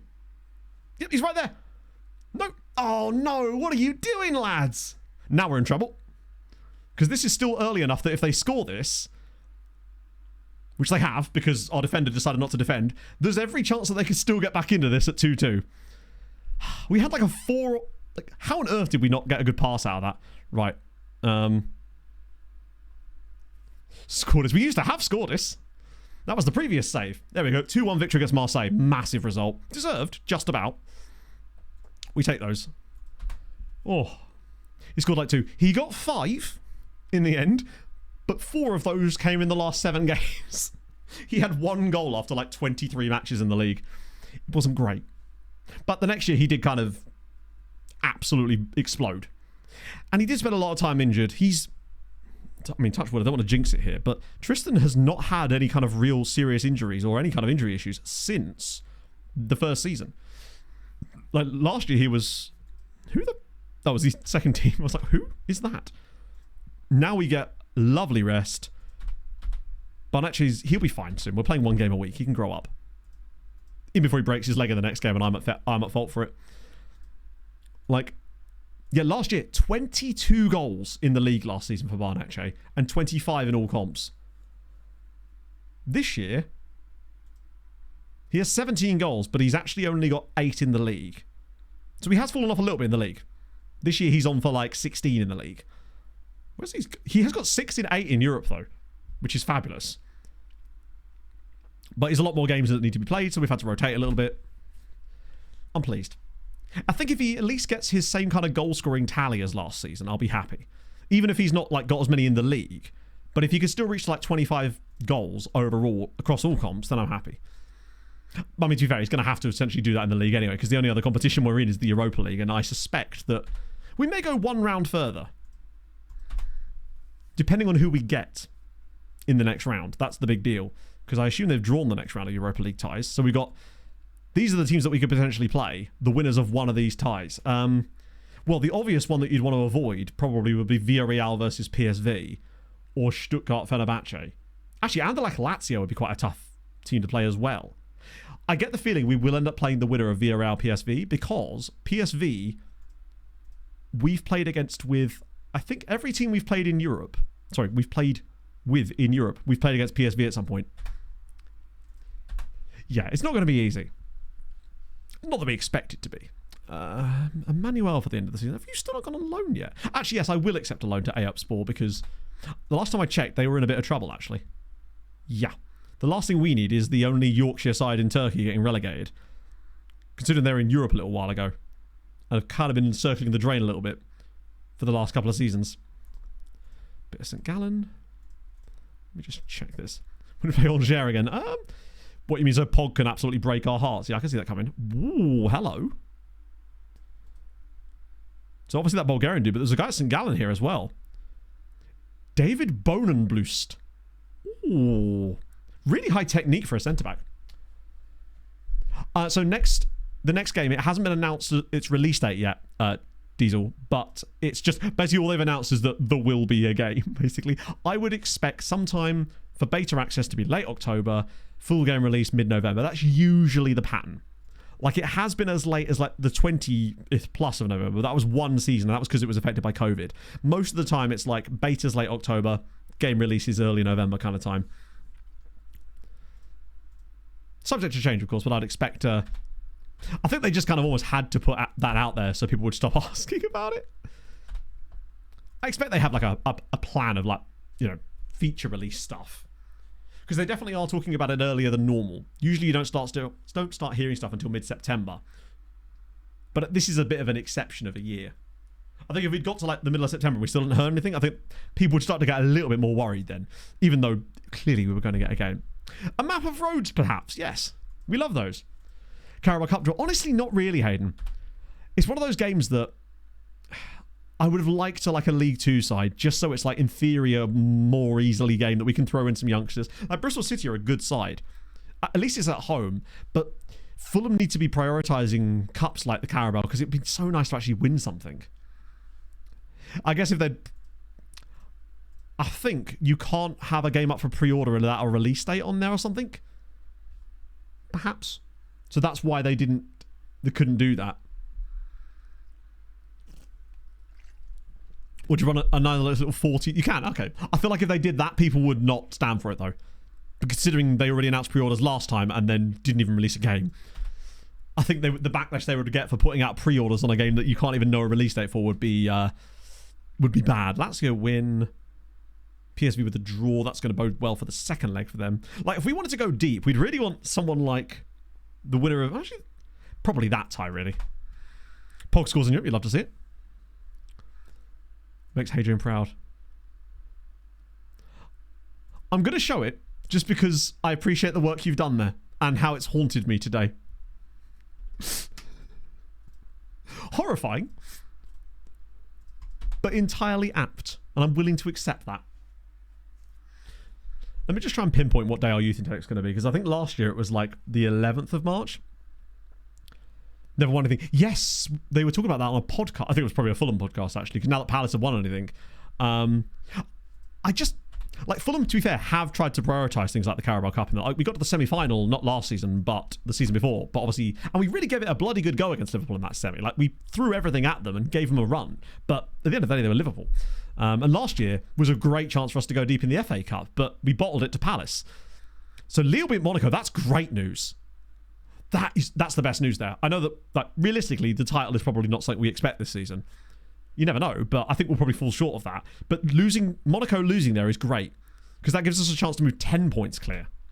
Top 6 doable. This is the thing with Man United. If you ignore everything outside of like football and history and things recently for Man United and look at those signings, you'd think that's a great team that is capable of challenging for that. But then you have to remember that this is Manchester United and they will end up coming like 9th with that team somehow. That's the problem. Like, I think they're really good players, but never underestimate the ability for Manchester United to not be good. No, I think Amorim's great too, but is he going to get the time? Binder? Like, we had people...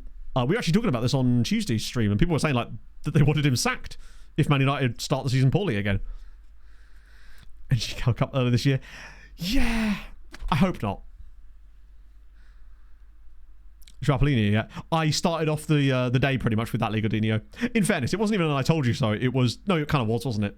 Not that anyone doubted me. It wasn't like I was saying a thing and I was like, no, he's going to be crap at Spurs. Everyone knew. But I'm just glad that you like him. I've had several Spurs fans come in today and just be like, Polini's great. Because he is. He's the best. Pick on stream. He's so good. Did you see that? It was in the first half where he gets that incredible telescopic like leg tackle and he gets absolutely smashed in the face by his own teammate. You're going to love him. He nearly scored, didn't he? Wasn't it his header that was rebounded, that was put in by Van der Ven? To the point where I actually thought he scored. Maybe it wasn't, I don't know. But he's an underrated threat from set pieces too. Like, you think of Palhinha as the kind of guy that is just an all-tackling, all-singing, all-dancing DM kind of guy. And he is that. But he's such a big threat from set pieces too. He scored an underrated number of... Maybe it was only like 2 or 3 for Fulham, but they were so important. He loves a header from a set piece. And he's really good at winning a flick-on from a set piece as well. I think Fulham scored several goals that he got like flick-ons to the back post that worked out perfectly for us. Such a good player. Marseille lose as well. That's great news. That's really good. We can move 6 points clear there. Yeah, that scream of the... Was it Leeds in the Cup? Yeah, the Leeds in the Cup one was great. Yeah, they have to ignore that external pressure and give him a chance, basically. But this is the problem with the sort of the merry-go-round of big club management. They don't get those chances a lot of the time because of the external pressures. And it'd just be nice if they held their nerve on him, even if they start poorly again, because this is a lot of players they're adding to a squad. Like, it's a lot of... I think that Manchester United this year will be very, very fun to watch as a neutral fan. Because, as you say, they have massively thrown a lot of budget at players up top whilst not touching the back, which means I'm expecting loads of 3-2s, and that's great. As a neutral fan, that's what you want to see. It was a bit like watching Spurs under Ange initially, just because they were so entertaining to watch. And then it kind of just, yeah. Xerxes still there. Has Højlund actually gone yet? Or is he still technically there at the moment? Oh shit, yeah, good point, thank you. That's good. Now we can get back onto a proper rotation. We should relegate. Yeah, get some relegated and then Just reveals a Manchester City shirt underneath. Milan feels like the type of club that would probably be quite a good move for him, honestly. So in fight, it's just tough for players like that, I think, because it wasn't like he was especially prolific even for Atalanta, and I just wonder if perhaps people were expecting things from him that he was never going to provide, even if he played as well as he did for Atalanta. Actually, what I might do here is put Alak Chowie back onto the bench just so that he's ready when we inevitably do get ourselves sorted there. Because we're almost now back to, with the exception of Nagalo, we almost have everybody available again. They got a guy up front called Duncan. Oh, Ducan. 43 million. That's a... It's going to give Villa an opportunity to spend, I suppose. The one thing you can always, seemingly from an outside perspective, you can never say about Rasmus Højlund is that he doesn't try. Like, he is a trier. I remember when Almiron first signed for Newcastle, and he was not good for a while, but didn't Almiron then go on that absolutely wild purple patch because someone randomly... Was it Grealish that randomly criticised him? And then all of a sudden after that, he became like the best player in the Premier League for like 90 days. He always seemed like a nice lad, though. Like, Almiron just seemed like a nice dude. I don't know what it was about him. It's like you just watch players and you just go, yeah, I bet you're all right. So what we're saying is that Jack Grealish needs to say the same thing about, like, Harry Wilson. I'm just joking, of course. Harry Wilson is already the greatest footballer on earth. He doesn't need any help from Jack Grealish, is my point. No one else puts the ball in the Brentford net. Just Harry Wilson. Oh, gee. Oh. Well, that's shit. The goal. Oh, I remember that one. Yeah, not great. 39 million. That seems reasonable. Plus, they're paying, like, homegrown tax, presumably. That's a really annoying goal, actually. Kilaza should do better. After all that, it would suck if we started throwing it away here now that we've finally got an opportunity to pull away from Monaco. Particularly as Auxerre are like, realistically, they're in a relegation battle. I'd also like that we've sold like 4 players to Nantes for a combined like 25 million in the last 2 seasons, and it's so far succeeded in making them a lot worse. Hello, Hazard, how's it going, man? Oh, that was a dangerous effort. Oh shit, please not another goal. Maybe it would take us a little while to get back up to speed again, but we got that great win against Marseille, the great win away at Nantes. I don't want to see us suddenly start flapping back down again. We still haven't lost a league game since October, so maybe there is a chance for just a ran. That's a good pass through, and it's wide. I think he was offside anyway.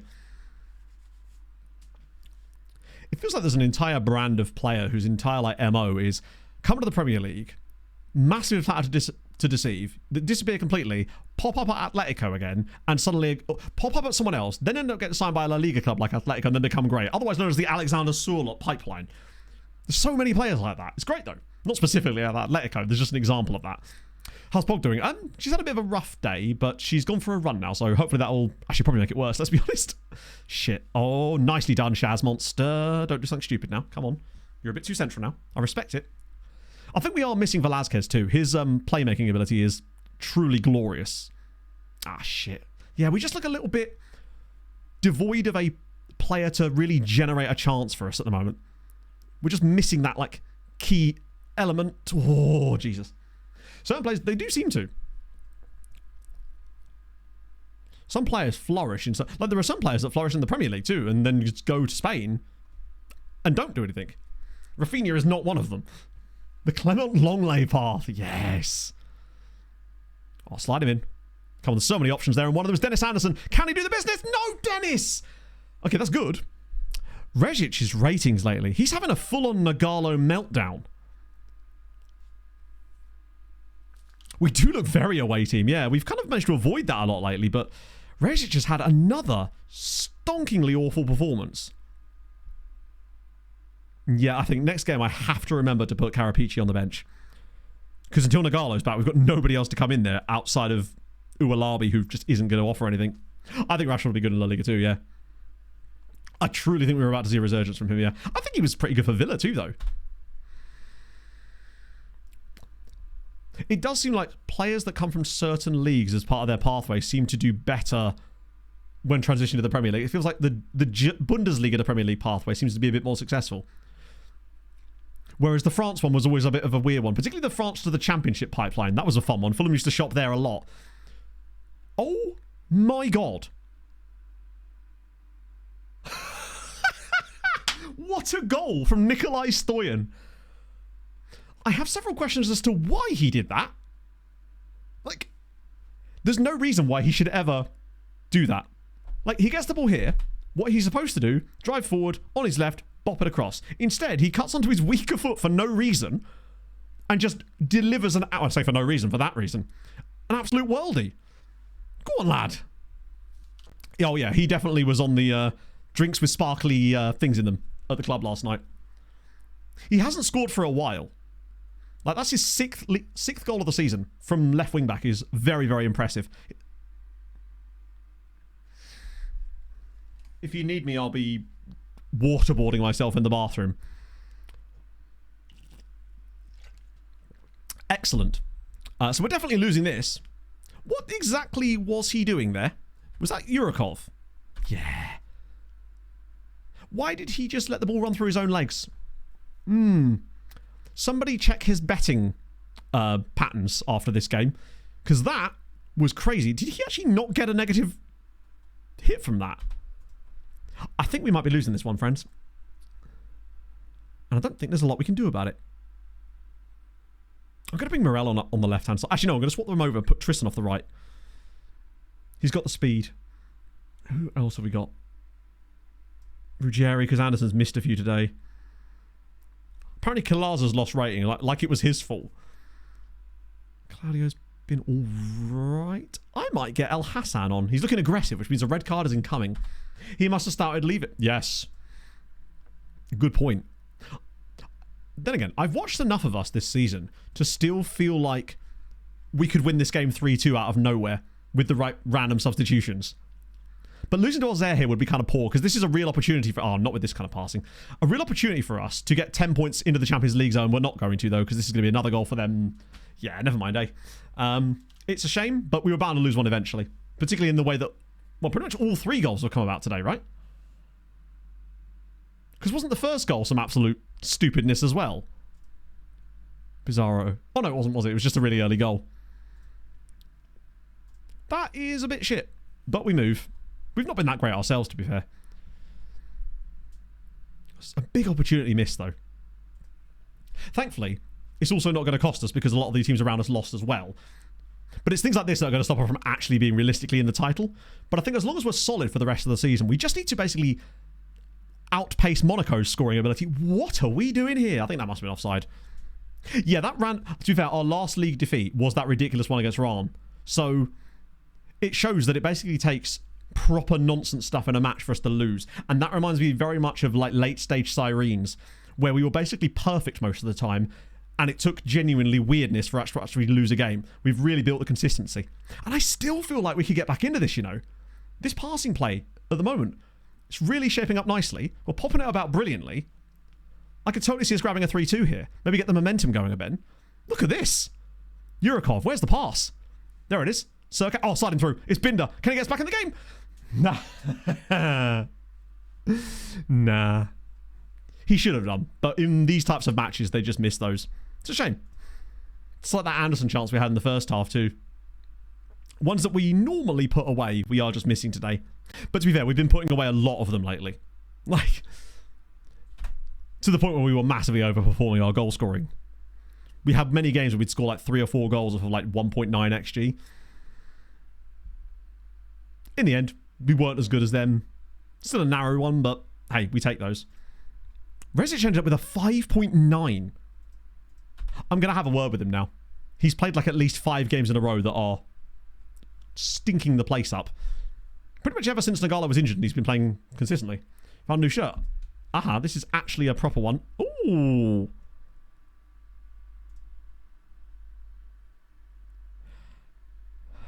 The issue I'm having with this is it doesn't feel very Spursy outside of the fact that it's got the logo there. Is the logo supposed to be in the flowers? Am I missing something? I assume it is, right? This is the blue bit inside the flower. But... Oh, yeah, it's literally orange. I'm a fucking idiot. I can't believe I didn't see that. But Do you see what I mean? It feels like they're missing... I can't believe I didn't see that. It feels like a wasted opportunity. If you're going to do a Hawaiian shirt, it doesn't feel like a very good example of it. Fulham still haven't released their going away shirt yet.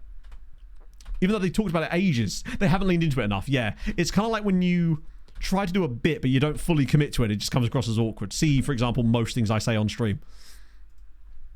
So that's about it here. I think Sunderland maybe have the best chance, but I'm still not sure about that either. I worry that they've overspent on players that maybe won't make them better. I hope someone stays up, but I don't think they will. 100% recycled bottles?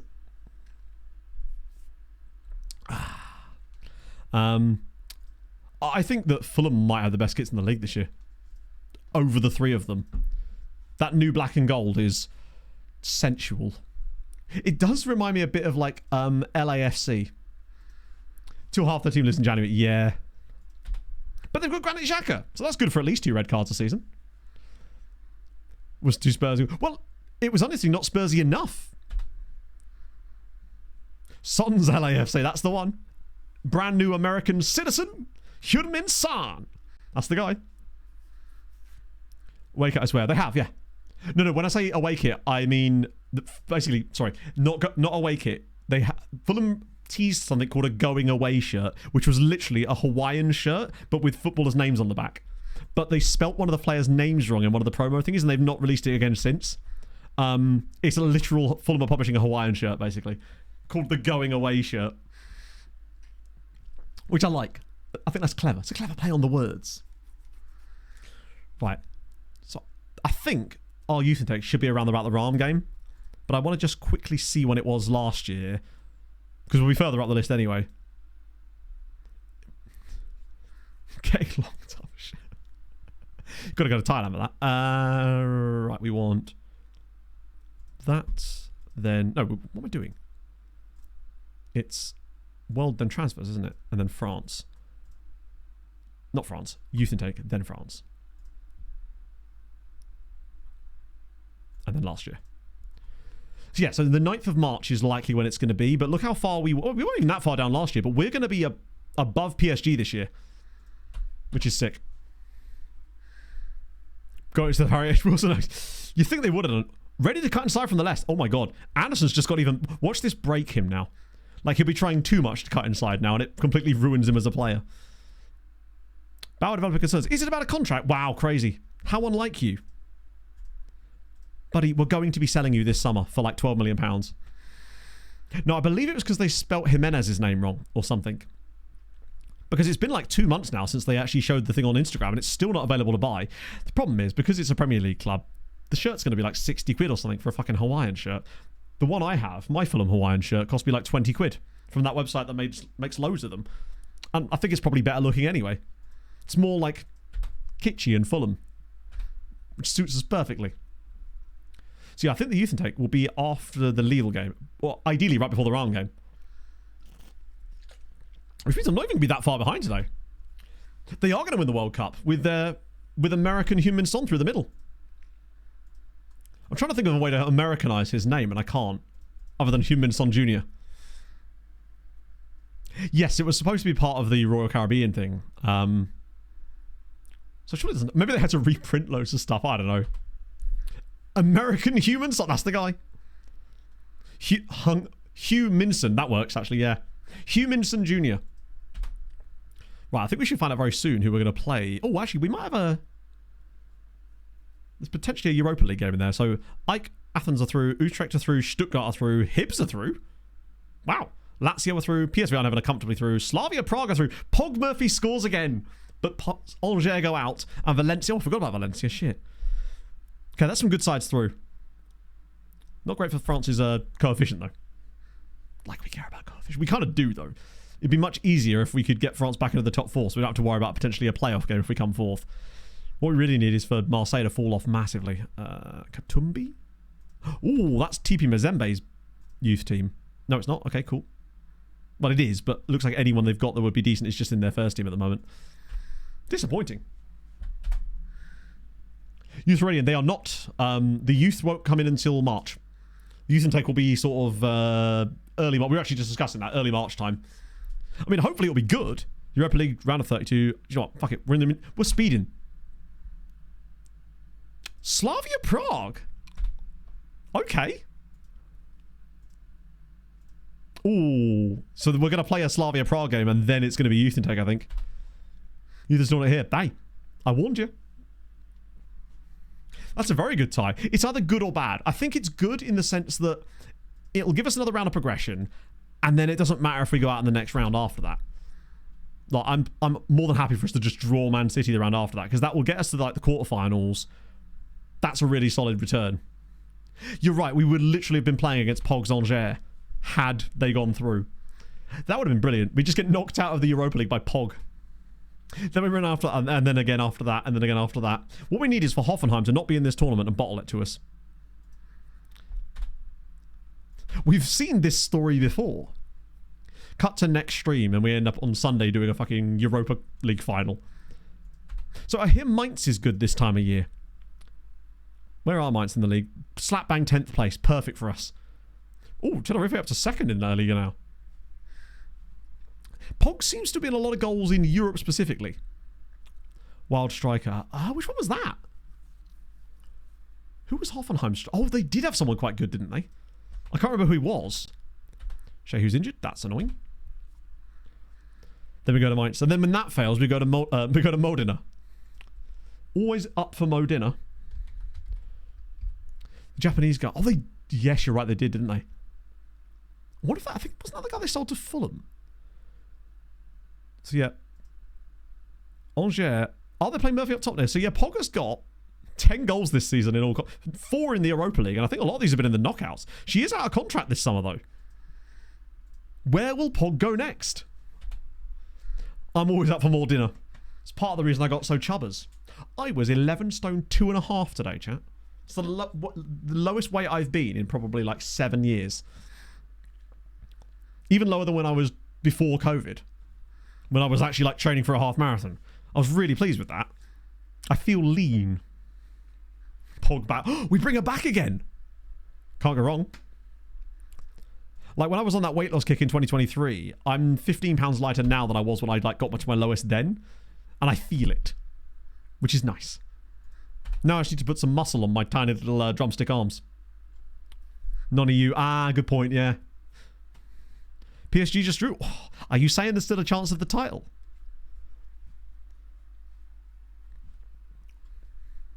Speaking metric, I don't know. About 3 kilometers. We needed to become Pog Le Murphy. Right, what are they doing there?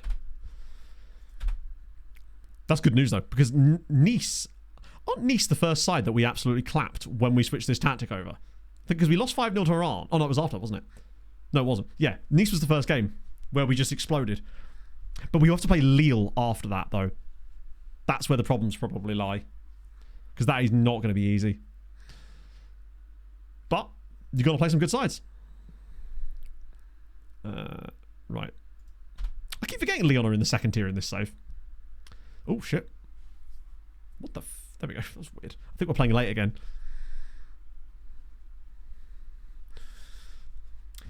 Also, I'm committing to saying this, but the Le Challenge recap should be up next Friday.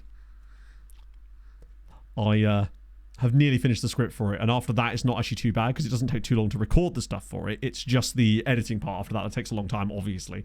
But the way I script it is I basically script my edit as I'm scripting it, so it's much, much easier when it comes to the actual edit itself.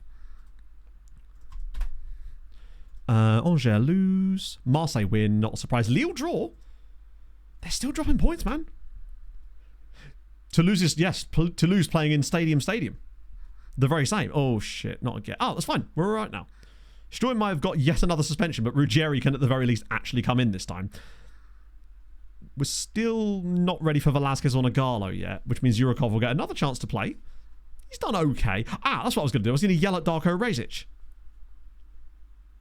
If the game would allow it. There we go. Discuss worn player, recent form. You've been appalling, lad. Get it together. I'd rather get what I want. Huh? That doesn't make any sense. I'd rather get what I want without much of a conversation. You don't want anything. I just criticised your form. Did they just not bother to code this part? They're like, no one's going to see this. No one's going to actually try and check this bit. I'll just back down. He does, but that's like really stupid. Get what he wants. Brother. He did tell me to shut up. Yeah. That's annoying. There's one of those 4,000 new interactions I've heard so much about. Right. He's doing... Wait, Habila. Oh, hang on. The bench has definitely got a couple of fake... Yeah. Shehu's injured and Habila is available. So we'll get you in there, buddy. I might temporarily get Velasquez on the bench in... He just wanted to be bad in that. Yeah, oh, I see what you mean. Yes. He's like, no, boss, I'm playing bad on purpose. I'm in the shop window, but for a move downwards. Hey, Habila's good, but he's not as, shit, you're right. Oh, well, it's happened now. Too late.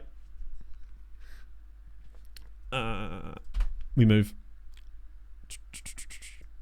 Wow, our form's actually dropped off a little bit. I suppose what happen when you lose games. I've got to stop doing that. He's not quite I can't even say his name. Isla Blabiba. I'm playing at my level, yeah. Send me back. Yeah, that shop is Poundland and the window's broken. Okay, this is a big one. Because with other games already played, it's an opportunity to at least temporarily stretch the gap to Monaco back to 10 points again. Although they still have to play. And they're not likely playing anyone... Actually, maybe they are. Oh, they're playing Ron. That's a chance for a winnable game there. You want to sign me up with... Maybe, yeah. He's like, I don't want the interest in me. Oh my god, look at this. We've just sort of not got it right now. Oh, never mind. We've got... I'll tell you what, Peter Bashir is bailing us out on a level I didn't expect. He's much better in the air than Alec Chowie or Velasquez, and he's just good enough that he's able to score us goals from set pieces like Skelly Alviro was. And without his goals, we would be in real trouble over this period. Because these types of moments are huge for us. Plus he's giving 3 assists. Did Joel Shasley get the assist for that? Here we go. Binder from the free kick. He'll obviously miss this, as naturally do. I wish those didn't count as key highlights. Like, that doesn't need to be shown every time they blast one over the crossbar from 30 yards. We're probably going to get our own... they got a play called Moron. Ooh, nice effort. Hey, it's rare that you see an overhead kick attempted. Does he even have overhead kicks? I bet he doesn't. It was this guy, Rodrigo Aiko, wasn't it?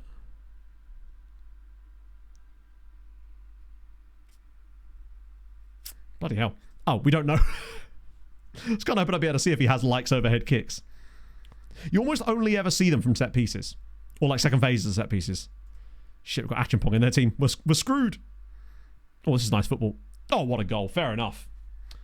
Juan Carlos Herrera's second goal of the season. That is a very good equaliser. 100 million. See, that's why I don't spend that kind of money on players. It's too much of a risk. If it goes wrong in such a catastrophic way that it's just not worth it most of the time. Rezic is still playing like absolute shite.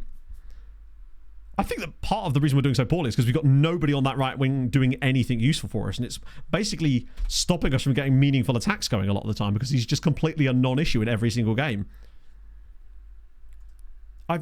I was going to say I've never seen a run of form this bad, but I absolutely have. It was called Nagalo earlier this season when he did the exact same thing. Okay, come on. Peter Bashir again. Okay, Peter Bashir again. He is single-handedly winning us matches at this point. That's his 7th goal of the season for a player that doesn't usually start games for us.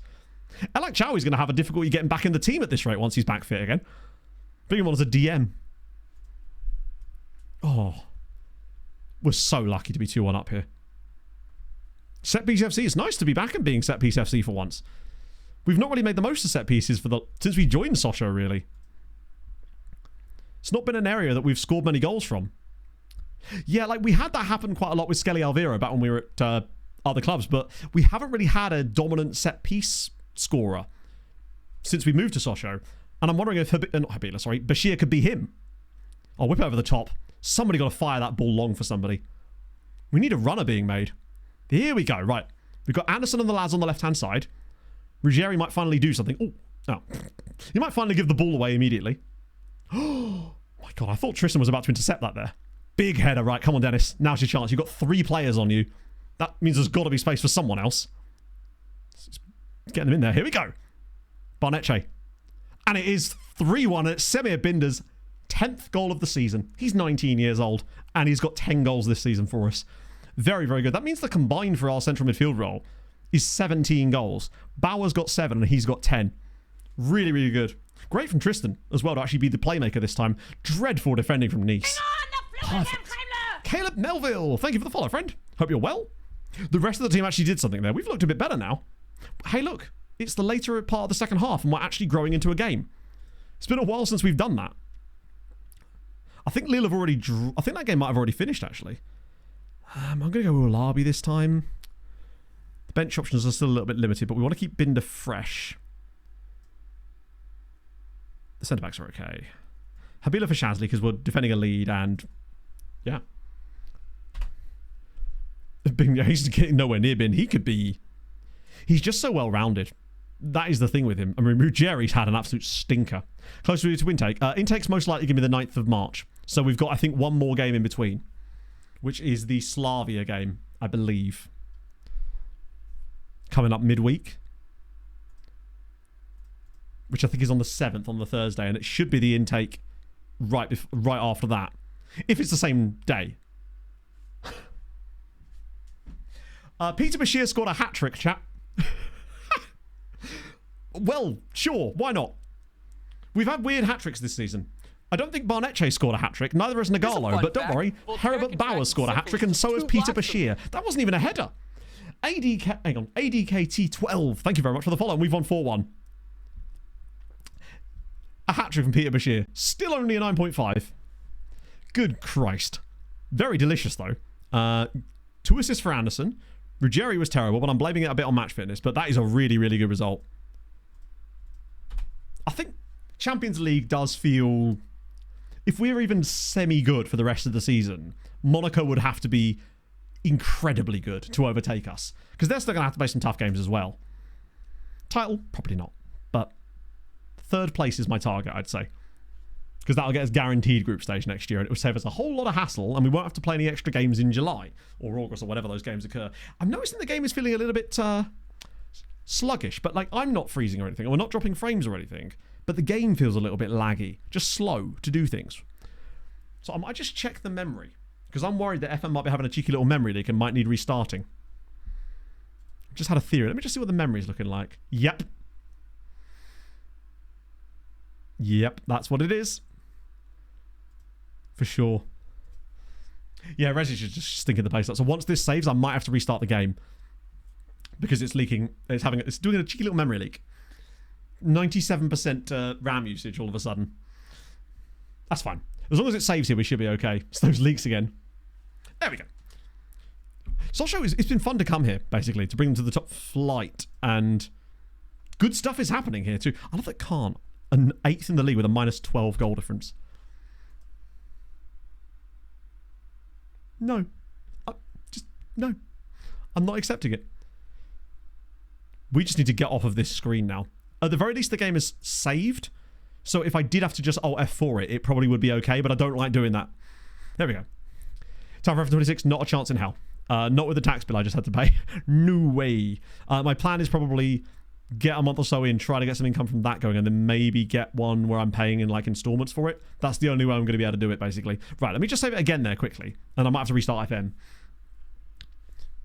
Because that is worrying. The last thing we want is it crashing and us losing a really important result, or even worse than that, losing a crazy good youth player in our youth intake. That's what I fear the most. Like, I'm actually amazed that I've managed to get through, in theory, quite close to the end of this game cycle without losing my job. So I'm counting my chickens, so to speak, on that side of things. Right, let me just go big face for a minute. Thierry Henry has turned their fortunes around. Don't worry, we're not going anywhere just yet. I'm just going to restart FM and freshen up my memory. Do you know what I might actually do? Close Firefox too, because you lot with your fucking Willian memes are probably using loads of browser RAM as well. Wouldn't it be funny if the reason that we had the whole memory issue wasn't anything to do with FM? It was because of all the Willian memes in my Firefox with the different tabs being open. It still thinks FM's running at the moment. So we've got FM23. FM24 was a big step up. Kind of I got, yeah, still got a 970 in it. There we go. Firefox is barely using any now. Right, that should be fine now. I can restart it. Also, weird one. I closed down FM last night and Steam got confused. Upon shutting it down, it immediately reopened it again. Weird. I mean, to be fair, I wouldn't say get FM24 at this point, considering we're going to get another one in like 2 months, probably. Well, 2 and a bit months, most likely. But if you can get it really cheap on sale, it's probably still worth picking up because it is a very, very good game. Like I always say, if we were going to get stuck on one for 2 years, I'm glad it was this one. It'd be nice to get a proper graphics card in this thing. Honestly. Like, if it was one of those things where I could just upgrade the graphics card, I probably would have done that instead. The issue was, basically, if I upgraded the graphics card, I most likely would have had to... Well, I would have had to upgrade the PSU as well. And likely with that, I would have probably also had to upgrade my motherboard. And at that point, you're basically just... Do you know what I mean? You're basically just building a new PC anyway. Could not drag my players about that selected all the players. Really? Have you got like a screenshot or something we can have a look at? Because that is not something that should be happening, basically. Right, we're back. Hopefully that's fixed that issue. I've started to learn the signs of when it's going a bit funky.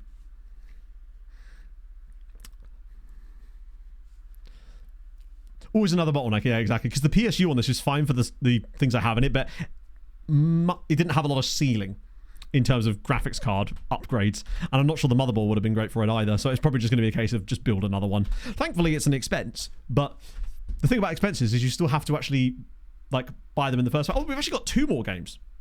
There's still the Lille game as well. Then it's Youth Intake and Slavia Prague. Almeida. Was that Flavio by any chance? Yeah, thankfully, it's like, cool, I get it off of my tax, but at the same time, you still have to have the money in the first place to actually pay for it. But like I said, I'm just thankful that I can still do this as a job, frankly. So it's certainly not something I'm going to be losing sleep over, the fact that I wasn't able to get a new computer, you know.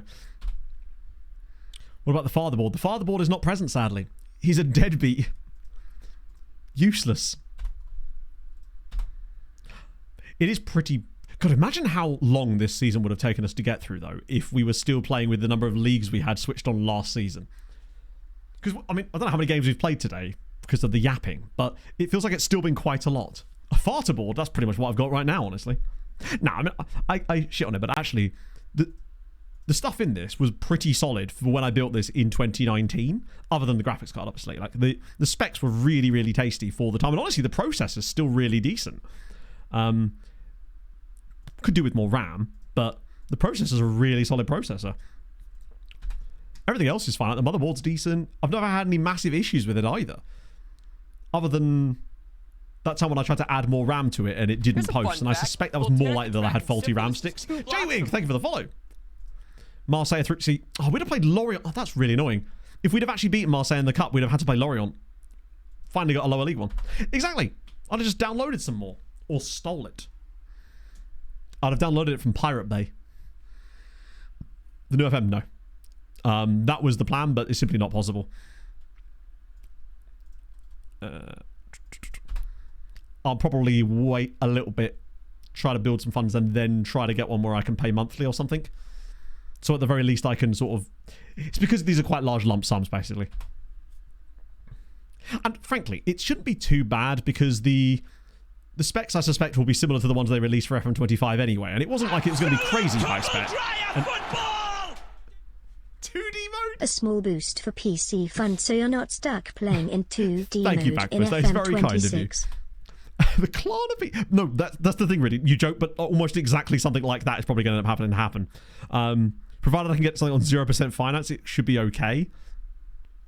But I prefer to build than buy complete PCs, because at least then you've got more control over the things. Yeah, I don't think it's going to be crazy. I think it will honestly be fine. I might have to just have it on lower settings while I'm streaming to keep things fluid and smooth. With videos, it's not so bad because it's not having to encode something to transmit at the same time.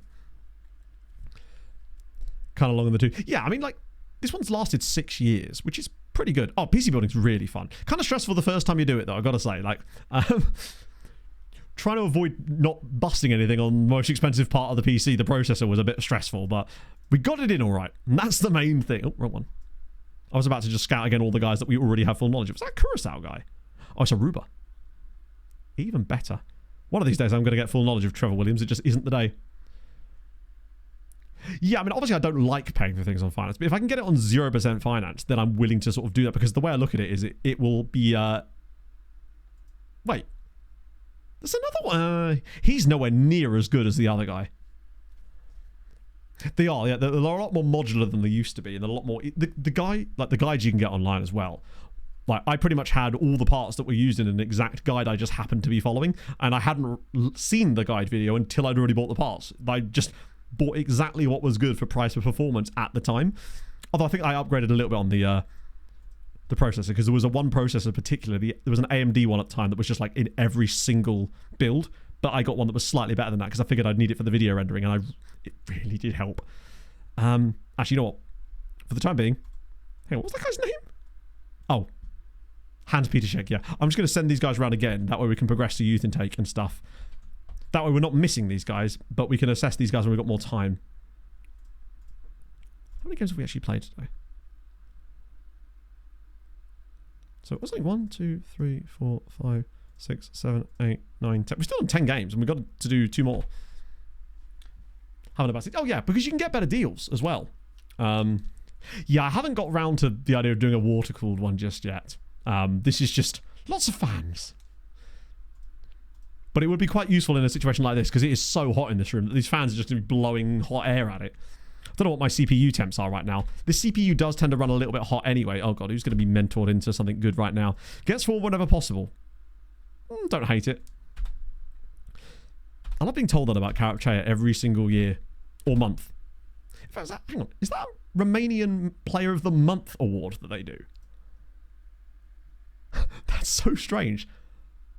That Romania just have their own Player of the Month, even though he doesn't play in Romania. Oh, new contract for me. Yes, please. If you'd be so kind. We'd appreciate that. Get that nailed down. 4 megabytes of RAM for £120.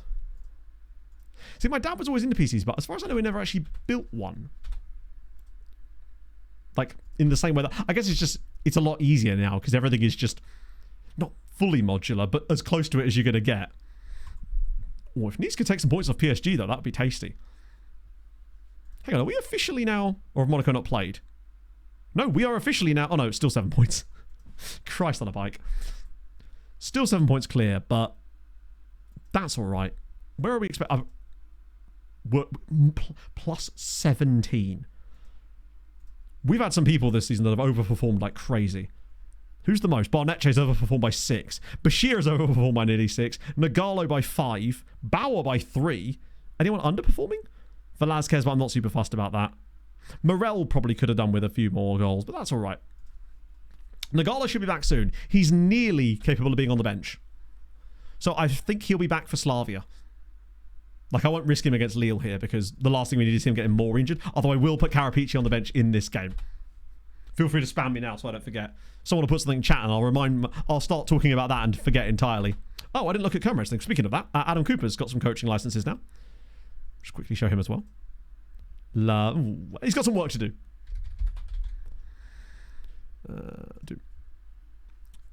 Additional radiators. I guess so, yeah. You have some work to do. Like, the technicals are not really there yet, but in time. And at the very least, you're giving us Denmark knowledge. And nobody else was. So we'll take what we can get at this point. To be fair, there was no point in me finishing the stream earlier today anyway, because Pog's still out for her run. So 20 grand a week, nice. It's not like we'd have been able to go do the big shop. Oh, I can't I? One sec. I thought we were closer to match there than we actually were. Let me just try that again. Oh my god, type properly, Matt. Well, once you get some more coaching courses, it'll be okay. Yeah, 4-year deal. That's actually quite a lot. I think that's the most we've been offered at any stage during the save. It's usually 2-year deals that we get offered. We always feel like we're just one slightly poor little run away from losing our job, but I think we're almost untouchable at Sochaux at the moment. Then again, we did come very close to getting the sack. That's the first time in this save that, since we've started going to the bigger sides. Yes! That's huge. Lens, they've seen the way. 3-0 victory for Lens against Monaco is brilliant. Because it means we can now essentially afford to lose to Lille and keep the 7-point gap. But if we did pull off a worldie of a result, we would all but be confirmed Champions League football at that point, I would say. Like 10 points with 10 games to go.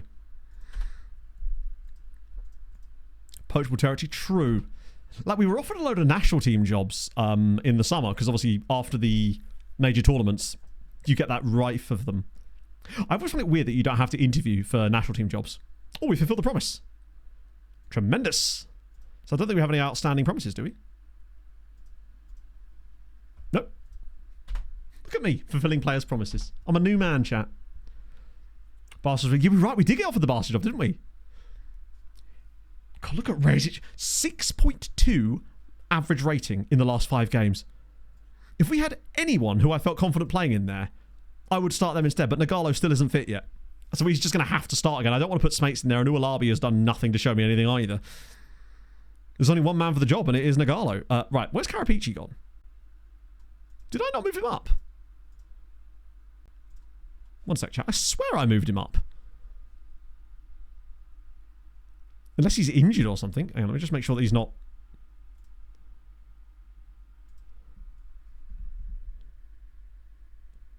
Ah, I'll tell you what it is. He's not registered, is he? One sec. It's because he wasn't registered. Where the hell is he? There he is. Oh, no. Yeah, I'm registered. Fine, we'll fix that. I think I can still fix that here. Don't mind me. Just doing a little bit of paperwork in the background. It's fine. Wait, no. We can't I'm not allowed to register him, am I? It's locked. It's a locked window. Oh, no. Yes, I can. No, I can't. I'm not allowed to register him. Because it's outside the window. That's a little bit annoying. Oh, well. After all, we can't play him anyway. That's a shame. And maybe it's just because it's a match day, but I don't think it is. I'm pretty certain I'm just not allowed to register him. Until the end of it. Better return a lot of strikers. To be fair, he's got 20 jumping reach. And, oh my god, he's good. He's 22! It's so dumb that I'm just looking at that and going, not got the aggression. Looks like it doesn't matter too much. He's got 10 in 9 in the Premier League. 13 goals. Is he your top scorer at this point? Oh, well, it is what it is. We're just going to have to accept that Rezic is most likely going to be absolute bobbins in this game as well. Stoyan's back, though, surely? Yes, good. Right, so at least that's one less of an issue, because Ruggieri was awful last game. So it means Macari can drop off the bench. No, I can play Ualabi there, but he's done nothing either, and he's just a lot worse of a player. Like, attribute-wise, he's simply nowhere near as good. And he's more of a shadow striker type of guy. He lacks the sort of passing, and his dribbling isn't amazing either compared to, like, Rezic. So he's shown me no reason. Oh, looks like Muller is staying here. Maybe it was a different Muller that Fulham were after. We're just going to have to wait until Nagalo's back, which hopefully... I'm actually starting to think that it might not be by the Slavia Prague game. I mean, we persisted... I say that. We didn't really persist with Nagalo, did we? We did drop him for a few games, and then Rezic played really well. That's what I need to be able to do. We've just had no other choice. I would say that means we need to look there for depth in the summer. We don't really, because all we'll do is next season we'll just register Karapici, so we have 3 of them available. Then Ualabi can cover other roles as well, with Nagalo sitting in there too. The issue for the summer is basically going to be left side. On Discord, on the stream chat channel. Oh, hang on one sec. I don't even have Discord open. Sorry, this isn't... if you can, like, maybe drop it in a Gyatso in the chat so I can actually show it on stream. That would be a lot easier. Forgive me. It's not as easy for me to show the Discord on stream as it is to just click links in chat and then inevitably be shown a Willie and me. And Galita, but oh yeah, for sure. All those guys, plus a left side option. Maybe 2. That will set us up nicely. Having all these extra fixtures this year has really shown me where the depth is needed, and it's definitely the left. Oh, come on now. And you know what? we've earned the right to have a bit of a shitter performance, I suppose, given that Monaco lost as well. But it would be really nice to beat Lille away. That would, for me, say, actually, you know what? We're in this battle. I don't think we're done yet, but they're a really good... I mean, these guys have won the league since we've been in France. They're no mugs. It's a lifestyle, yeah. Who wouldn't want to live like Willian? Little breaks in other clubs, but eventually you always come home to Fulham, where you live. They're being very ponderous playing out from the back, which makes me wonder if we're about to intercept it off of them and score a comedy goal. And you know I like a comedy goal. Whoa. Either that or they're actually being incredibly patient, playing through our press, and are about to score an absolute wonder. Interesting coach. I don't know. Let me check in a sec when they inevitably score here. Although, maybe not. No. Wait, that was the highlight. Cheers, Evan. Who is Lille's coach? I'm going the long way here. It is Rodrigo Almeida. He's kind of giving generic manager man vibes, who's managed everybody. Been in the game 13 years, to be fair. I would love it if we beat Lille away. I mean, it would certainly be a statement. The fact that we're even competing with these kind of teams, though, is a really good sign of our progress from last season, considering there haven't been that many additions to the squad. It's a lot of the same players, just like a step further forward. Verbruggen, was he really? Was Verbruggen at Lille? I know Lenny Yoro was here for a very long time. Was that Lens? No, it was Lille, wasn't it? Rezic is, as always, losing rating. So Stoyan, in fairness. Claudio's doing a good job, though. We're definitely missing Velázquez, too. That extra, passing ability is very, very useful in games like this to unlock teams. Anderson's having an absolute shitter as well. There's been criticising Rezic, but look at that. They're heading balls back to their goalkeeper. He's rolling it out. Lille are just toying with us at this point. Help win the title. He might have done, actually, yeah. Because that title was crazy. Not that they've exactly fallen off since then. Look at this. I don't think I've ever seen a team play out from the back quite so aggressively. It's not really worked for them, though. Oh, what a chance. They're just toying with us at this point. Here we go. Okay, let's see. Oh, Lord.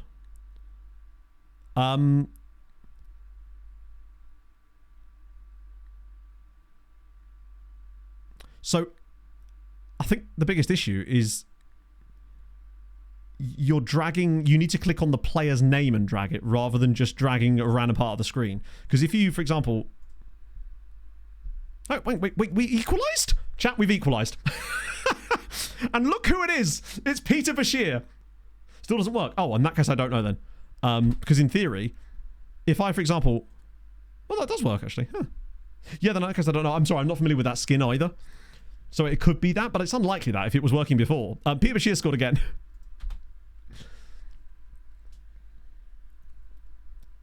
Yeah, if you can't... Oh, yeah, if you can't submit the team for the match... Yeah, if you've already submitted it, you can't change it. That's a good point, Darren. I hadn't even considered that. Do you think that Velázquez's absence is actually making Rezic worse because he's not trying to find those passes? So Rezic is not getting the ball as much? Lack belief? He seemed to believe in himself plenty when we had that discussion. Let's see if I can charm him up a little bit. There we go.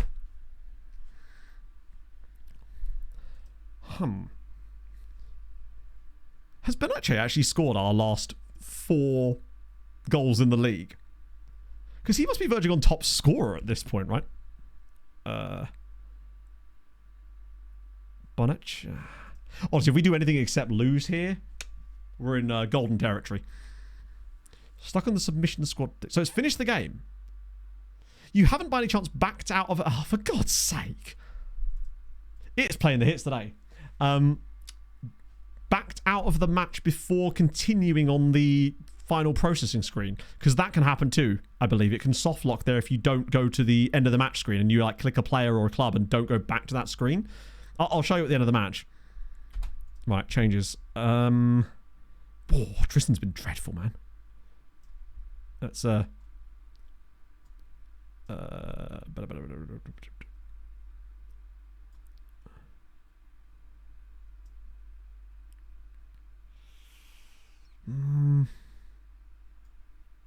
Oh, so I was looking for Sven. Man was not there. We wouldn't deserve anything from this game. 3 days after the game. Oh, okay. At that point, I would probably just save the game, close and restart. That usually solves 99% of issues, generally speaking. I can't really bring on Oscar. I haven't thrown it on attacking one of these situations in ages, actually. For 4 days. Then I really don't know then. It could be a skin issue. But that is an odd bug that I've not encountered. I mean, I've encountered some weird-ass bugs, like the one when all my players' faces went red. Which was a very strange bug. Never forget Manuel Pineda with the red face. The demonic regens. I mean, sometimes there's other things you can do, but, like, still doing it. Yeah, I'm not sure what to suggest. Have you tried clearing the cache? Yeah, it might not even be an FM issue. It could be like a system issue, but that's... Have you got like a new mouse recently or anything? Okay. 4 more days, then Slavia, then intake. Mouse sensitivity, I suppose, but it's odd that it would be selecting. It's almost like it's double clicking or something, maybe. Because my mouse actually weirdly started doing that right before I got a new one. That was the biggest issue with it. The double click thing just stopped working.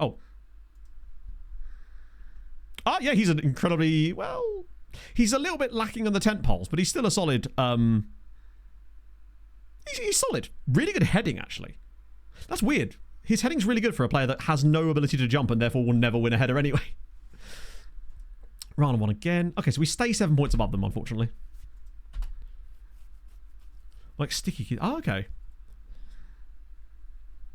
This was a good mouse purchase. Now that I've actually got used to this mouse and I've got all my editing shortcuts bound to it, particularly as I was able to combine one editing shortcut, 3 into 1, just with the push of one button, which is very tasty. Only playing FM since this happened. True, but like I guess it's like it's one of those like correlation, not causation type of moments where perhaps it just occurred while you were playing FM and it is not directly caused by FM or something in FM. Is it occurring in like other applications? Like there's other things that just randomly happen. Sometimes I will literally like start my computer up and the order in which it loads my startup apps makes me know that it has not started up correctly. And then I will always restart it again because we've had a few streams where weird things have happened and it's been because of that and I've just persisted with it. Like that time when for some reason OBS started ignoring the audio controller flow that I have and ended up putting the Spotify soundtrack on the VOD, and yeah, that was really weird. And I think that's one of those things that happened. It will just randomly load something on my startup that isn't supposed to be on it. But now I've learned. It's like, if I don't see that NVIDIA GeForce Now thing as the first thing that's loaded, we're going again. Yeah, so I restart my computer before stream every single time I stream because I look at it as like I don't want anything from random apps I've had open for the last couple of days having some weird like catalyst effect that causes weird stuff to happen. And generally speaking, I'd say it's worked pretty well. That and it does help that it's an NVMe, so it boots in like 10 seconds, which is really convenient. Nagalo's back in training. Will he be back for that game, though, is the question. With other save files. Yeah, I'm afraid I'm out of ideas too, and I'm not particularly technically inclined. Wilson, there is some technical parts of the Discord that you might be able to ask in there as well. Sorry, Hazard, just as a point, you don't, like... It does start to become a bit spammy when you just put the same thing in chat over and over again. He is a fantastic player. Like, he genuinely is really, really good as well. But just assume that I am going to see it at some point.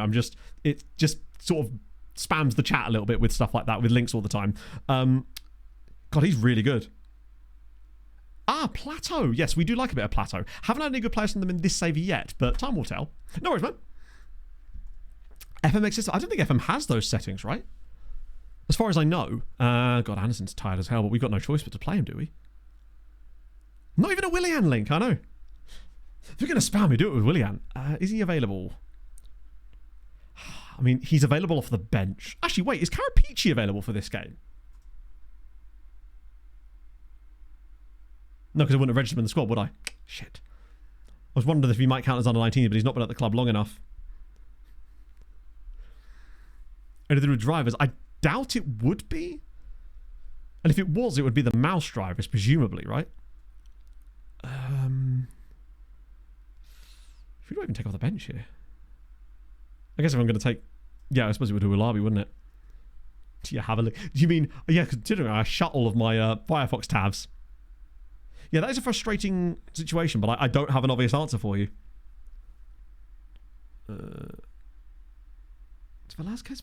No, he's not playable either. Yeah, Nagalo can't start this yet. On the plus side, Rezic didn't get... He upped his rating to a 6.6 in the last game. A new record. Nature is finally healing. God, my nature's a bit tired too. Okay, Slavia Prague. Oh, didn't I like this guy? Yes, I did. Okay, he's going to be a problem. He's very good. Is he wanted by someone big? Of course it's not. Naturally, it's not. Okay. But they do have a DM whose name is awful. Wait, I can have more subs, can't I? Love you, and you, and Sven. You got to get Sven in there too. Tournament to get licenses? I don't know. Those Legoland licenses leave. There's every chance. Oh, Christ. I'm glad I vested up today because it is repugnant outside at the moment. And thus, repugnant in here as well. Although it might just be my attitude. I've been told I have an attitude problem. Problem is I don't have enough of it. I should have brought a second drink up. But it's okay. We've got youth to take off this game and we're going to be Gucci. And we get an extra hour. We should be better. More could have been bought. No way. Do tell. What can I do with this regen? I know it's going to be Willian, but that's okay. Fuck's sake. At least it was creative, I suppose. There we go, Claudio. Oh, that's a shame. This is going to be their goal, isn't it? Come on, somebody get across. And, oh, wow. We are now losing to Slavia Prague. I think that even if we were to lose the away game, we probably will have the strength to just batter them in the home match anyway. So I'm not particularly concerned about that. Still don't want to lose, though. I would like to at least progress one more round in the Europa League. Yeah, I mean... Oh, shit. Well, it looks like Nagalo's into the game. That's brilliant. Just what we needed right now. Rezic has decided that he's had enough and is just going to limp off anyway. Right when we needed him the most. Yeah, there's nothing worse than conceding the first goal in a game while the anthem is still playing. It's like there's a soundtrack to my misery now, and unfortunately I like the song. It's very satisfying scoring before the soundtrack's ended, though. I guess Nagalo does need match fitness. Just wasn't quite hoping... No, it's not spam at all. Wasn't. This is like, we're trying to help you with fix the issue, man. Always happy to help as best we can. It's just sometimes the... Oh, that's a penalty. That is... I mean, soft as hell, but we'll take it.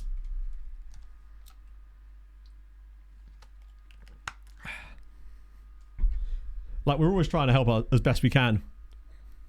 I think he's busy. He's probably got a holiday booked. So who's bought them? Is it someone... I'm supposed to, at this point, anyone is better than that. Because wasn't the owner refusing to sell? Stoyan with a glorious little penalty in the bottom corner, and that is now his 7th goal of the season.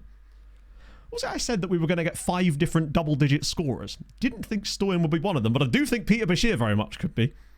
If he carries on scoring at the rate that he is at the moment. Punjab Warriors and Bond Group Investments. Okay. That's interestingly. That is an interesting buyer. Hey, the fact is, I'm just glad that Morecambe are going to be safe, or are going to survive. That's the most important thing. I mean, obviously, if these owners are somehow even worse, then it's obviously not a good thing. But I suppose that's a bridge to cross on another day, right? Ah, shit. Ooh, over the bar. Maybe go through it again. Well, yeah, it's like I said, 50-50. Is there like a deadline by which this stuff has to be done? Potentially. That's the thing. I don't know how it could literally get worse. Then we'll get to half-time on him. About 2 months ago. Oh, I see. Because they haven't played a game since the start of the season, have they, Morecambe? Or did they play one game and then they haven't played any since?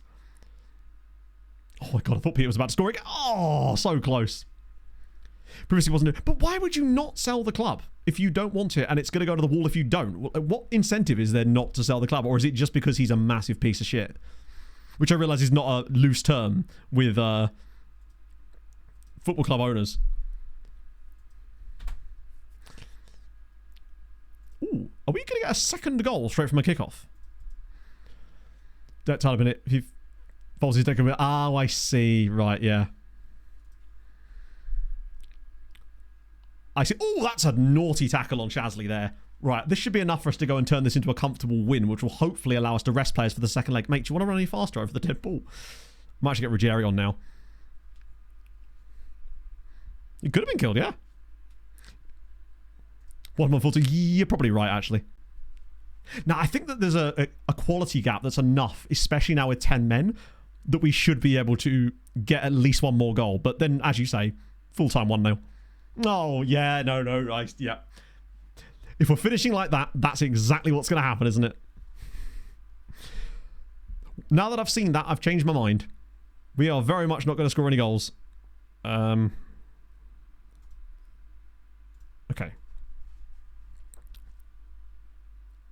Oh, shit. Fuck. I mean, there's always a chance that we could lose. We hadn't considered that opportunity yet. Right, come on, here we go. Nagalo, fire the space. There's loads of options. Please pick one of them, though. Okay. Wouldn't have been what I would have done, but it's okay. There we go. Shasley. Oh, for God's sake. Is there like a gravity well over in that side of the pitch or something? Okay. We've got to make any more subs in this particular gap because we've used 2 of our stoppages already. Do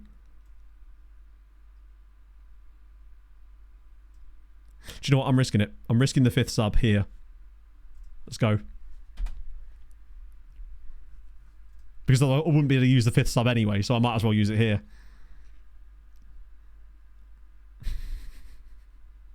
Ooh, it really is difficult playing against 10 men, isn't it?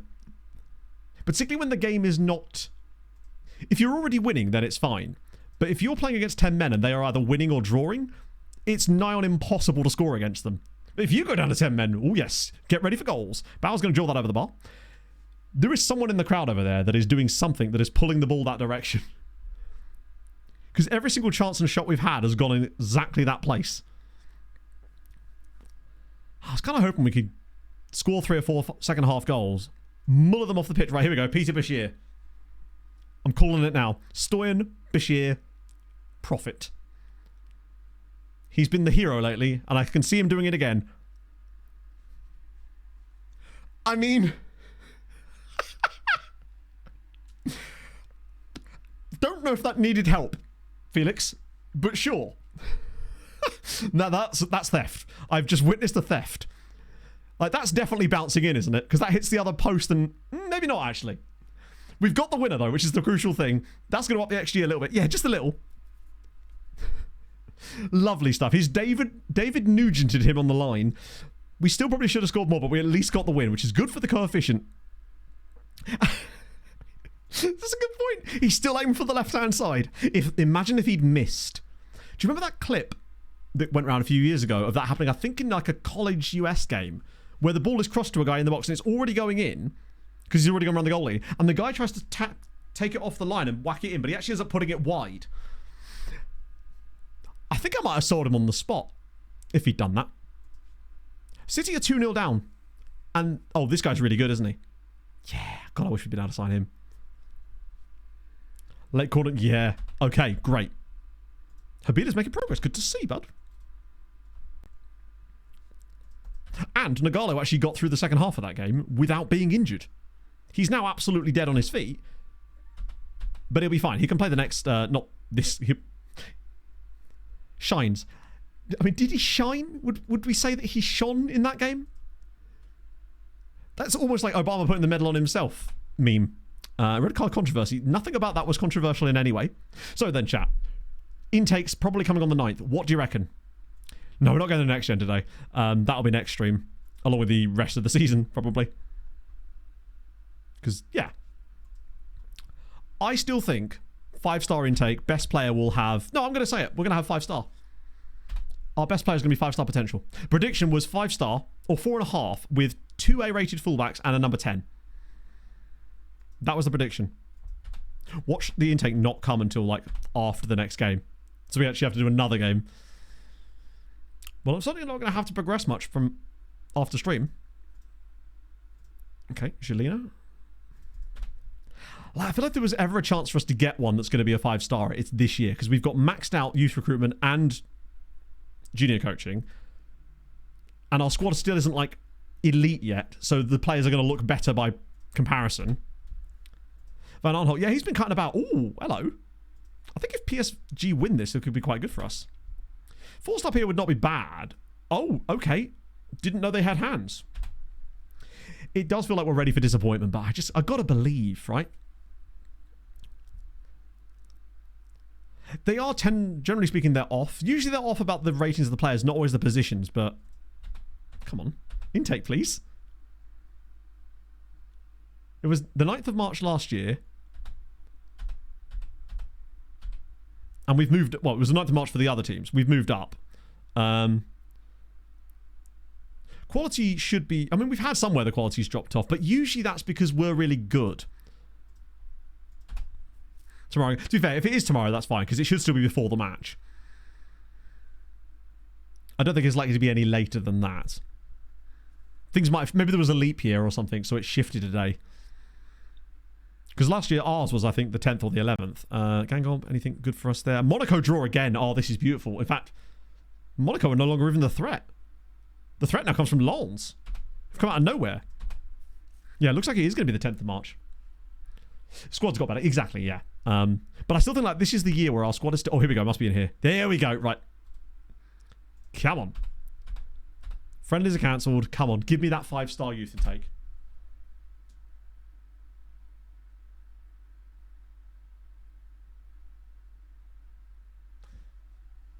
Where fullback? Where fullback gone? Where fullback's gone? Where number 10 gone? I assume it was this guy. So we got Race Yalchin, a Turkish Frenchman. Fullback goalie, my favourite. Yes, I know, but like... we have nothing else to go on. We can't just go, wow, you know, it's crap. We have no other information to use other than the preview. So you have to just take that from what it is. Jimmy Bosch. Oh, okay. I don't hate the attribute markup. His physicals are a little bit naff, but he's all right. They should. Yeah, you'd think that would be better. Yeah, we might get some better ones. We've got Noah Silla. Outspoken, so at least he's got some potential, some professionalism. Sorry about that, you shipped over. We're literally finishing after the intake, which we've just seen. Oh, there's an Anguillan. Oh, we've got an Anguillan. I'm happy. We've got an Anguillan in the youth intake. That's all that really matters. Wow, there's a lot more Frenchmen in this youth intake than normal. Last year, we barely got any Frenchmen. Amathay. Oh, okay. He's not bad. But we've got a Roy guy. Javil Gums. If he had better tackling, he wouldn't even be that bad. Resolute, good jumping reach. But he's got no tackling ability. Great name, though. Where was he from? South Hill Anguilla. He's just not good at anything, no. Other than being Anguillan, which is all he needs to do, to be fair. God, that is so bad. They've got Steve with 2 E's. Sorry, Steve with 3 E's. Yeah, I mean, the fact is, we might get lucky and one of these guys gets reassessed to be 4 stars. It's very rare that one of the guys that's like 3 stars becomes 5. Because usually you've got, with a head of youth development like Pierre Alan Frau, who's got, like, he's not got perfect judging PA and stuff. So maybe there's a little bit of wiggle room there, but it's not likely to be a huge... Put it this way, I don't think any of these guys are going to be a world beater. Let's put it that way. We'll call him Bleeding Gums Javil. Amazing. Faye, I think if anyone was going to become like maybe 4-star, Faye's, he is unambitious though. So even if he was level-headed, there's no hint of like decent professionalism on him, sadly. So he might have better PA than we think, but it's probably unlikely to be that useful for us anyway. Ah, dearie me. Or 100 points. That says there wasn't one. Fabrice, not quite Patrice. Oh, good lord. Hey, if nothing else, despite the youth intake being absolute bull crap, there's always next year, right? Maybe we'll have a full year of 20 youth recruitment. I bet you the teams behind us have got great youth intakes. We'll sign up Javil Gums anyway, just because we got him. But form-wise, okay, things have dropped off a little bit today after a good start, but we have still won a decent amount in the league. We're still firmly placed into the Champions League places, which is where we were. With 10 games to go, we're in the driving seat, and I think we can still go deep into the Europa as well, which is what we're going to finish off on Sunday. So yeah, I am going to stream on Sunday, unless something crazy happens down in Slough. But the next time you'll see me will be on Saturday's stream on Callum's channel, where I'll be playing football outside with other people also outside. I know. crazy times, but there you go. So, who's live this afternoon that we can raid into? This is where sometimes I go on too long, and then my usual raidees are not available. Let's see, what we're saying. Touching grass, I know. This guy, touching grass. Well, it'd be rude not to raid one of the other people that are playing in said match, and that's Mr. Robbo himself. We're going to raid over to Big Robbo, because he will be in that game as well. He was charity match last week, 2 blokes everywhere. So, thank you for joining for the elongated 5-hour stream today. We might do like a slightly shorter stream on Sunday, I don't know. We've got a lot of games to do, to be fair, so we may not be able to, frankly. Either way, I'm enjoying this season anyway, so it doesn't really matter too much. Yeah. I'm going to go sit down outside probably because it's so fucking hot in this room. But thank you for joining me today. Thank you for bearing with the ups and downs, the ins and outs of today's stream. And thank you for those crazy gifted subs earlier, Benny. That was ridiculous of you. And I'm still very, very grateful. Thank you for the donations earlier too. That was very, very nice of you. And thank you for joining us. And if you are new, drop a follow. I'd appreciate that too. And I'm going to